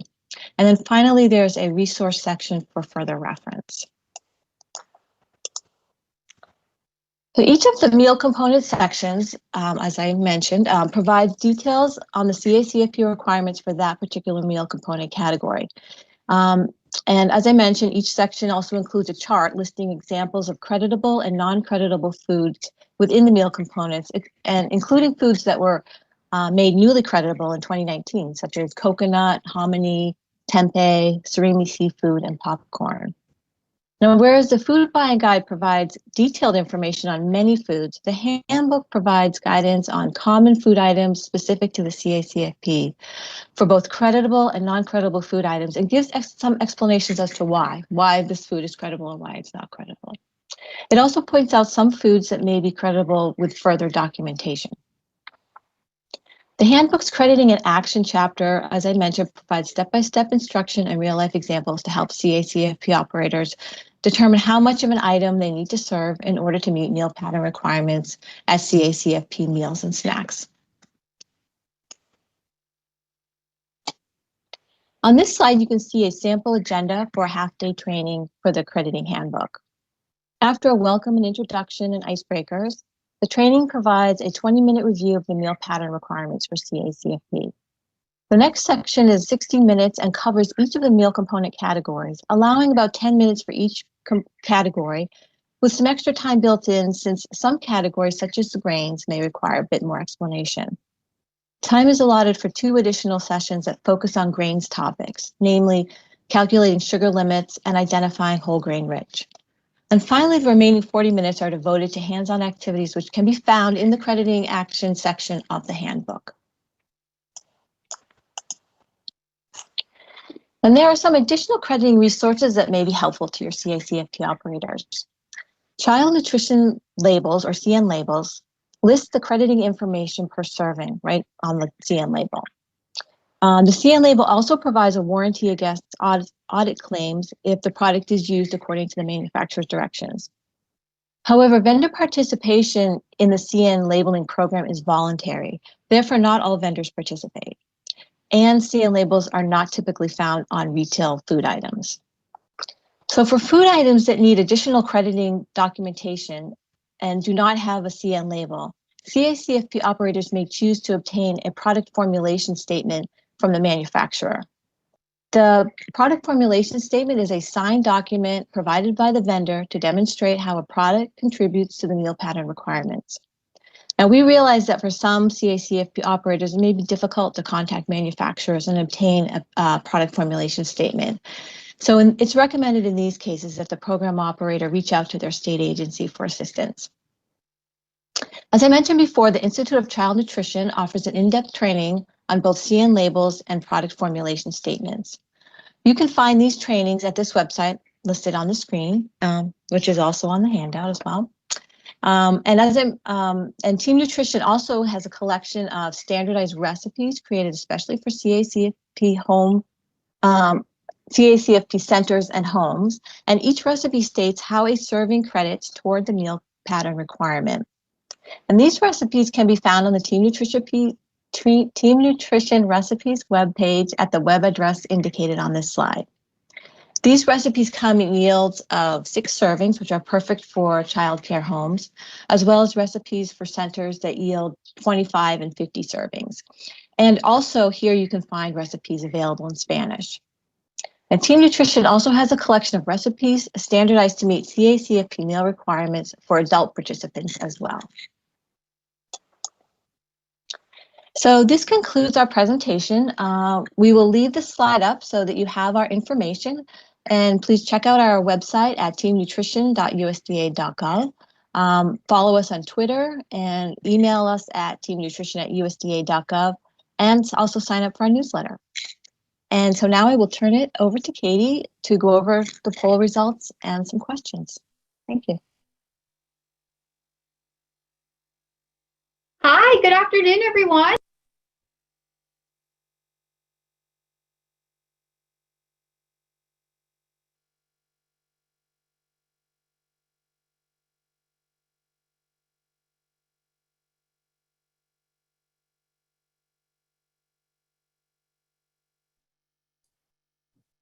Katie, I think you're muted. Yeah, Katie, we can't hear you. I think you're muted.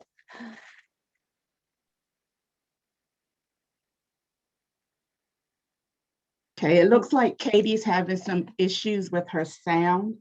So I believe the result for poll question 1 was that most of you do web-based and in-person training. For poll 2, most of you said that you use the training worksheets for grains ounce equivalents. And then, Anne, I'll throw it over to you to provide the answer to poll question number 3.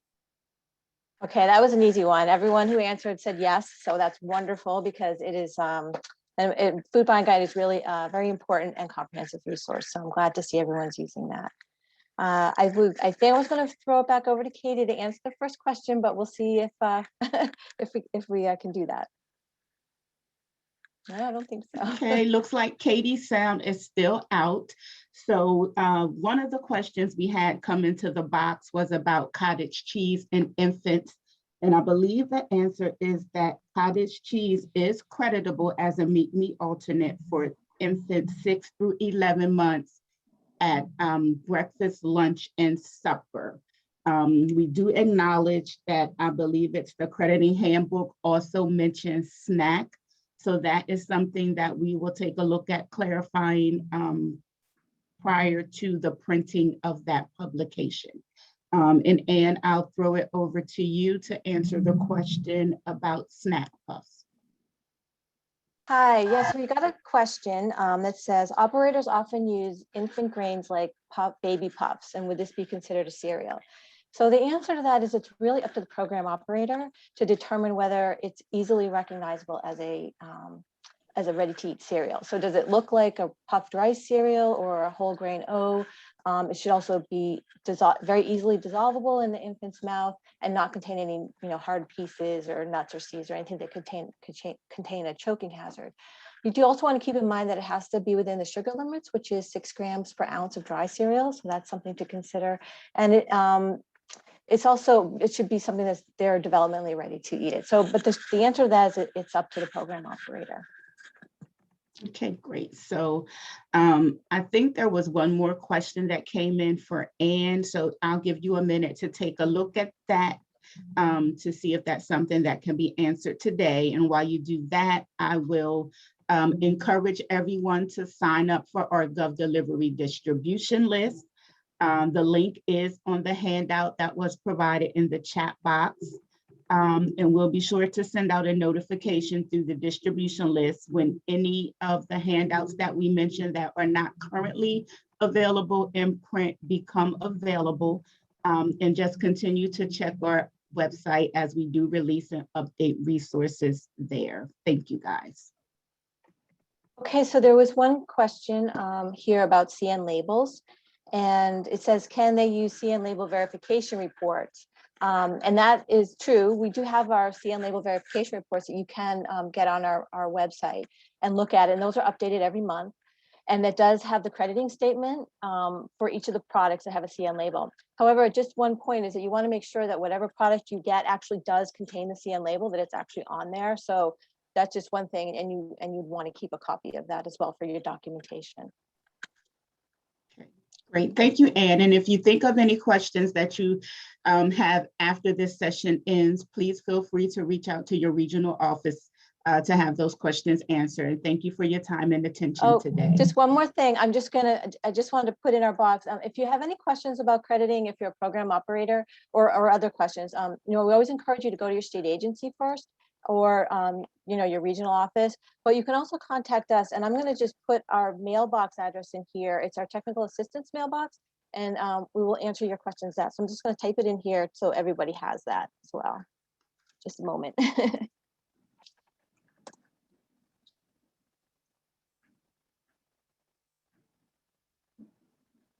I'm a little slow, sorry.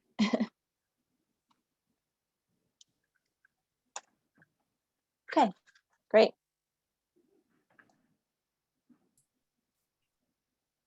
Well, I would just like to say thank you, ladies, for the information. And thank you for providing those resources to us today. I'm sure everybody will be eager to sign up and make sure that they receive additional information in the future as well. So thank you, Katie, Xavier, and Anne for the wonderful information.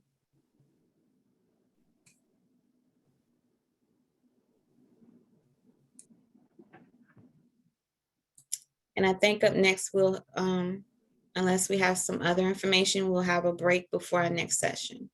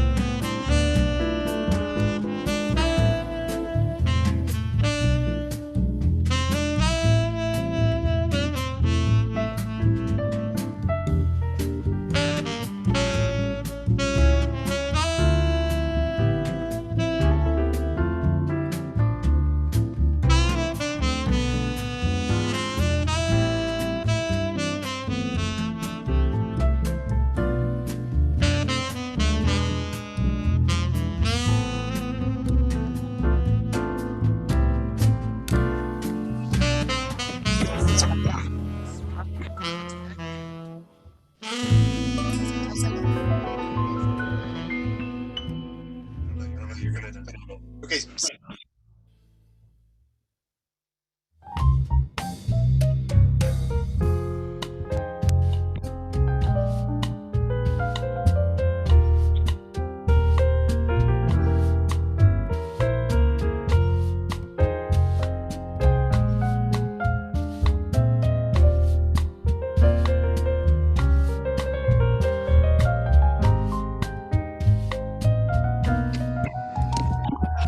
So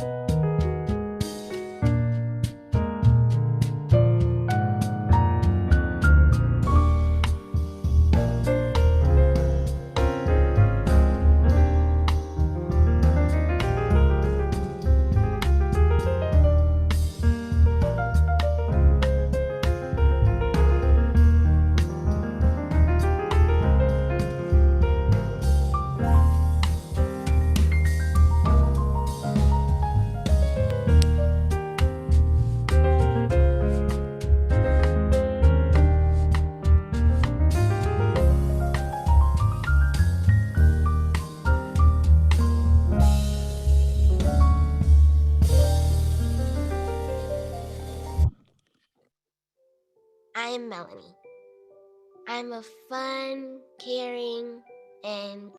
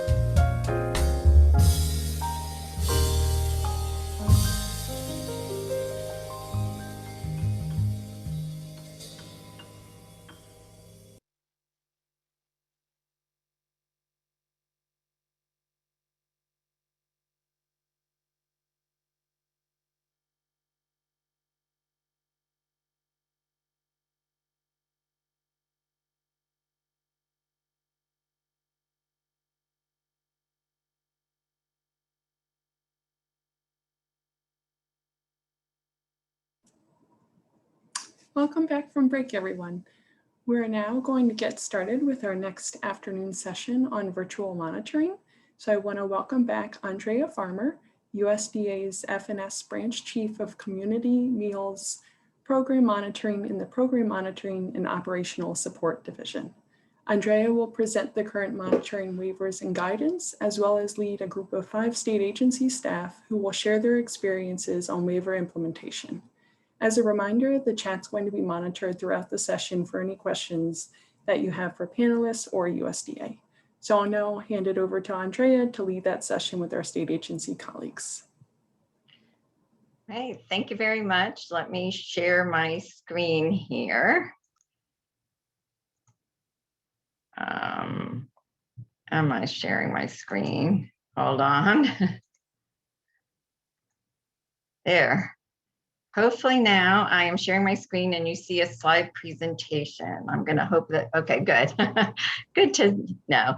So thank you. I'm really excited to be here and be part of this presentation, but I have just a teeny part. It's really going to be more up to the panel, your colleagues. So these are the panelists here. We have Alicia Golden from Georgia Department of Early Care and Learning, Deb Morrow from Pennsylvania Department of Education, Erin, I'm probably going to say her last name wrong, I apologize, Rakinski from Arizona Department of Education, Lindsay Talbot from Nevada Department of Agriculture, and Sarah Cadet from the Maryland State Department of Education. So I'm just going to get us started, and then I'm going to be turning it over to them. They're going to do presentations on what's been happening in their state, and then we're going to do a roundtable discussion with some questions. So just setting the stage, and I'm kind of repeating what y'all heard me talk about earlier, but just where we are with offsite monitoring. Of course, we have these waivers that I had talked about this morning that y'all are very familiar with. That allows offsite monitoring for state agencies and sponsoring organizations operating in CACFP. And then, of course, we also have the offsite monitoring best practices sheets, fact sheets that we released last fall, which provide helpful tips and best practices for the types of documents and technology that you, state agencies, and also sponsoring organizations could use to complete monitoring and oversight offsite. And of course, I said this morning too, when conducting an offsite review, state agencies should review all the elements of program operations that they normally review while on site to the best of their ability. So these fact sheets talked about different strategies for how to review some of these different required elements. As just a spattering of some things that, that y'all look at, but common things. And then also on the best practice fact sheet, we did say that it is important to record details that thoroughly document offsite monitoring, such as time and date, names and contact information, and technical assistance provided. Also, through the monitoring best practices, through the monitoring offsite, through the state agency oversight and monitoring waivers and plans that you put into effect, we were able to look at some of the offsite monitoring best practices that state agencies have put into place. And so these are some examples of what we've seen: requesting and reviewing records early, creative use of technology, trainings, check-ins, providing opportunities for feedback.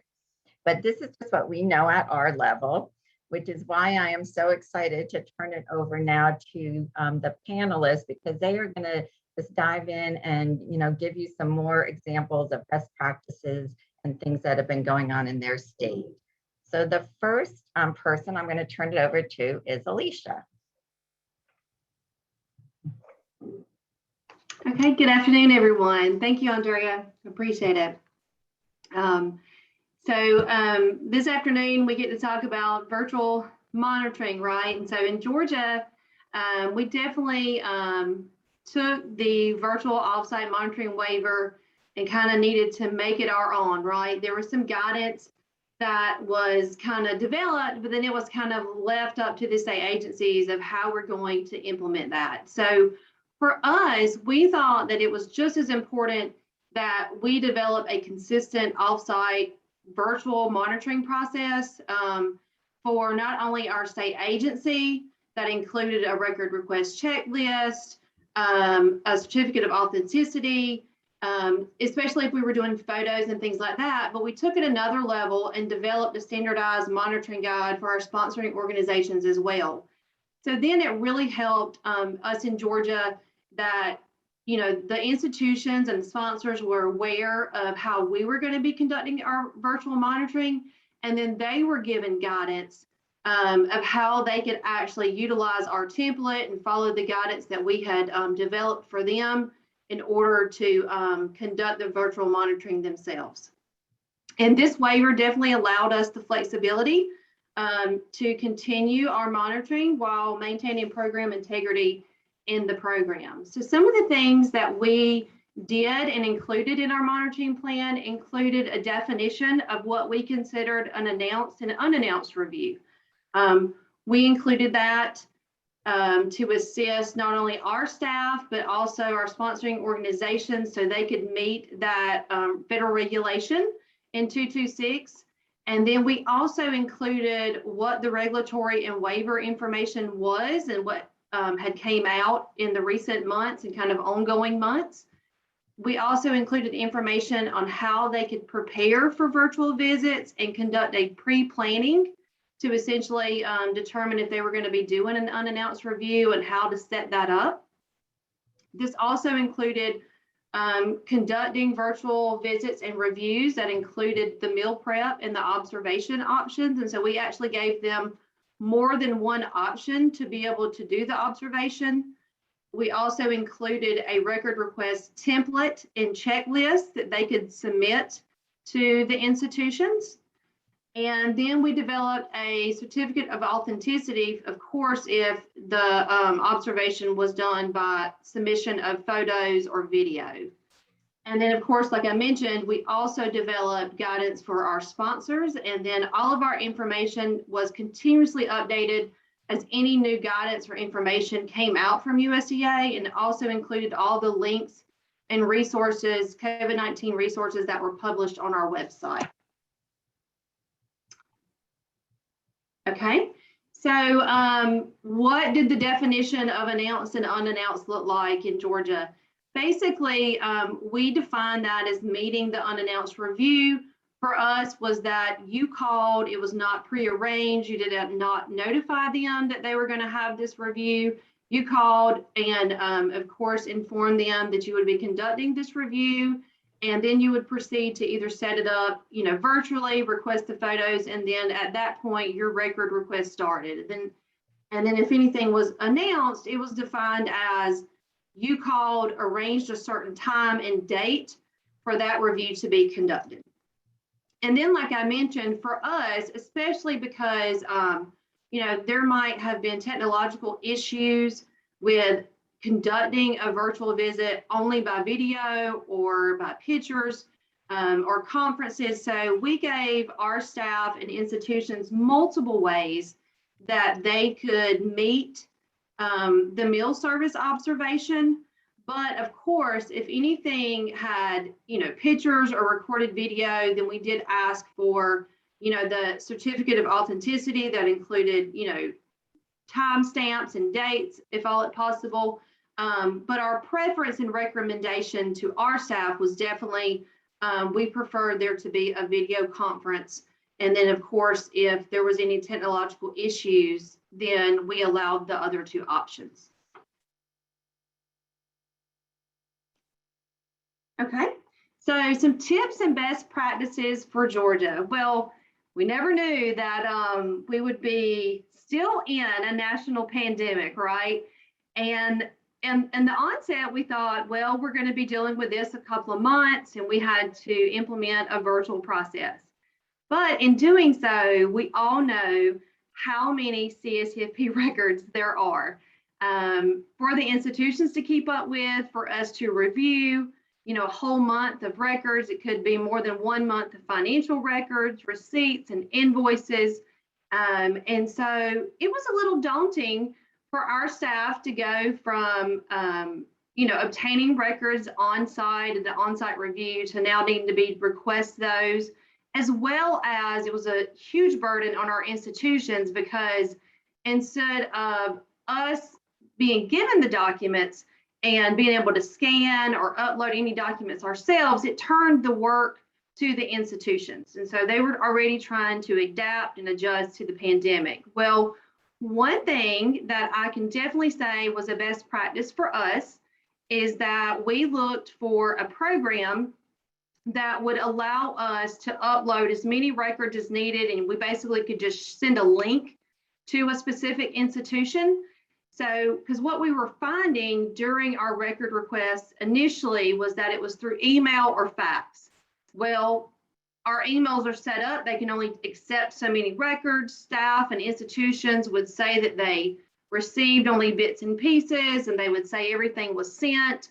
So you can imagine the multitude of emails and faxes that were going on. Well, this program, ShareFile, rectified that for us and significantly reduced the burden on our staff as well as the institutions.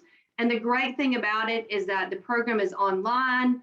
At any point, anyone from my team can go in and access those records. And so we could see what records have been submitted. It notifies you the date the records are uploaded. It actually sends you an email. And then if you need to make an additional request or upload further records, they can still utilize that same link. So what else did we do? Or did we say was a tip or a best practice in Georgia? So definitely develop a process that is consistent among the staff and the institutions that define the visits and the record request timeframes for a virtual review.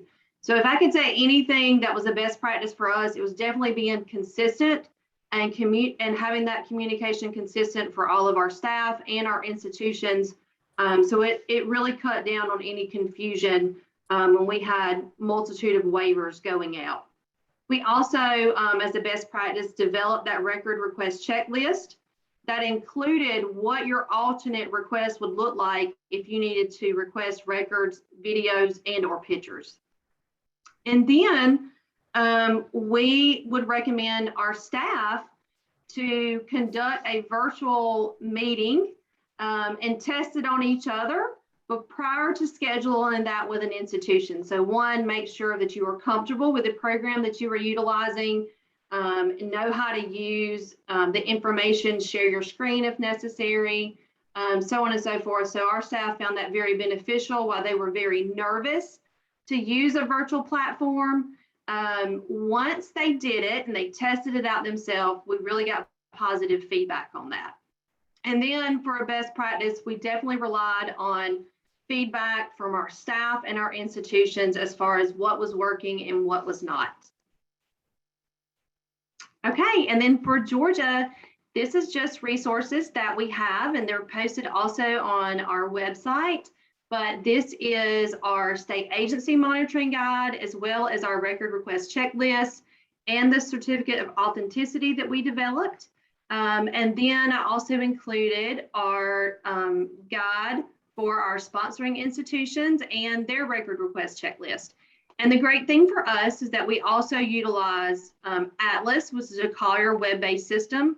So we can send comments to the institutions, we can make notes of the type of review that we conducted, and everything can be uploaded within the review, even the photos or the videos. And so that was definitely a great thing for us. But these resources, if this PowerPoint is shared, you can actually click on the link to these documents and they'll be fully accessible. And like I said, they're on our Georgia DECAL website as well.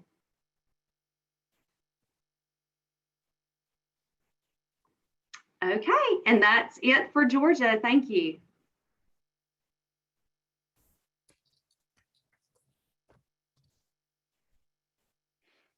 Okay, we're turning it over to Deb. Hello and good afternoon to everyone. Welcome. So in Pennsylvania, we've had a fun year. It was quite exciting. We've learned a lot. So I'll just start off by saying that our sponsors did mostly take advantage of all the nationwide waivers that were offered by by USDA. So that included the meal service time flexibility, the non-congregate feeding, the parent pickup and delivery, and then also the ability to conduct monitoring off-site. Next slide, please. So one of the state waivers that we did request from USDA and received approval was we asked them to waive the requirement that at least 15% of the total number of facilities reviewed had to be unannounced. So that is one waiver that we did request, and we did not conduct any unannounced reviews during this past program year. I guess the current program year. We also asked USDA to waive the requirement for a meal observation in independent centers that may have difficulties with technology. I'm happy to say that we did not need to use that waiver. Of course, the program year isn't over, but up to this today, we have not had any centers that were not able to accommodate that visual observation. And we are also very happy to say that we are on target to meet our 33 1/3. In Pennsylvania, we have a total of about 960, 970 sponsors. So that means that we're required to do about 320 reviews each program year. And we're really excited, and we worked hard to be able to meet that goal, but I'm happy to say that we're on target to do that, to meet that 33 1/3. So our internal processes, of course, had to be modified to accommodate the desk audit and the virtual meal observation. So all of our review correspondence, all of the appointment letters that we send to sponsors, any follow-up emails and phone calls, those instructions were developed for our reviewers, instructions for their entrance and exit conference, and also for their virtual meal observation. The announcement letter that we do send to sponsors includes a checklist of all the requested documentation. So likewise, that was some edited and revised somewhat to accommodate the desk audit. Next slide now. One of the things that a best practice that I wanted to bring up here in Pennsylvania, we had a staff member that was tasked with tracking all of the waivers. As you can imagine, it's been just crazy, and the waivers were coming at us left and right, and some were extended, some weren't, some had one deadline, and there were other deadlines for others. So this is just one column from that spreadsheet that we have posted for all programs, for summer food, for CACFP, and for the National School Lunch Program. And it kind of would, each column would identify this specific waiver, and then if there were any extensions to that waiver, the new deadline for that or expiration for that particular waiver is always in red. And so that has helped immensely both our sponsors and our reviewers keep track of what waivers were currently in place throughout the program year. Sponsors were given several options for submitting the documentation that we requested. They could scan the documentation and attach it to our Collier web-based compliance module, and we call that PAIRS here in Pennsylvania. And they also had the ability to scan and attach to an email and send to a reviewer, or they could, if they did not have the ability to scan, which we were surprised to find a lot of our sponsors did not have scanners, they would be making copies and then either mail them to the reviewer or mail them to our Harrisburg office, where they then had to be packaged up and sent out to the reviewer, because our reviewers live across the state. They work out of home offices, and because we are geographically a large state. So it wasn't possible. We don't have reviewers come into our Harrisburg office even during good times. So those had to be mailed out then. So that took a little bit of time, additional time when the sponsor had to copy them, send them to the Harrisburg office, and then in the beginning of the program year, our administrative assistants were only going in 1 day a week. So there was only 1 day a week when those things could then be packaged and mailed out to the reviewer. Next slide. So we gave sponsors several options for the visual meal observation, FaceTime if they had an iPhone, Zoom, Skype, Teams. When I did a poll of our reviewers, we found that the FaceTime was the most popular. That was the platform that was used most frequently. And then second was the Zoom, and then Skype, and then Teams. We did, I forgot to mention earlier, we do have every year in October, right at the beginning of the program year, we have a preparing for the administrative review webinar where we kind of review all the requirements that of the CACFP and what documentation they're going to need to provide during the review. So of course that training was also modified somewhat this past October, and we included instructions on how the off-site desk audit was going to occur. So one of the things that in the beginning of the program year, our advisors were like, we're not going to find any issues. We're not going to have any findings because we're not there. We can't see what's happening. They just didn't feel this was going to be a good way to identify findings and to conduct the reviews. But I have to say that regardless of the fact that this was all conducted off-site, we still had findings, and in some cases we had egregious findings. So the most common findings were that the sponsors just weren't correctly recording their non-congregate meal service, and they also were not taking attendance. And then also in some cases, sponsors failed to notify the state agency when they were opting into one of the non-congregate or delivery meal service options, which was a requirement. They had to notify us, and in the situation with delivery of meal service, it had to have our approval. So regardless of the fact that it was off-site, we still had findings. And that's all I have.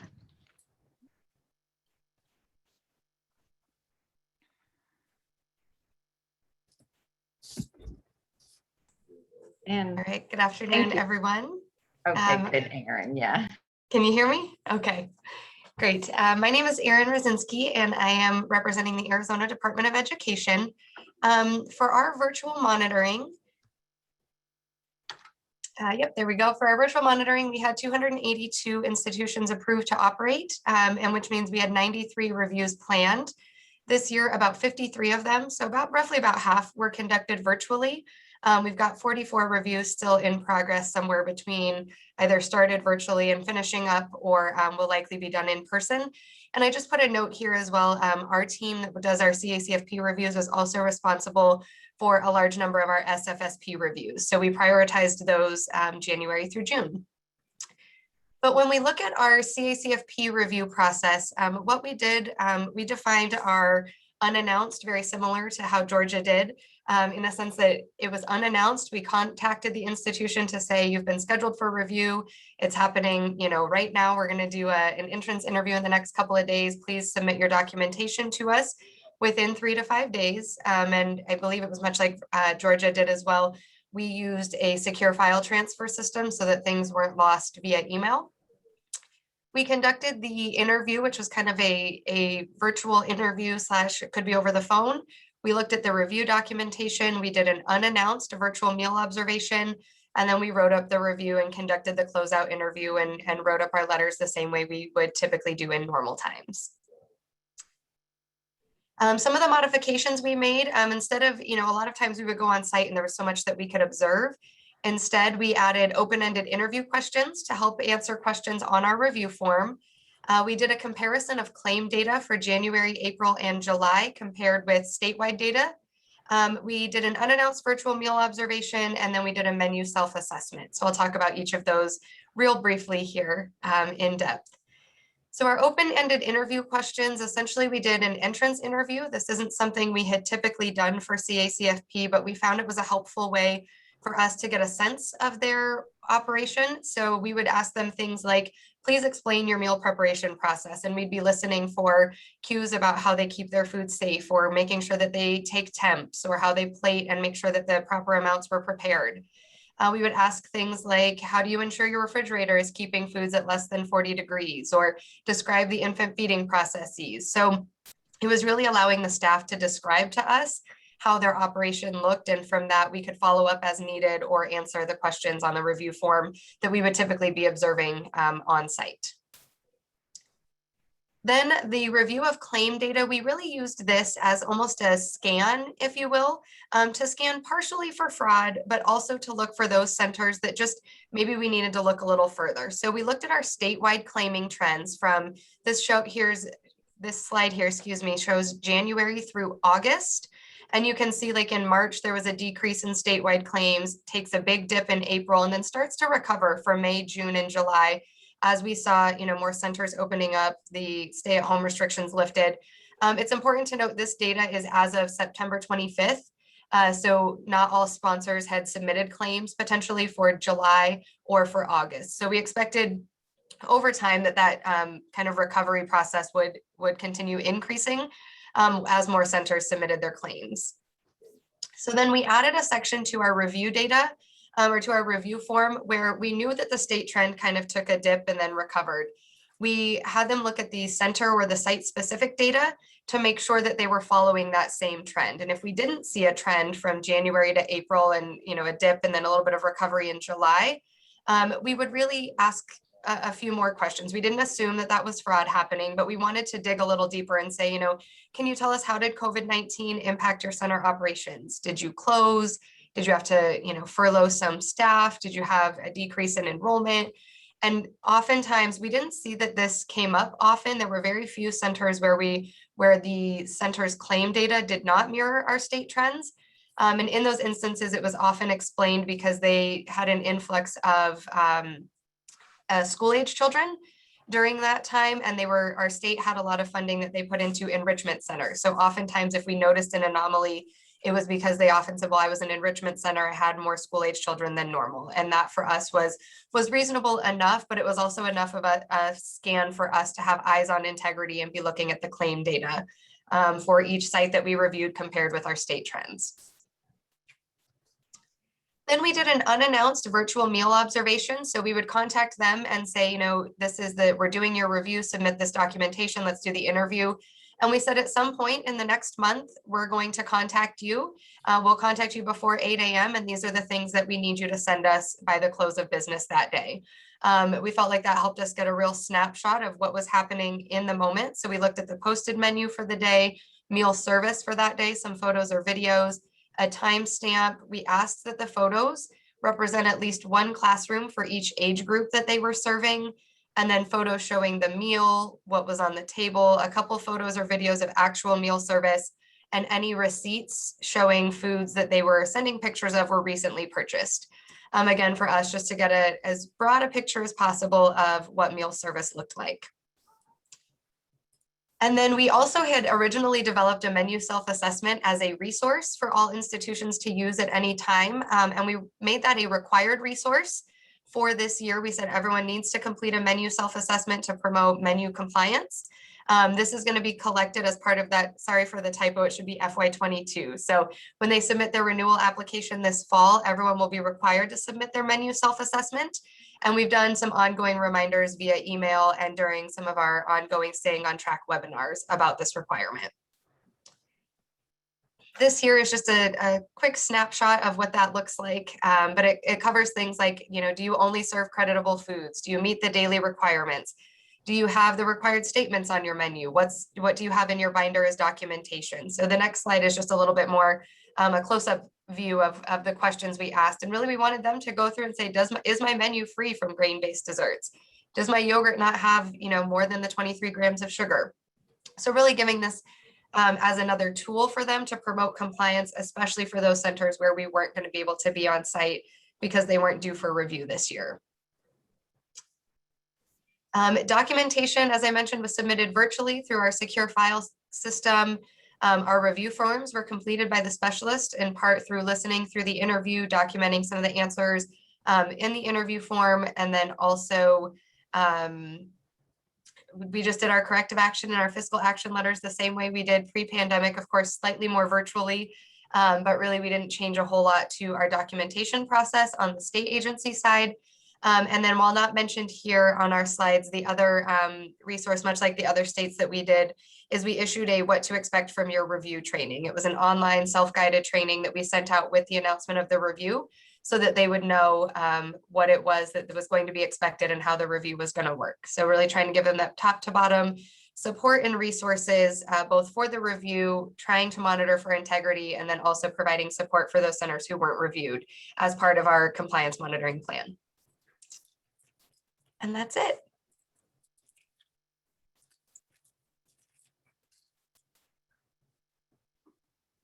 Okay, next up is Lindsay. Good afternoon, everybody. Hi, my name is Lindsay Talbot, and I am here representing the Nevada Department of Agriculture. So in my presentation, I'm going to briefly discuss how our state agency implemented our oversight plan waiver, those internal policies and procedures that we had to develop to accommodate the virtual review process, and some tips that we have noted that would be beneficial to other state agencies. Next slide, there you go. So we conducted our administrative reviews either through Zoom or MS Teams. I would like to say that Zoom is my preferred platform because you can record those sessions, whether they be a site review, an entrance or exit interview, and then you can send those to people outside of your organization so they can have something on file for themselves if they would like to look back at that. Much like other states, we had to revise our review forms to include questions regarding waiver implementation.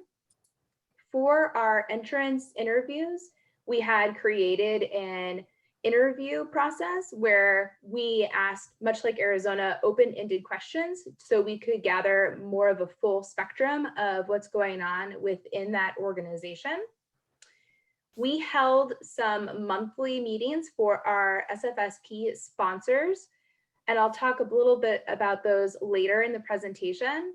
And then also to ensure program integrity within SFSP, we collected weekly meal counts so we could compare those to what they had submitted on their monthly claim. So our virtual review process started off with sending out that invite for the entrance interview. And this is sent 30 days prior to when it is to occur. And we would send the sponsor checklist with the documentation that we are requesting and the process on how to upload the documents to our system. Not only this year is our first year doing these virtual reviews, but this was also our first year in our state where we had a new system where all of our documents were being uploaded to our new compliance system. So we had detailed instructions on that. With this invite also, we included the same language. So we have email templates to make sure that our language is consistent and concise for all reviews. Next slide. For our virtual site reviews, we were trying to do them as unannounced as possible. In our sponsor checklist, we did indicate what sites we would be reviewing. However, when we did the virtual site reviews, we were trying to send them out the links the day before the service. And we had asked sponsors to upload extra documentation to our system. We asked for pictures of the meal service, pictures of the feeding area, where the food was stored, temperature logs, and civil right documentation, including the And Justice for All poster location. For the sponsor administrative review, it was pretty similar to how we would be doing it if we were in person. The documents we reviewed were the same. The procedure for reviewing documents was the same. The only difference I would say is after we had concluded our exit interview and the review team had drafted up the guidance and findings letter, and we were going to send that out to the sponsor, it was at this time that we would also include the recordings for the virtual site reviews, and then also the recordings for the entrance and exit interview. So some tips that I think would be useful for other state agencies is ensuring that your language is descriptive and concise to kind of lessen that additional back and forth email correspondence so nothing gets lost. Setting some dedicated time. This is something that is super important, especially for myself. With telecommuting, not only are you accessible to your other teammates or other sponsors, but you're not there actually doing the review in person. So making sure that you are blocking out time on your calendar so you're just doing the review. Having a call before the actual review is really important with the sponsor to ensure that they're confident with the platform that you're going to be using and they understand what is expected of them. And the last thing is holding those monthly meetings with your sponsors, whether it be CACFP or SFSP. Not only was this a really good time to review all of the ongoing USDA waivers and guidance that were coming out, but also this was a time in which sponsors were able to collaborate with one another, where they could learn what other agencies have implemented into their program, and maybe it would work best for them. And that is all I have. Okay, thank you. And now we have Sarah. Good afternoon, everyone. My name is Sarah Cadet. I'm with the State Department of Education, and I'm going to go ahead and talk about our practices at Maryland. Next slide.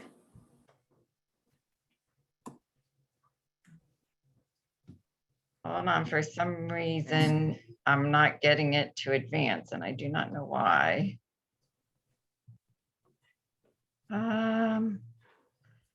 Sorry. I would say keep talking. I do not know what happened, and I will see if I can get it to go.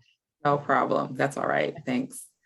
Our virtual reviews started right away in March 2020. The program compliance team started completing offsite reviews. Yes, thanks, they're perfect. The Mississippi Department of Education sent a memo to all active agencies regarding the change of the review process right away. The review forms. Prior to the public health emergency, all reviews were completed on paper. We would then bring them to MSDE to be stored in filing cabinets. However, with the change of the review process, we transitioned to a fillable PDF and now store our reviews on the Google Drive, where anyone can have access to them. This is the process we will use moving forward. The review schedule. Our review schedule changed due to many of our agencies discontinuing operations for multiple months. Therefore, they were not reviewed during this review year. So we had a few agencies not operate for a few months. So they were just moved into the next year, or whenever they did open, we did review them. Next slide. Preparing agencies for a virtual review. So we conducted, provided conference calls on a regular basis for agencies to voice their concerns during this change. We went over the new review procedures during the annual training that we provided. We provided memos regarding the changes and uploaded them to our website for easy access. We provided the agencies a tip sheet and checklist to prepare for the review. We also reiterated to the agencies to contact us if they had any questions or concerns. We also provided them this little document that went out in a memo just to let them know what was to look forward to in the review while it was offsite. We maintained the regular schedule for review for the program year. If any agency was not participating this year, that was noted and the review schedule was adjusted accordingly. We would often reach out to agencies to confirm they were no longer participating in the program if they hadn't submitted a claim for a few months. Many centers were not able to operate based on the public health mandate given by the governor. So there were some of our agencies that could not operate based on what kind of parents that were into the center. So they didn't have emergency personnel in the center that were the parents, they could not operate. So a few of our agencies were closed for a few months.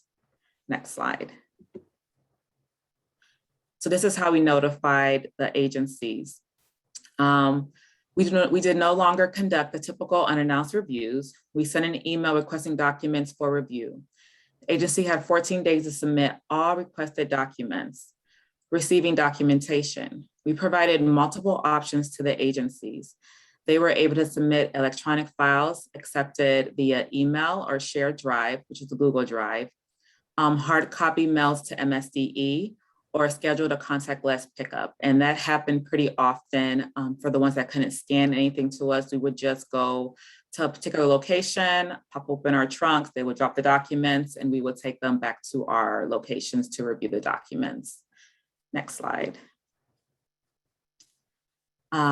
Review of documentation. The compliance specialists used to provide documentation to complete the review forms. The exit conference, we did a virtual exit conference as well, and it was scheduled with the agency through Google Meets. The best practice, and we went over feedback, best practices, and any findings that we saw during the review process. We would then send the review to the agency to sign and return. We issued corrective action and serious deficiencies, and also continued going to court for proposed terminations as well during this time. Follow-up reviews were conducted virtually with another request for documentation sent via email, and they had 15 days to return any follow-up documentation. At this time, this remains to be our review process, but we plan to start reviewing on-site shortly. Thank you very much. Okay, thank you to all of our panelists. So we are now going to transition into do some round robin questions. And so these are the questions. Now, based on time, we might not get through all of them, so we'll see how many we get. And I'm first gonna stop sharing my screen and hope that I can get that right. I think I did that. Okay, all right, great. So I want to say that I hope everybody was as impressed as I was with these presentations, because you saw what we know is that each stage, you all have individual strategies for how you were going to get through this time and how you were going to actually, do these reviews, but that you saw the successes. I mean, the overall end result was the same. You were able to do it and be effective, even though the strategies were different. And I think that is a very positive thing to see. So the first question that I'm going to ask has to do with what do you consider were your virtual monitoring successes? So I'm going to ask everyone, tell me what you think what were your two most successful things that you did? And we're going to go around and we will start with Alicia on this question. So Andrea, for us, I think definitely first and foremost was that we were able to utilize the virtual offsite monitoring waiver, and as a state agency did not have to request any additional waivers to waive any of the regulations for monitoring. And during this whole time period, we've been able to complete 100% of our CACFP reviews as a result of just being able to utilize the offsite monitoring waiver and implement those processes. So that was very successful for us because there was a lot of hesitancy there of, oh, are we going to be able to get these, done? But we didn't have to request any additional waivers. And then two for us, I think would have to be the utilization of our risk assessment tool that we utilize here in Georgia. With the onset of using the virtual monitoring process, there's just some things that you just don't see on site, as well as the utilization of these waivers, and then what interpretations that institutions may have had, or just it kind of increases that that concern of program integrity of just, the programs as a whole when a national pandemic hits. And so we were able to utilize our risk assessment tool here in Georgia that actually analyzes real-time data. And some of the things that it looks at is historical data, the number of findings. It actually looks at the claim data, comparing it from the last year or the previous month. Is there an increase? It looks at claiming meal maxes or license capacity. There's a lot of variables that our risk assessment does. And I'm happy to say, as a result of us being able to utilize that, we were actually able to target some of our CACFP institutions that we would normally see things on site. We were still able to utilize our risk assessment tool and be able to target and focus on some reviews for those institutions. And so it proved to be very beneficial. It really helped us. It really helped us out through this ongoing pandemic we've been in. So. Okay, Deb, how about for you? Well, I did speak with our review staff this past week about what they consider some of their successes. And they found that obviously implementing this waiver to allow for this offsite review process, they found that they were better prepared and more focused and better able to review the documentation that the sponsors provided because they were in their home office where it was quiet and they could focus on that. They talked about so often when they do reviews on site, the center does not have a place for them to work. They're in the same room as the children. They're sitting at a little, toddler desk and they don't have room to spread things out. And they found it that very helpful that they were able to gather that documentation and review it in a quiet place where they could really focus on what they were. And they seem to think that they were better able to identify issues that way. Also, it saved time on travel, obviously, and the virtual meal observations, which they all in the beginning were very, very concerned about. They all expressed surprise that they went so well and that they were able to to see the meal observation, to see the meal prep area in the kitchen and so on and so forth. And they were surprised that the sponsors were receptive to that. They really thought they'd get some pushback. Okay, Erin. Yes, I think for us, the development of our what to expect from your CACFP review was a big success.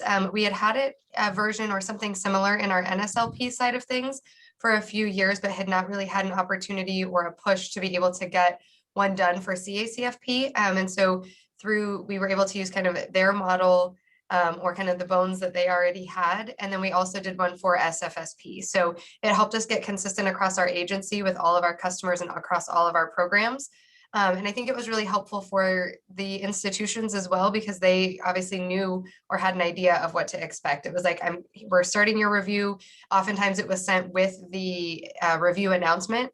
You're being scheduled for a review. Here's what you can expect. I'll be calling in the next couple of days, sort of thing. So I think that was a big success for us. And also the entrance interview. Again, I think it's pretty common in NSLP to do an entrance interview, to sit down with someone. We had not formalized that in CACFP. It was really, I show up on site, I tell you I'm here to do the review, they get me a space to work, and we just dive into the document review. But being able to have that conversation ahead of time, I'm doing your review, this is what we're going to do, tell me about your organization, I need you to provide these docs, really seemed to break the ice and create a nice flow for the review, to allow the institution again to know what to expect, to know that like we're going to work together on this. We know things are hard. I want to be respectful of you, and your time, but I also need to get things done, and let's work together to make sure this is a successful review, and that you're able to submit the things that you need to submit without feeling like asking a question is going to set off a major red or yellow flag or something like that. So the entrance interview, I think, was another big success for us here in Arizona.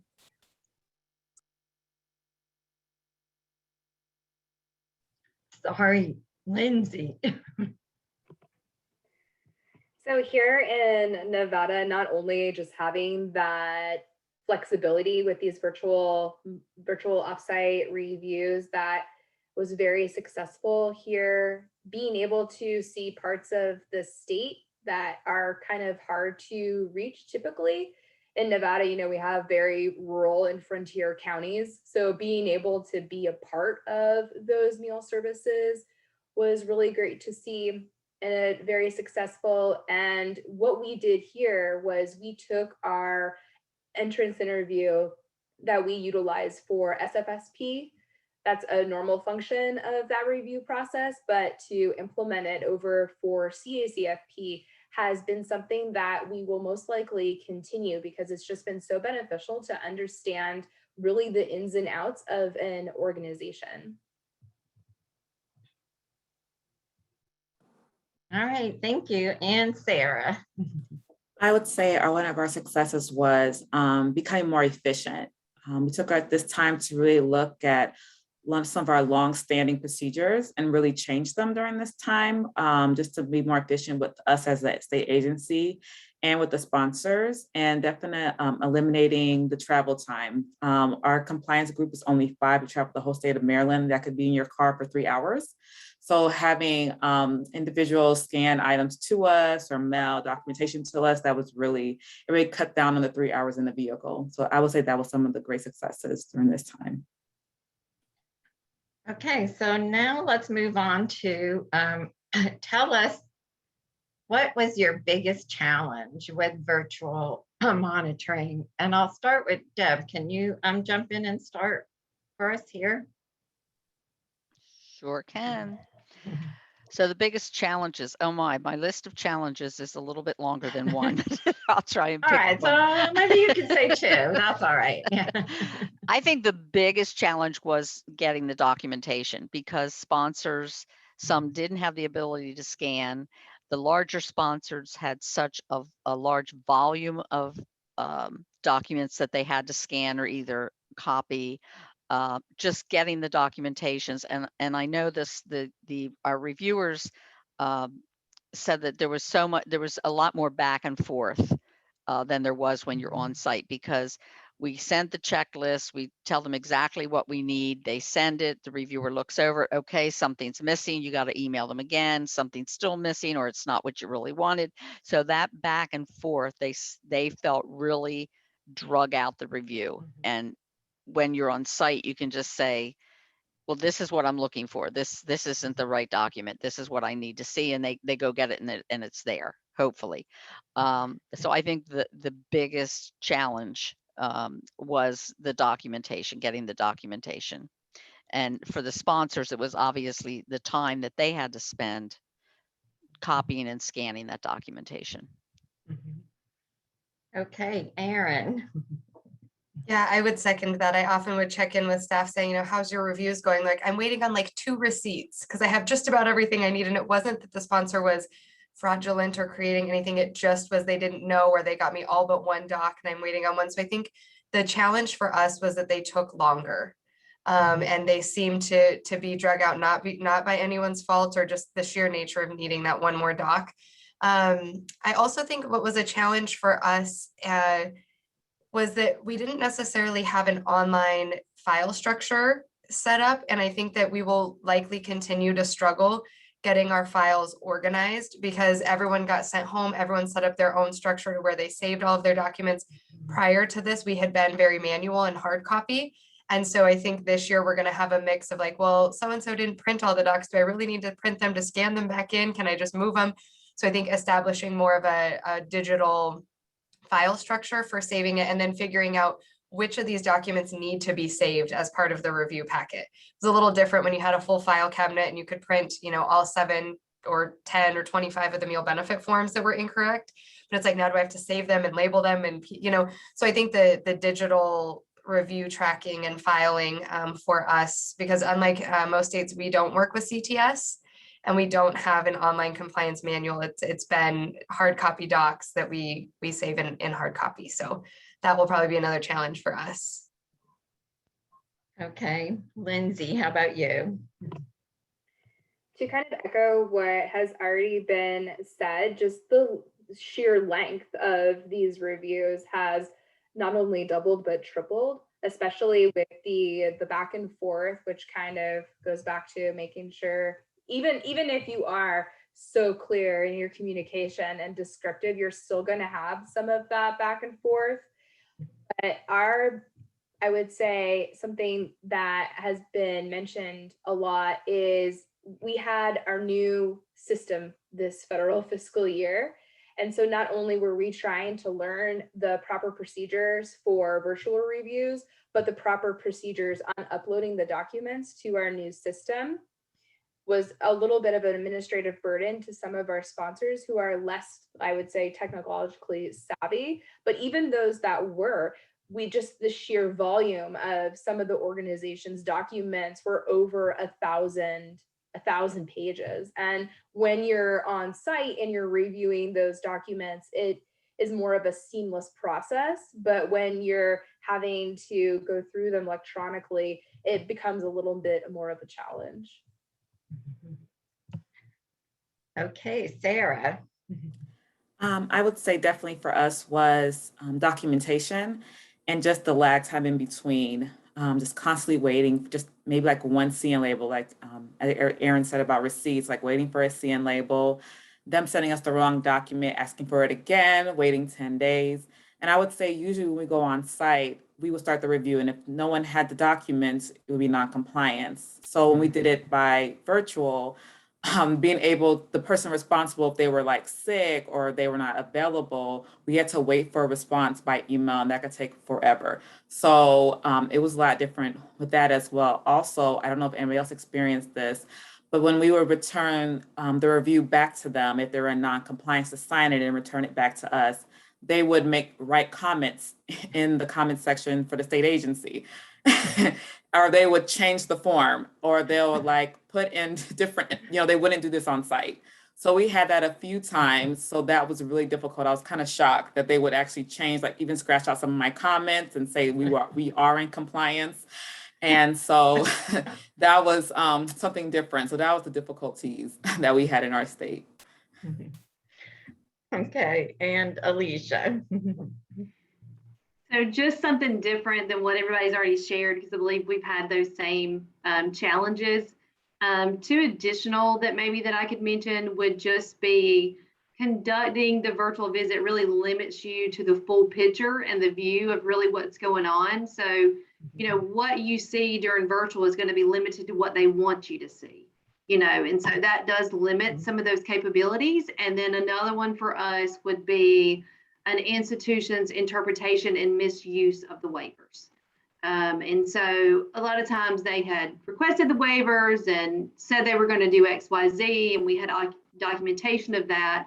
But when we actually conducted a review or did a virtual visit, we found out that was not the case. And they took it to mean that non-congregate meant that they could drive around the community at large.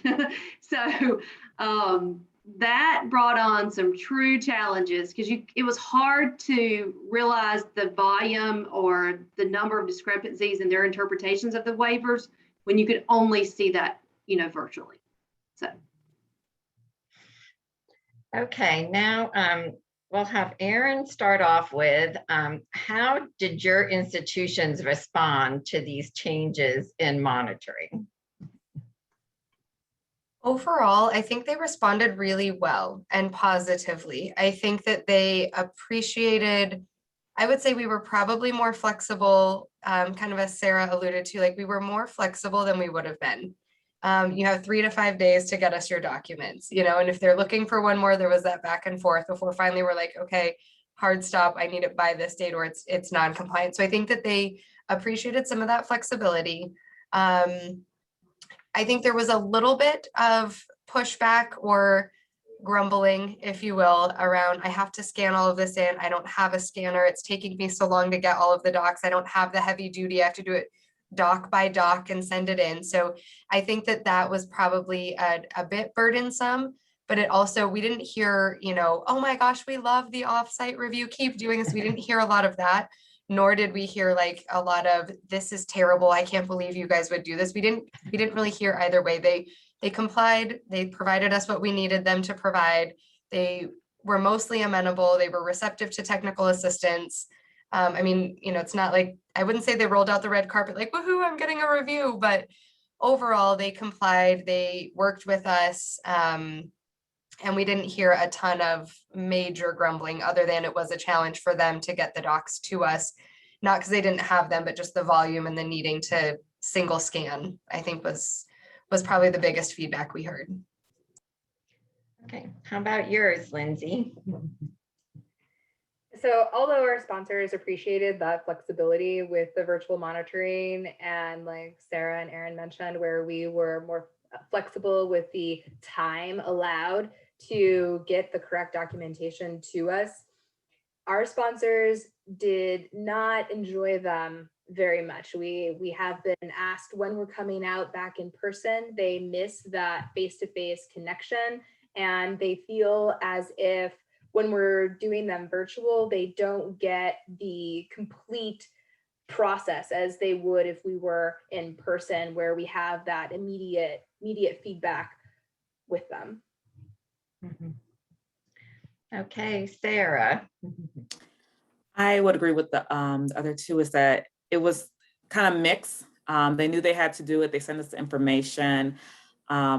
And if they were in compliance, they really didn't complain that much. The ones that were not compliant complained more about the offsite review. I went to court with the individual who had non-compliance, and then she claimed about the offsite review and it wasn't fair. So it really depended on the person, but like I said, no one said I really hated it and no one said I really liked it. So that was the kind of response we got. Okay, Alicia. So for us, even pre-COVID, we would actually send out surveys to all of our institutions that had received a review. One is just like a general overview to see how they felt of the review process, and it provided them an opportunity to provide any comments or feedback, training needs, things like that. And so we take that information to assess, like, one, how our staff are doing, how they feel like they understand and interpret the program and the requirements. And in addition to, if we find any training needs, then we share that with our training unit. And so we send that information over to them. Well, that survey has continued, but interestingly for us, the feedback that we received from majority of the institutions was that while they were very appreciative of the virtual process to limit the exposure during COVID, they actually preferred the on-site method. And so they rather us be there, obtain the records while we were on site. They felt like it was more of a burden on them. It was a lot of back and forth. They felt like they could potentially be being cited for something just because there might have been miscommunication or documentation not sent that is typically resolved on site. And so it was really interesting to see, because I thought that they would have liked it, especially kind of more so having a heads up of given those 3 to 5 days to send records and things like that. But interestingly, most of the feedback we received is that they did not like it. And even our staff said the same thing. I've been so surprised, but I think that back and forth was what challenged most everyone. Okay, and Deb. I kind of agree with what everyone else has said. We haven't had any real, like, I hated it, and not any that said, we love it, please do it like this moving forward. We had just a few sponsors who voiced concern about the virtual meal observation. They felt that parents would not want their children to be, quote, on camera. And we did, instruct the reviewers to remind the sponsors that we were not taping it. It was not being recorded. So, therefore it wasn't something that they needed to get written permission from parents. But still, a couple of the sponsors kind of stood in front of the students so the advisor couldn't see their faces. But I think that the biggest complaint that we got from sponsors was, once again, the documentation, the amount that needed to be scanned and copied, and normally somebody would walk in the door and they could just hand them the originals and they could look at it. So that was the biggest feedback that we got from sponsors. Okay, so now let's take a look, or take a listen, I guess I should say, to were there elements? Did you find that there were elements that states or maybe your sponsoring organizations couldn't or found it hard to monitor virtually, or even things that you were really unable to look at because of the virtual environment? So we'll start with Lindsay. So I think the biggest thing is that element of surprise is eliminated. Typically an unannounced review, you know when you're going out, you come, you do a meal observation. They aren't given a notice the day before, the day of. And so to speak, you're going in there with blinders on. You're only really shown what they want to show you. And it just gives that feel away. When you're there in person, you can pick up on other things that you're really missing virtually. And I think as a state agency and as sponsoring organizations, that's something that we have mentioned. Okay, Sarah. I would say missing from the on-site, not being able to do that, was being able to identify red flags right away. You would have to kind of shift through all the documents to kind of start seeing the red flags. Usually, after doing it for so many years, they could just make one comment and you're just like, this is a red flag, something's wrong here. And so we just taking the time from going back documents, you don't have that element of the red flag popping up right away. Taking 30 minutes just to find MBAs. You understand something's wrong with this picture. And that's something we could not see with the offsite review. Alicia? I think just probably recapping what I said earlier is probably like just that whole observation, use of waivers, and then kind of actually being able to see the full picture of what was really going on. And I think for us, some of the things we did face as a challenge too was if we received a complaint, that was really challenging. So there were some that we had to make decisions on and kind of get approval of, this is a complaint that's come in and we don't feel that it's acceptable to do this virtually, especially depending on the level of the complaint and if there was a food safety concern and infestations or different things like that. That there wasn't a one size fit all for, those kind of situations. And so we were kind of battling there and kind of figuring out like what is appropriate as what is not when it comes to those complaints. And so just adapting to a whole virtual process and that limited visibility. And then it was another thing for us is when we had complaints or things like that, those were always on site, so it was definitely juggling that. Deb. Yes, pretty much reiterate what I've heard the others say, just not seeing the whole picture. There's just so much you can see when you're doing a virtual observation, and there's just so much more when you're on site and you can see the red flags and see them in the other room creating documents or whatever the case may be. You just don't have that opportunity when you're doing it virtually. And Erin. Yeah, I think I would echo all the sentiments and things like even being able to observe the health and safety of the center. You might describe your breastfeeding area for nursing moms. Like, we've got a chair and it's private, because they know they're supposed to say those things. And we can't say, is the chair clean? Are you sure? Define clean, like those types of things were hard. And I think that it made it a little more challenging for us. I don't want to say to represent our programs, but to be at the table with other partners, our quality improvement partners and our licensing. We have pretty strong relationships with them, and we weren't able to alert them to red flags or yellow flags or things that we might be seeing, or say, hey, I noticed this at the center. Are you guys working with them? So I think that it diminished just a little bit of our ability to really have that true sense of what's happening on the ground in the centers, that you just can't replace. Or, they say they conduct meal counts at the point of service, but you can't really document that in a virtual observation. Like, you could stage it, someone with their camera and posing behind kids eating, but you know, there's just some things that you cannot replace virtually.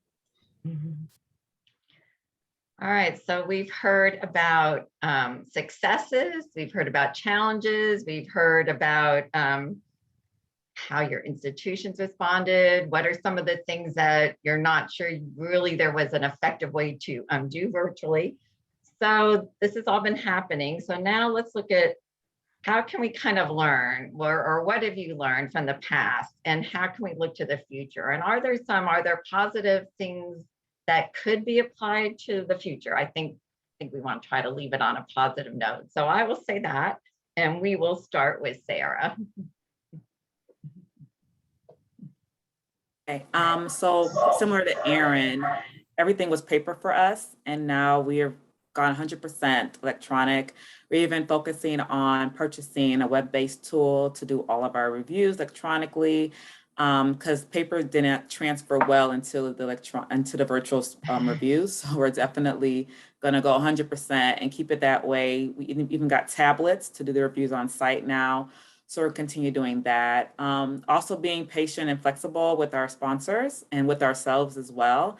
And some of the ideas that we learned during this time, we're gonna probably keep them virtual. Some parts of it, we were considering some parts of it, we can just keep it virtual. And I think it'll be easier for the agencies trying to figure out what part of it virtual they'll like, and that will work best for them. And we could review probably offsite.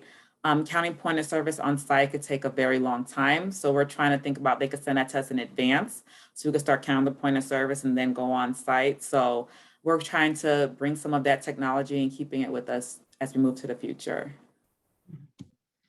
Thanks, Alicia.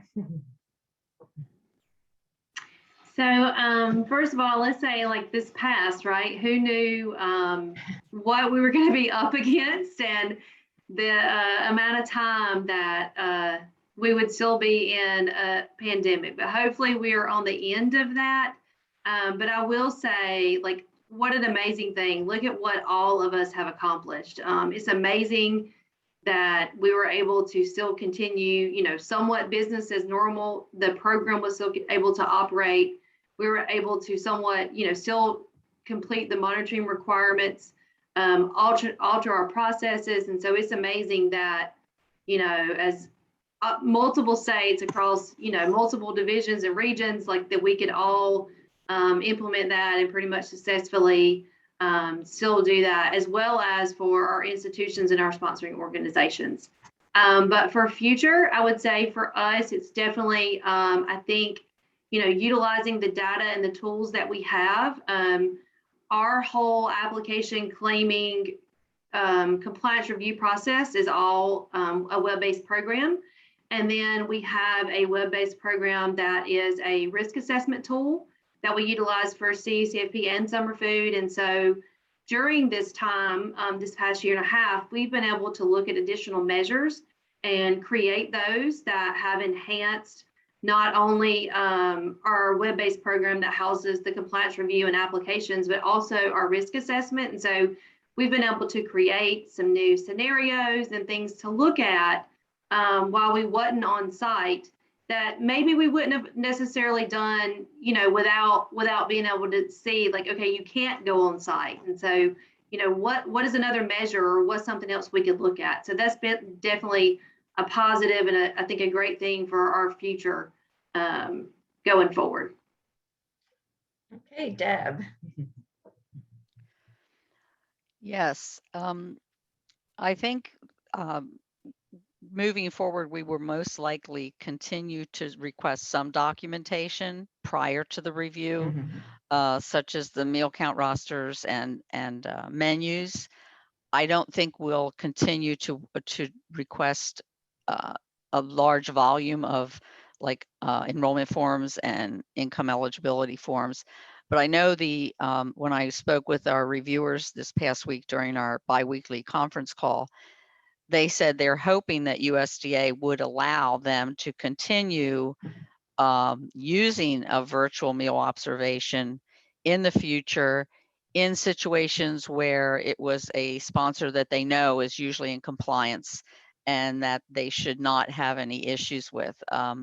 Most of our reviewers work with us here at PDE until they retire. There's not a large turnover in our reviewers. And so they work with their sponsors and they come to really know them. And so they're aware of the sponsors that are most likely going to be in compliance. So they were hoping that USDA would consider allowing them to continue doing the virtual meal observation in situations like that. But overall, I know we'll continue to request some documents before the review. Okay, Erin. Yeah, like others, I think we're in that same space of considering, this really showed us, well, this was really hard to do offsite, but this part I would much rather go on site for. I think of some of our staff, I think someone alluded to earlier, like sitting in a toddler chair at a tiny desk trying to do stuff. Like, you don't have to do everything in that setting. Maybe be on site for 3 to 4 hours, observe the meal, review the documents that are cumbersome to do via a computer, but then submit some ahead of time. We also had one staff member, just through preference and as Arizona loosened restrictions for on-site and some of our safety restrictions kind of went away. She said, you know what, I think I'm gonna go do all my site visits in like 3 days. And she took kind of an SFSP approach where she went and I observed a breakfast here, a snack here, a lunch here, a PM snack here. And so all of her on-site observations were done. And then it was a matter of sifting through the documents, but she had eyes on the center, eyes on the meal service, was able to observe and take notes and bring that back to do the document review. I think we had always thought like all CACFP must be on site one day, but to be able to initiate, all reviews, observe all meals, and then do the paperwork, I think could potentially be efficient. It could also be a preference and may find, if everyone does it that way, oh, it was hard for me to remember which site was which, 6 weeks down the road, but for this particular person, it worked. So I think we might be exploring, can that model work? And can we do some multiple site visits in one day, do 3 reviews at a time instead of 1 at a time, start 3 observations, 3 sets of docs, close out 3 in 1 month, as opposed to having them kind of linger. So we might be exploring some of that, if that's feasible and what that might look like for staff for efficiency purposes. Okay, and Lindsay, close it out for us. So I think in Nevada, we are going to be looking at a hybrid model and what could be done either, in a telecommute situation or at the office versus what really needs to be done in person.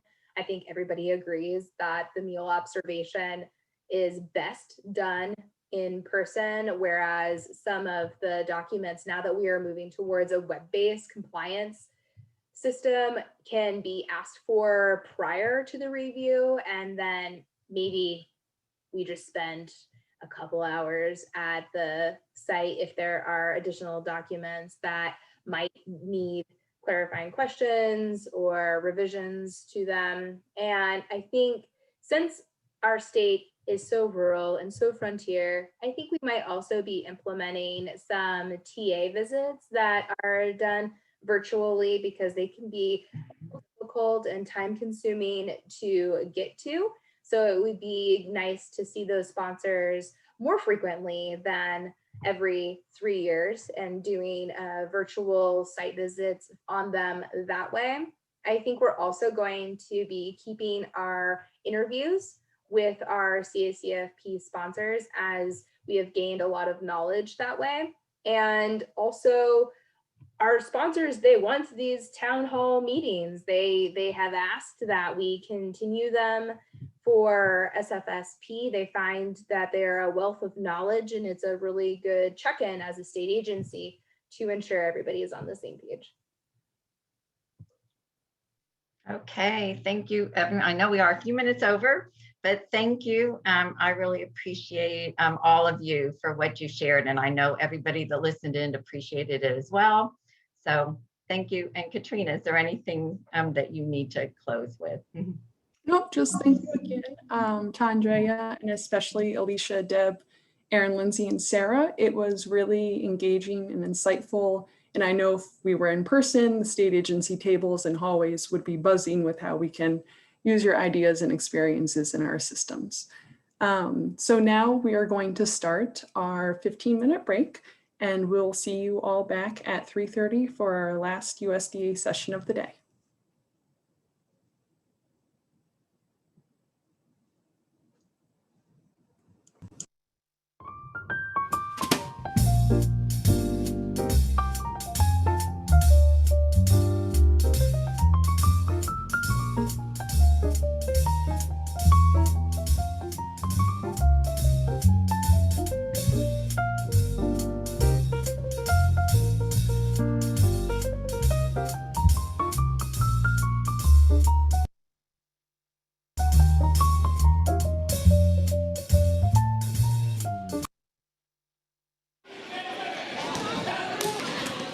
January